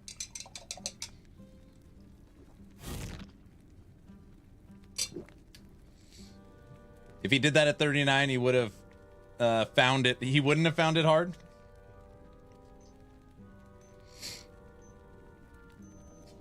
Oh, gosh. Thought I turned it off.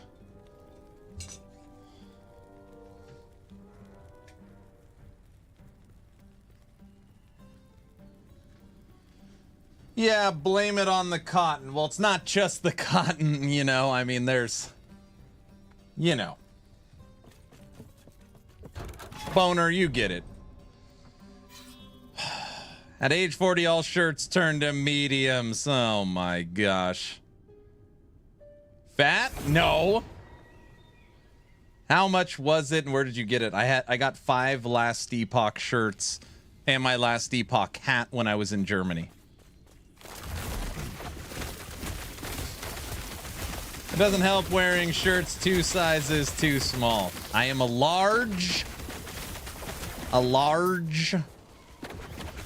I wear large and in charge. Sorry, I meant for the treadmill. Oh, I have no idea. I'll ask the wife. She bought it.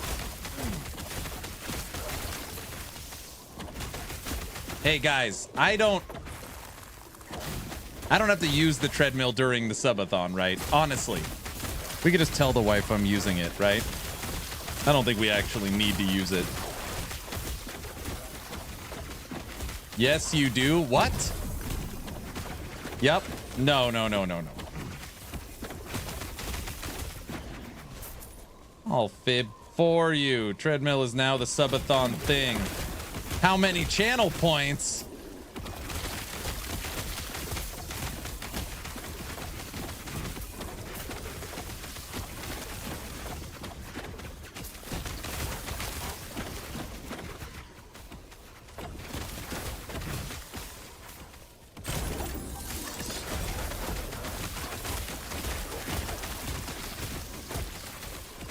Just put on a walking clip, I won't tell. That's a good idea. I'm unwilling to lie to your wife. She's scarier than you are. Grimmy, someone earlier said thank you for the gifted sub. Just FYI. Somebody said thanks earlier. Man, I am... As much as I go to the gym and try and take care of myself, like cardio-wise, I am not in the best of shape. Maybe I could just openly admit that now. But we're going to fix that with this treadmill. You know? I saw a replied. Now they'll never leave. Woohoo! You get more cardio in.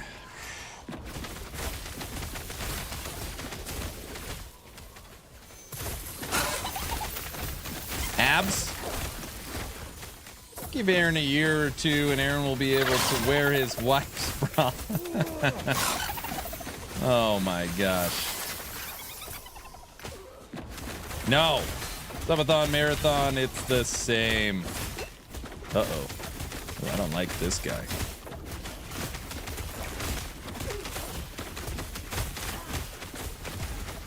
This Subathon is only going to be 10 days. It's not going to be like the other ones.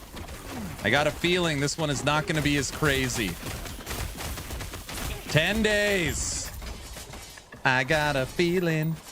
Woo! Treadmill cam, yes. You want me to set up a third webcam? You forgot the 97 days. Treadmills are great. I got one in January.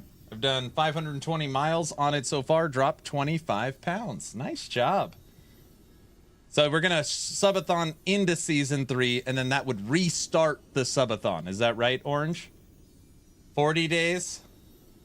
Times 40? You know what's the worst thing ever? Waiting for patch notes in PoE 2. And waiting for the patch notes in LE. Double patch notes wait. 100 days, you forgot the 0-10. I doubt you'll hit 3.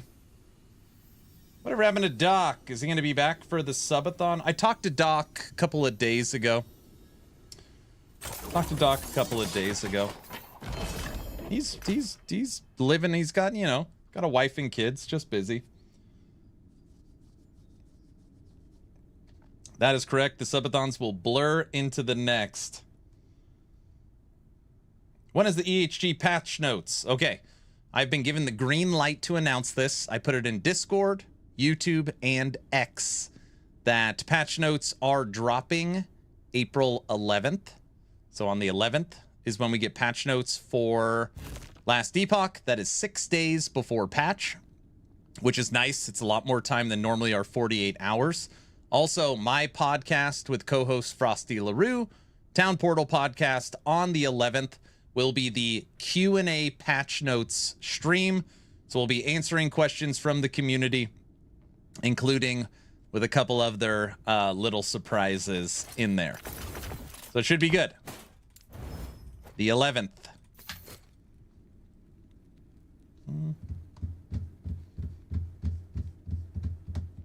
Yeah, I try to check in on all the vets, see how they're doing.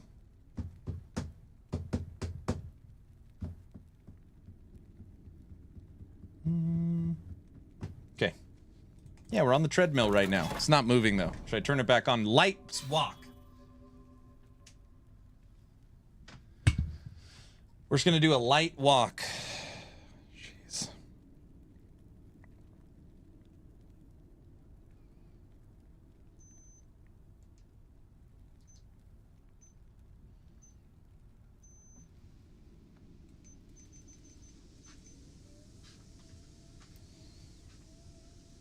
would it cost to change masteries? They said it's a good chunk of change. I got ads. Boo, ads. I don't know how much it is, but it'll be in the hundreds of thousands.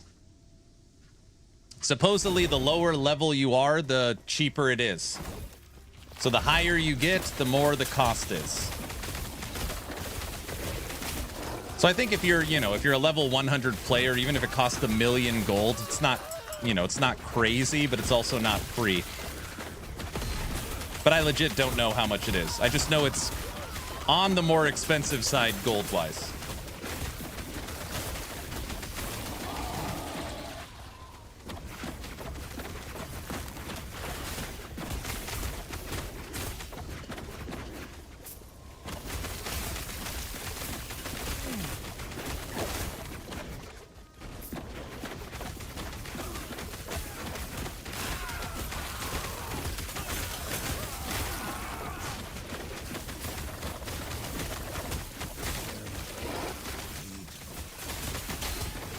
Man, this is a real trip walking while playing. Obviously, I got used to standing time with the motorized desk, but walking, standing, and playing, that's kind of a trip. A real trip and fall.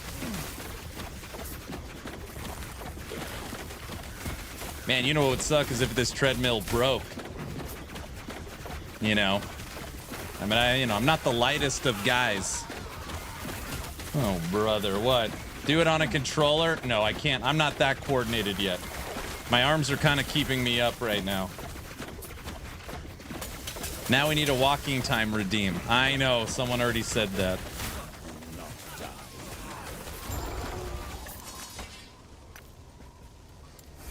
I just could not imagine that clip if I fell off of this thing. You guys wouldn't clip that, right? You wouldn't do that to me. Right? I can never fall off of this thing.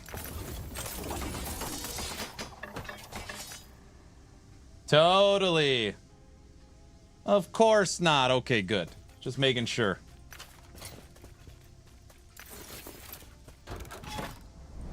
That would be awesome. What? Clip it and ship it? You guys want me to fall? Clip it and send it straight to Frosty? You guys, Frosty is about to be gonzo. As I've announced multiple times, Frosty LaRue is about to have his first baby. So Frosty's going to be a dad. And his baby comes at the end of April. His baby could literally come any day. Dad, yep, he's having a little baby girl. Mr. LaRue is gonna be a papa.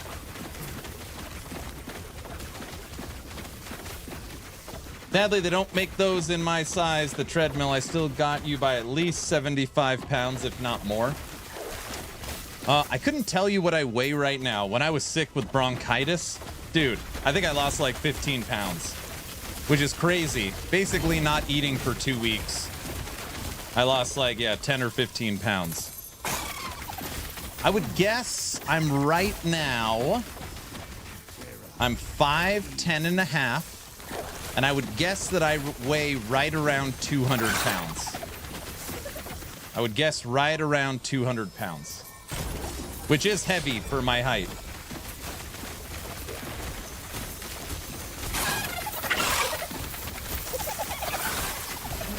$190 to $210 would be like a good range. I always want to be 190, like 190 and have decent muscle mass. 190 is my ideal. I think I'm about 10 pounds overweight right now. Do you lift weights? I do.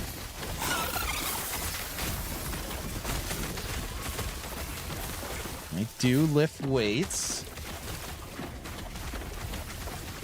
I'm 6'3", 190 here. See, exactly. I'm 345 at the moment, but I'm 6'5". Hey, you're a big boy.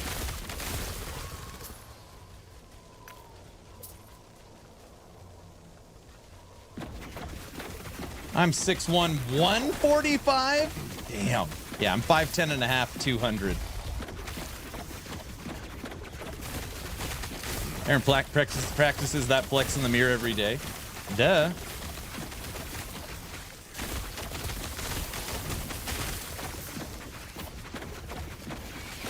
I'm sitting around 200 right now, Orange. Orange at 200.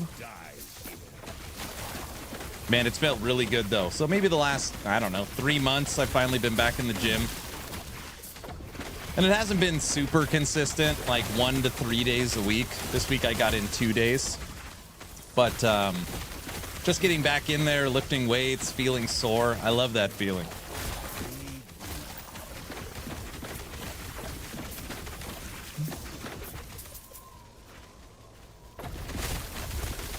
I'm 6'8" and probably weigh around 330, 345. 6'8" is tall, too. Damn, 6'8".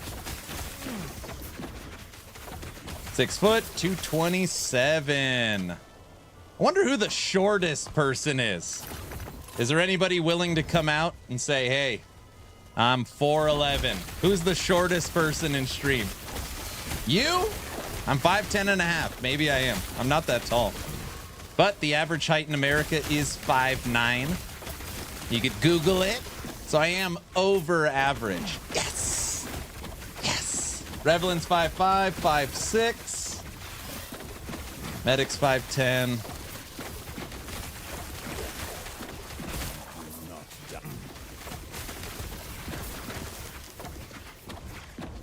Five two, Darluke. Does it count on my wife? 5'1", no. 5'3". 5'2" is currently the winner. I'll say I'm 4'2" for the memes. You can't. That's cheating.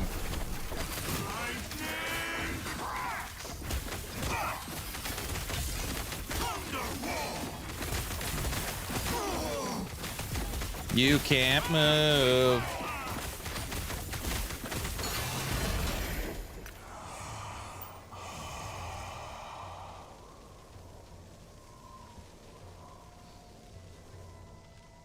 Before I tell you my height, you have to learn proper units. Oh my gosh. I live in Idaho, in Murica. I don't know anything. You should know that. Wait, what did I just say? Logouts 5'10", 220. I thought logout was short. I don't know why I thought you were. I thought you said you were short. Maybe I'm tripping.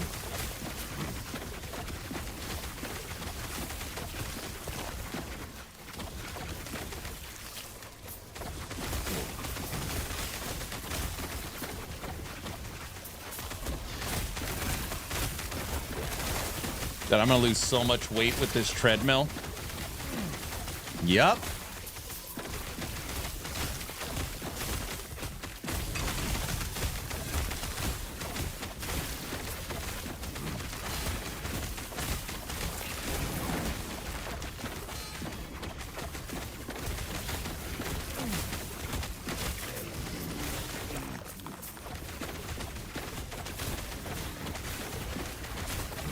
$410.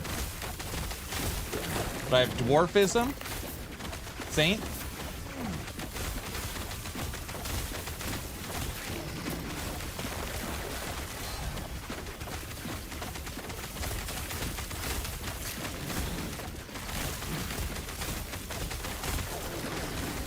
Do you really have dwarfism, Saint? Aaron, how's your BMI? I don't know. People stopped looking at BMI a while ago because it's not a great actual metric. Okay, Saint, I got a question for you. I was just reading about this the other day. Just shoot me straight, okay? Shoot me straight. You have dwarfism. Do you think that the new Snow White movie should have used CGI dwarfs or higher dwarf actors? Where do you stand on this? What do you think? I was just reading about this.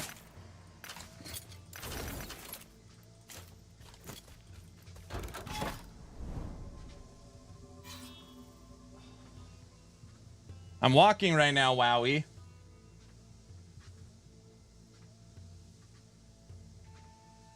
I'm not even a dwarf, and they should have used dwarf actors. I'm just curious.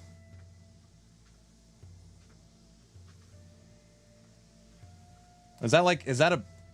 I'm not trying to be... Is that a disrespectful question? I'm not trying to be a disrespectful. Wowie, is that... Wait, I just want to be clear. I'm not trying to be mean. I was just curious. If you take that disrespectfully, I apologize. Actors, in my opinion? No, it was just funny. Oh, okay. I didn't know if I was saying something offensive. Actors for sure. The one from Game of Thrones is such a good actor. Sadly, they didn't use actors. I love this channel. What? Why? Because I'm walking on a treadmill while playing Last Epoch, talking about...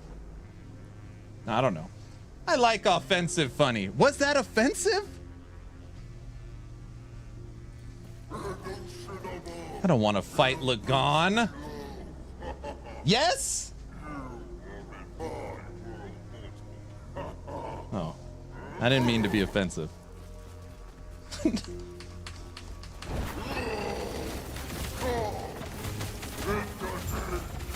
I'm sorry, Saint. I apologize.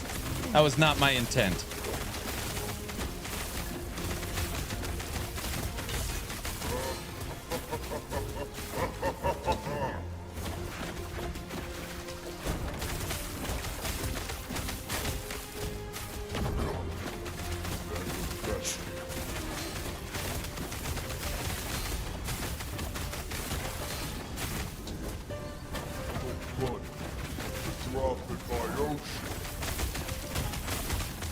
Good old Lagon, everyone's favorite, most hated boss.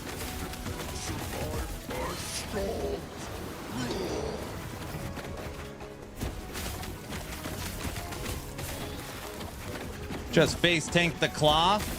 You're afraid of the claw.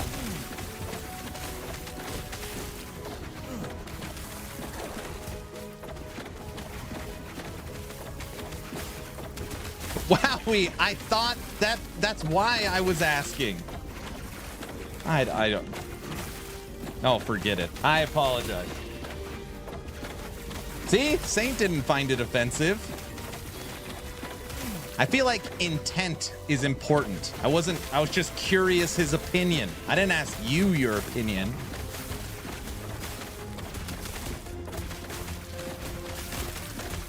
The Lagon Harbinger is the easiest, though. I hate the Lagon Harbinger. You like that one? I hate this fight.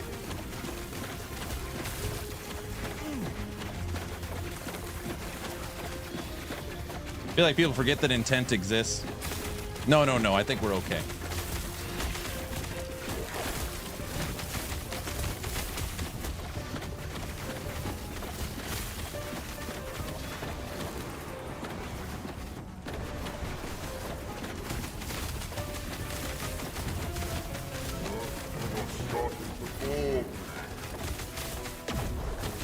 Oh, he almost got us there. All right, I'll catch up in chat in 1 second.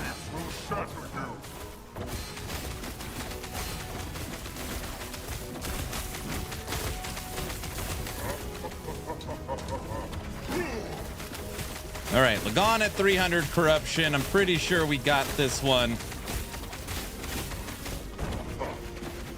But we'll see if we can kill his Harbinger.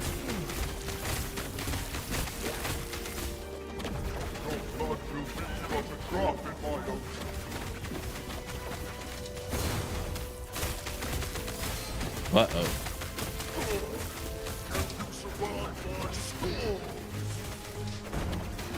Getting squirrely. This is my first boss fight.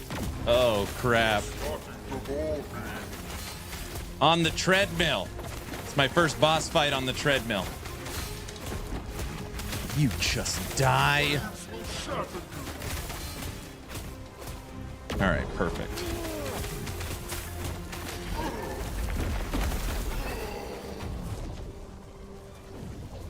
Not even the gods can stand before the boys. Oh, we are in so much trouble. I knew it! No wonder people do Lagon first for corruption. Damn, 2-shot. All right. Okay, I gotta get off this treadmill. I'm like losing my breath while talking.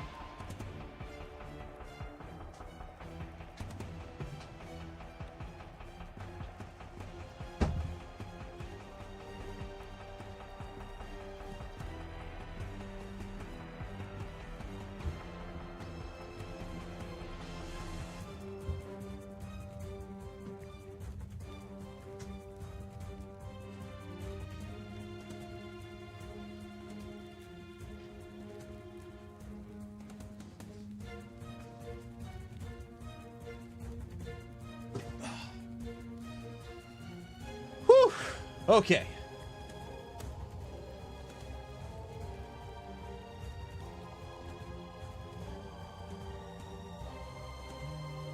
Lord of the Rings, The Hobbit had all tall actors play short people. I'm fighting 300 corruption. Last Harbinger before Big Boy.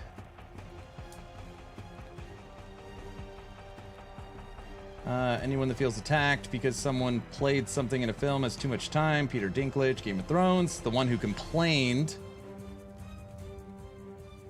Forget the dwarves. Why did the movie even exist? No, I'm new to ARPG games and stuff, and I'm coming from games like COD. I see.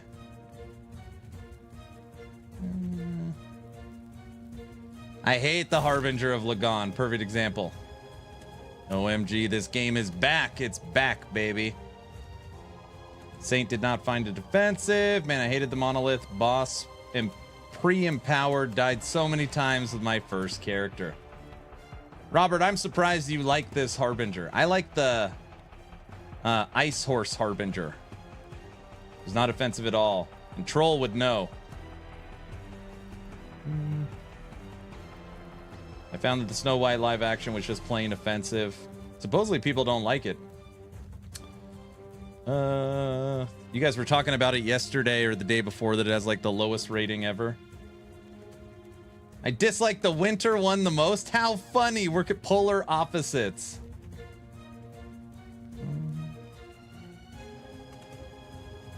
The amount of AoE in the winter one is annoying. The Lagon one would be better if the fight transferred down to the lower level. Do you know what node/gear lets your minion TP with you on the Acolyte transplant? There is none. That node doesn't exist. You could get it. It's an affix you have to get on your boots. Teddy, it's an affix you need to get on your boots. It's an experimental affix.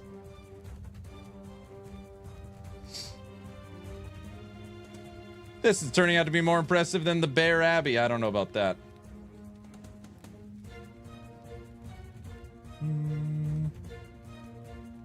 Subathon, Aaron gets chained to the treadmill. Fighting a boss, standing up. I'm also like supporting myself with my wrists on the desk, right? Because I'm not pumping my arms while walking, while reading chat. It was actually very, it was very difficult. It's like a, I mean, it really is like an added layer of difficulty. You fought the Ice Horse RB enough to know I fought that Ice Horse like, I don't know, 1,000 times. Tread carefully, Aaron. Here we go. I did the Lagon one on my rank 10. It was easier than Lagon. Will that treadmill be unbearable during the subathon? If anything, it shows how much I need to use it. If anything, it shows how much I need to use it. All right, Lagon. Let's try that again.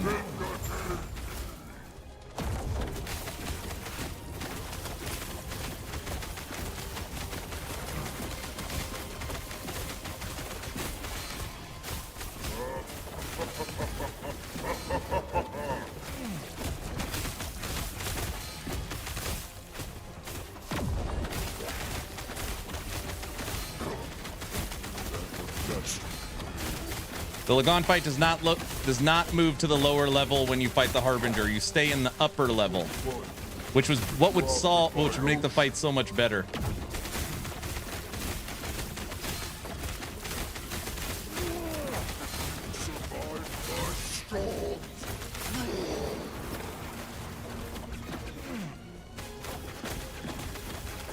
Dude, we got... Did I just see that right? I think we took 3/4 of his life away before the transfer. Wait, I don't know. I might have seen that wrong.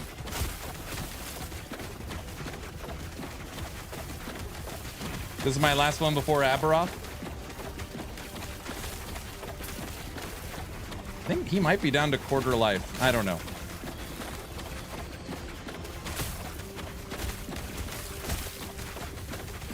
Show him the real power. I'm on it. Dude, this build is going to be ridiculous in Season 2. Gonna be good. I got some ideas.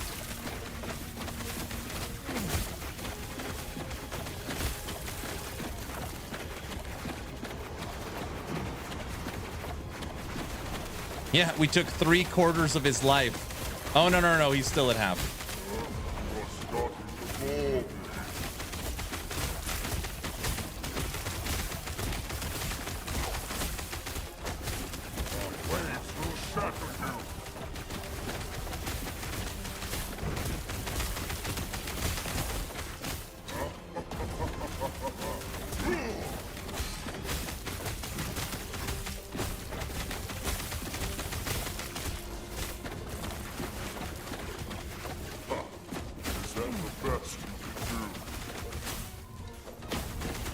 You are dead, good sir.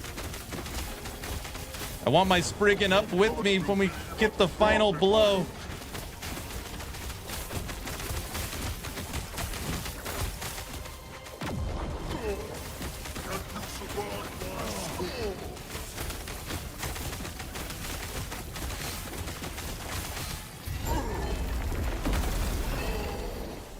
Moving north to south in the fight area helps. If you go east to west, the beams hit you and are rippy. Yeah. We're pretty fast, actually. Yeah, not too bad. Not too bad. All right. Ward gained on potion use. Ward. Mana. Chance to gain ward on hit. When hit. Shock. Shred lightning.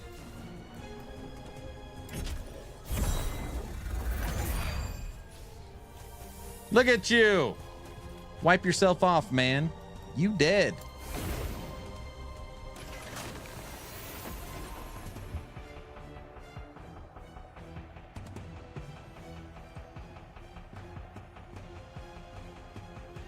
What is LV sending me? Hey, pretty good, log out. You got it. Nobody's gotten that. I don't know if anybody's ever gotten that one. You must have just watched it recently, huh? Most people don't get that reference.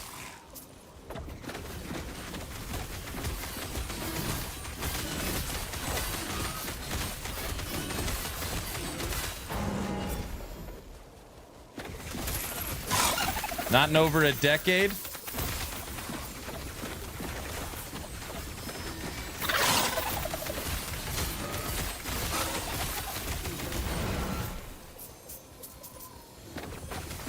I watched Rush Hour 1, 2, and 3 when I had bronchitis and I was in bed after the cruise. Wipe yourself off, man. You did. I just say it all the time, too. I see. Aaron, how do you like this build so far? Is it fun? This build's so much fun. What's great about this build, and the reason why I wanted to remake it, is because it has so much future potential. It's got a lot of future potential. You're gonna not only you're gonna have access to the new set, but new balance. Maybe it's gonna be fun. Great on controller too. It's also great on controller. This is a great controller build. Love me some machine gun. Literally, that link doesn't work, LV.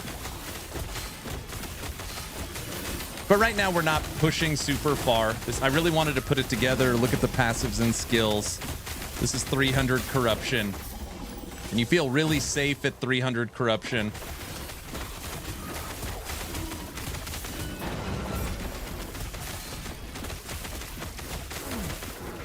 So you guys probably can't even see my Maelstrom is creating ice spikes that are hitting enemies.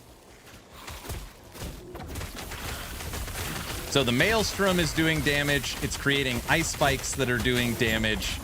I'm shooting, doing damage.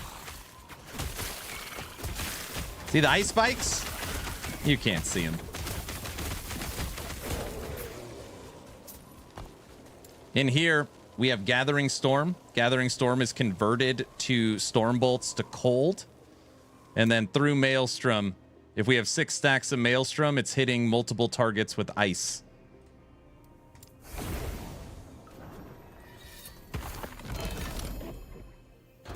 That's a good one.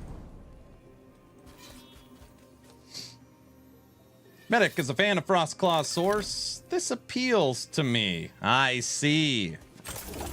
Listen, you guys don't believe me. I'm only going off what Mike said. Mike said, I don't know, a few months ago that a couple of the 2,000-3,000 corruption builds are being reeled in. I think he said Frostclaw, Spark, some of these maybe unintended interactions. I think Frostclaw is going to get beat up a little bit. I haven't tested anything. I haven't looked at anything. I'm just going to wait for Frozen Sentinel to tell me if it's good or bad. But I'm guessing Frostclaw is going to get beat up a little bit. It's so damn good. And it was meant to be like, there was a gap in skills. So they designed Frostclaw for base Mage, and then it just turned into this 2 seasons in a row super meta skill.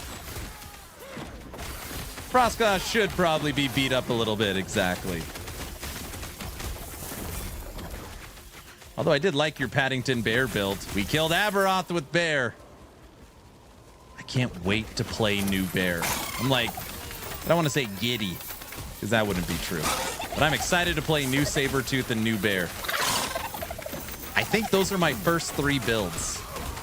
Bear, Sabertooth, and this build. Which is crazy leaning into Primalist. It's very stupid from a content creation standpoint, because everybody will be getting millions of views on Sentinel and Marksman, and I'm going to be playing the most unplayed class, Primalist.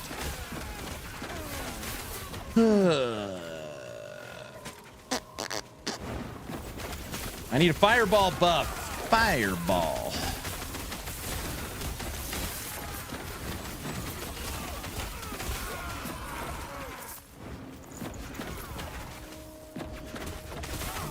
Aaron, do you have a Shaman melee build? I do not.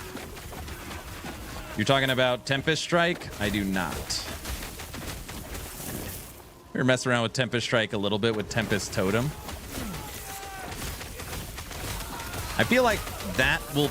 My thought is that probably this final skill for Shaman might be a melee ability. I don't know. Shaman's still missing a skill. I just feel like Shaman will have its day. Right now, it's Storm Totem.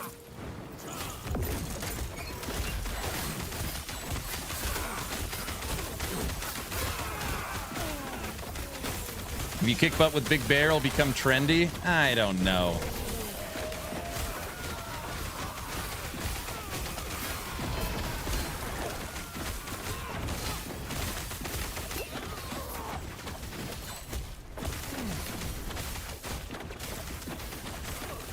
I always try to I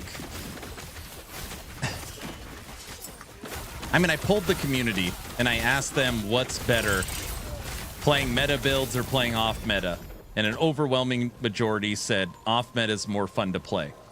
So I did poll the community twice, and off meta was won by a mile. I just don't know how true it is. This build does look fun for crowd control for sure. Primalist has always had bugs that I tend to run into. Are you talking about like rampaging werebear where you get caught on everything, like that kind of bug?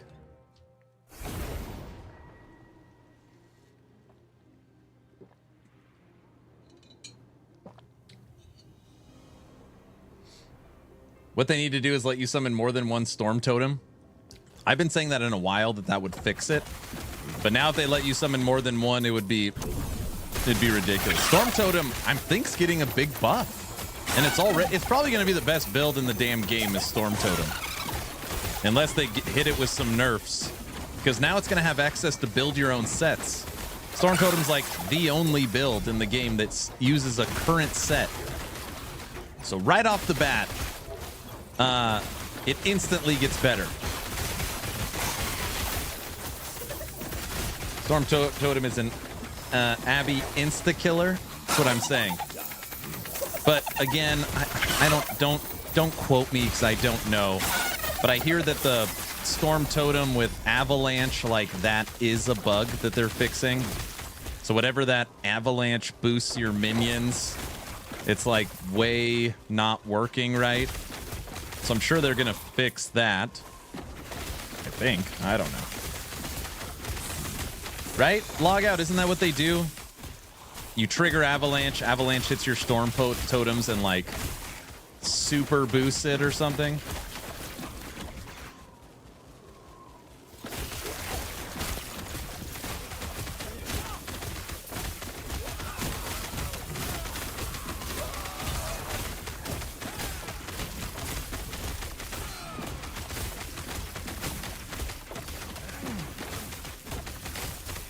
Will you be able to scale with void damage? Wait, what build with void damage? Rive?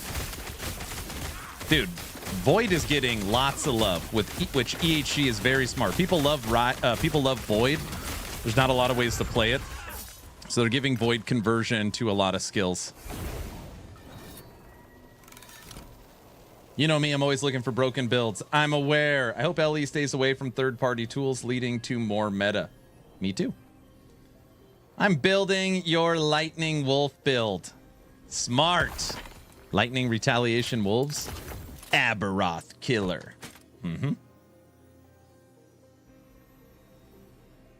Pretty good. Seal? No? It's not good anymore. I think in games like LE, where there are so many different possibilities, watching everyone playing the same thing gets old fast. It's fun seeing what wacky things you can find that aren't meta. So, yeah, you know, I would guess that 95, just throwing out a random number, I would venture to guess 95% of all creators, streamers, will be playing Sentinel or Marksman. As high as 95%. You should see no Acolyte.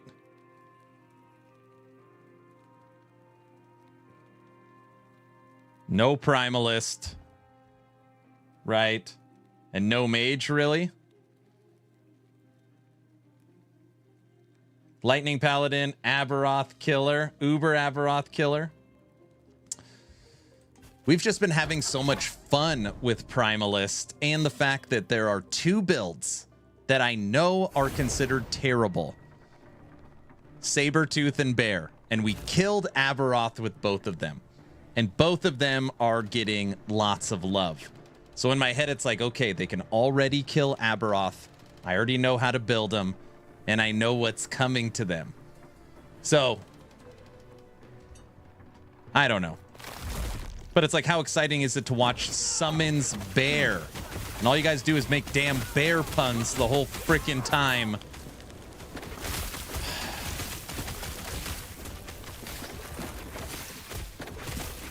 Aaron, you're such a hipster playing off-meta builds only. Well, they're more fun, I think. I don't know. Are they just getting two big changes? They both are announced. Summon Bear is getting a base damage buff off strength. So Bear will be now a strength stacking minion skill. It is also, they're cutting the cooldown on swipe down to almost every hit. So it'll probably be getting a 2 to 3x in damage, is my guess. Bear. It also has a set. So now that you can build your own sets, you get access to the Bear set for 30 extra strength. So new items, set, and a huge update to the way the class works. He comes again with the Bear. Sabretooth is getting Ancestral Sabretooths, which means when you fight, the Sabretooth can create spectral Sabretooths that fight alongside it. So it's kind of like a little saber-tooth army, but like more like saber-tooth ghost army that scale with your saber-tooth. It's pretty cool as well. Very good. Will you stop with the bear puns? Jeez, that would be unbearable.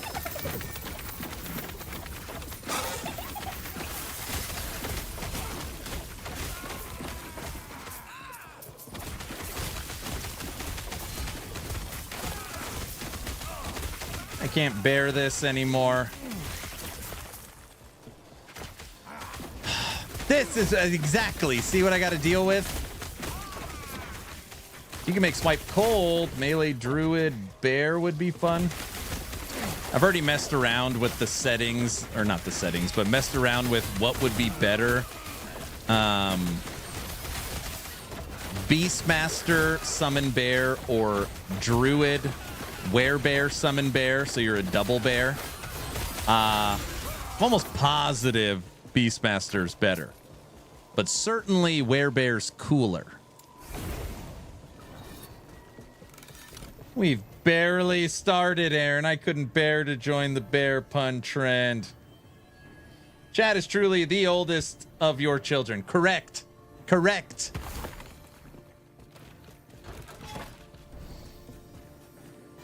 What Primalist build do you think is the fastest Echo farmer? Oh, I truly don't know. That is like there's nothing in Beastmaster. Swarm. I mean, honestly, if you're just talking strictly echoes, not single target, not powerful, probably Lightning Werebear. Especially if you had like Shattered Worlds where you had haste the entire time. Because you can use your movement skill an unlimited amount of times. And it's got a pretty good AoE. It's a good one. Just got my ES Void Knight to 650k per hit. Look at you. The chat is bear. Simpox, not you two. Yes, you can werebear summon bear. So you can go into Druid and put 5 points into Beastmaster and you got your bear.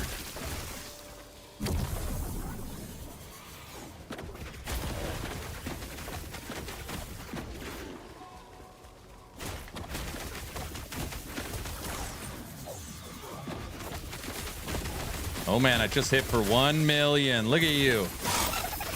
I hate it when you start getting all excited at stuff.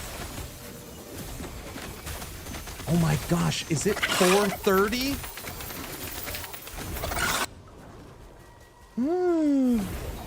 Okay. Dun dun dun.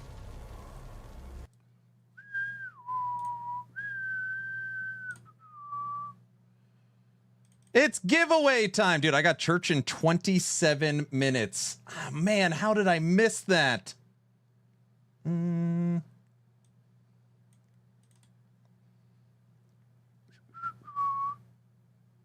Time flies when you're having fun. We've been streaming for 5.5 hours. Holy moly. No, I'm on it. Okay. As long as you are following the channel on Twitch or subbed on YouTube, type in !giveaway. You have till the time it takes me to find someone to raid to join the giveaway. All right, what do we got?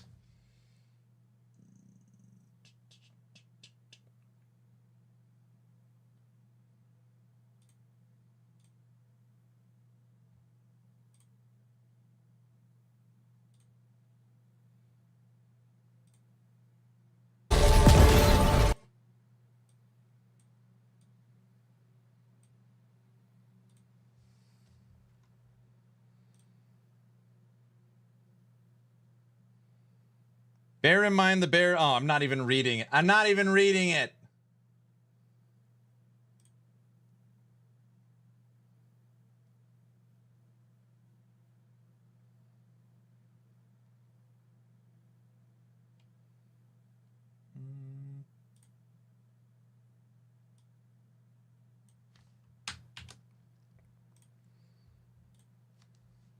Giveaway, giveaway, giveaway. All right, we are good to go. You do not need to be present to win. You do need to claim your prize. So if you happen to be the winner on this giveaway, just hit me up on Discord. And I will just say to whoever the hell the people are out there, lately, I've been getting like 3 people claiming to be the winner. It's not an insane prize. Like, it is so agitating. I know, it's unbelievable. I just can't believe it sometimes. Can't believe it. Like, the world has just gone to hell. I cannot believe it when multiple people claim the giveaway to be the same person. Shame. I know. It's like, man, what if I win? Then you're the winner. You're the winner. You don't have to be present to win. You do have to claim your prize. Just hit me up on Discord, and now I got to ask for some info to prove that it's you. And that is it. Right now we have 51 different keys. If you win, I send you the list of keys. You pick which game you want, and then I send you the key. It's pretty simple. All right. As long as you're following the channel on Twitch or subbed on YouTube, type in ! giveaway. Starting the countdown right meow. 10, 9, 8, 7, a 6, a 5, a 4, a 3, a 2, a 1. And entries for this giveaway are officially closed right now. Ow. Ow. And the winner of Pick Your Key is click Dr. Marshy.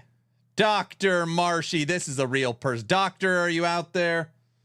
What do you mean rigged? See, look, this is a real person. A bot would not say woot. A bot would be like beep bop. See? That's a real person. Fake. All right, Doc, say something a bot wouldn't say. Say something a bot wouldn't say. Come on. Thank you, Aaron Action RPG. No, you spelled, that's too formal. They're gonna, oh, write something else.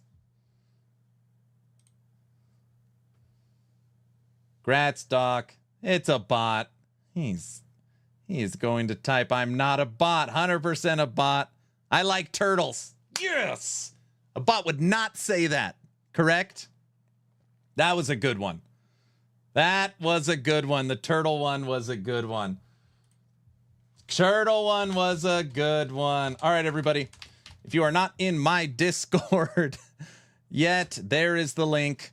Movie nights, game giveaway every 2 weeks, and the new community treasure hunt event coming April 17th. The sign up for that will be 2 weeks before the treasure hunt. So we're going to do some Last Epoch community events. Also, all the movie nights during the Subathon. Everything's going to be through Discord, so make sure you join and hang out. 4,600 members. Also, if you have not gone to actionrpg.com, my new website, totally unmonetized right now. We're just looking for people to push buttons and give us some data. We have event calendars. We update the news every 48 hours. We literally have 37 Last Epoch build guides, and we're planning on having all of them up to date for Season 2 prior to April 17th. It is more work than... It's just a lot of work. The Curse is signed on. Frozen Sentinels builds is on here. So yeah, there's a lot of good information. We will be back streaming tomorrow. The stream will be 1 hour later because I have an engineers and design meeting for website phase 2, which is tomorrow morning. So we'll be an hour later on tomorrow's stream playing Last Epoch. Hey, Trevor, not only did I stand for part of it, I was out of breath because I have my treadmill now under the desk. It was the most I've ever worked out on stream. If you were here, you would have been proud of me. Just so you know.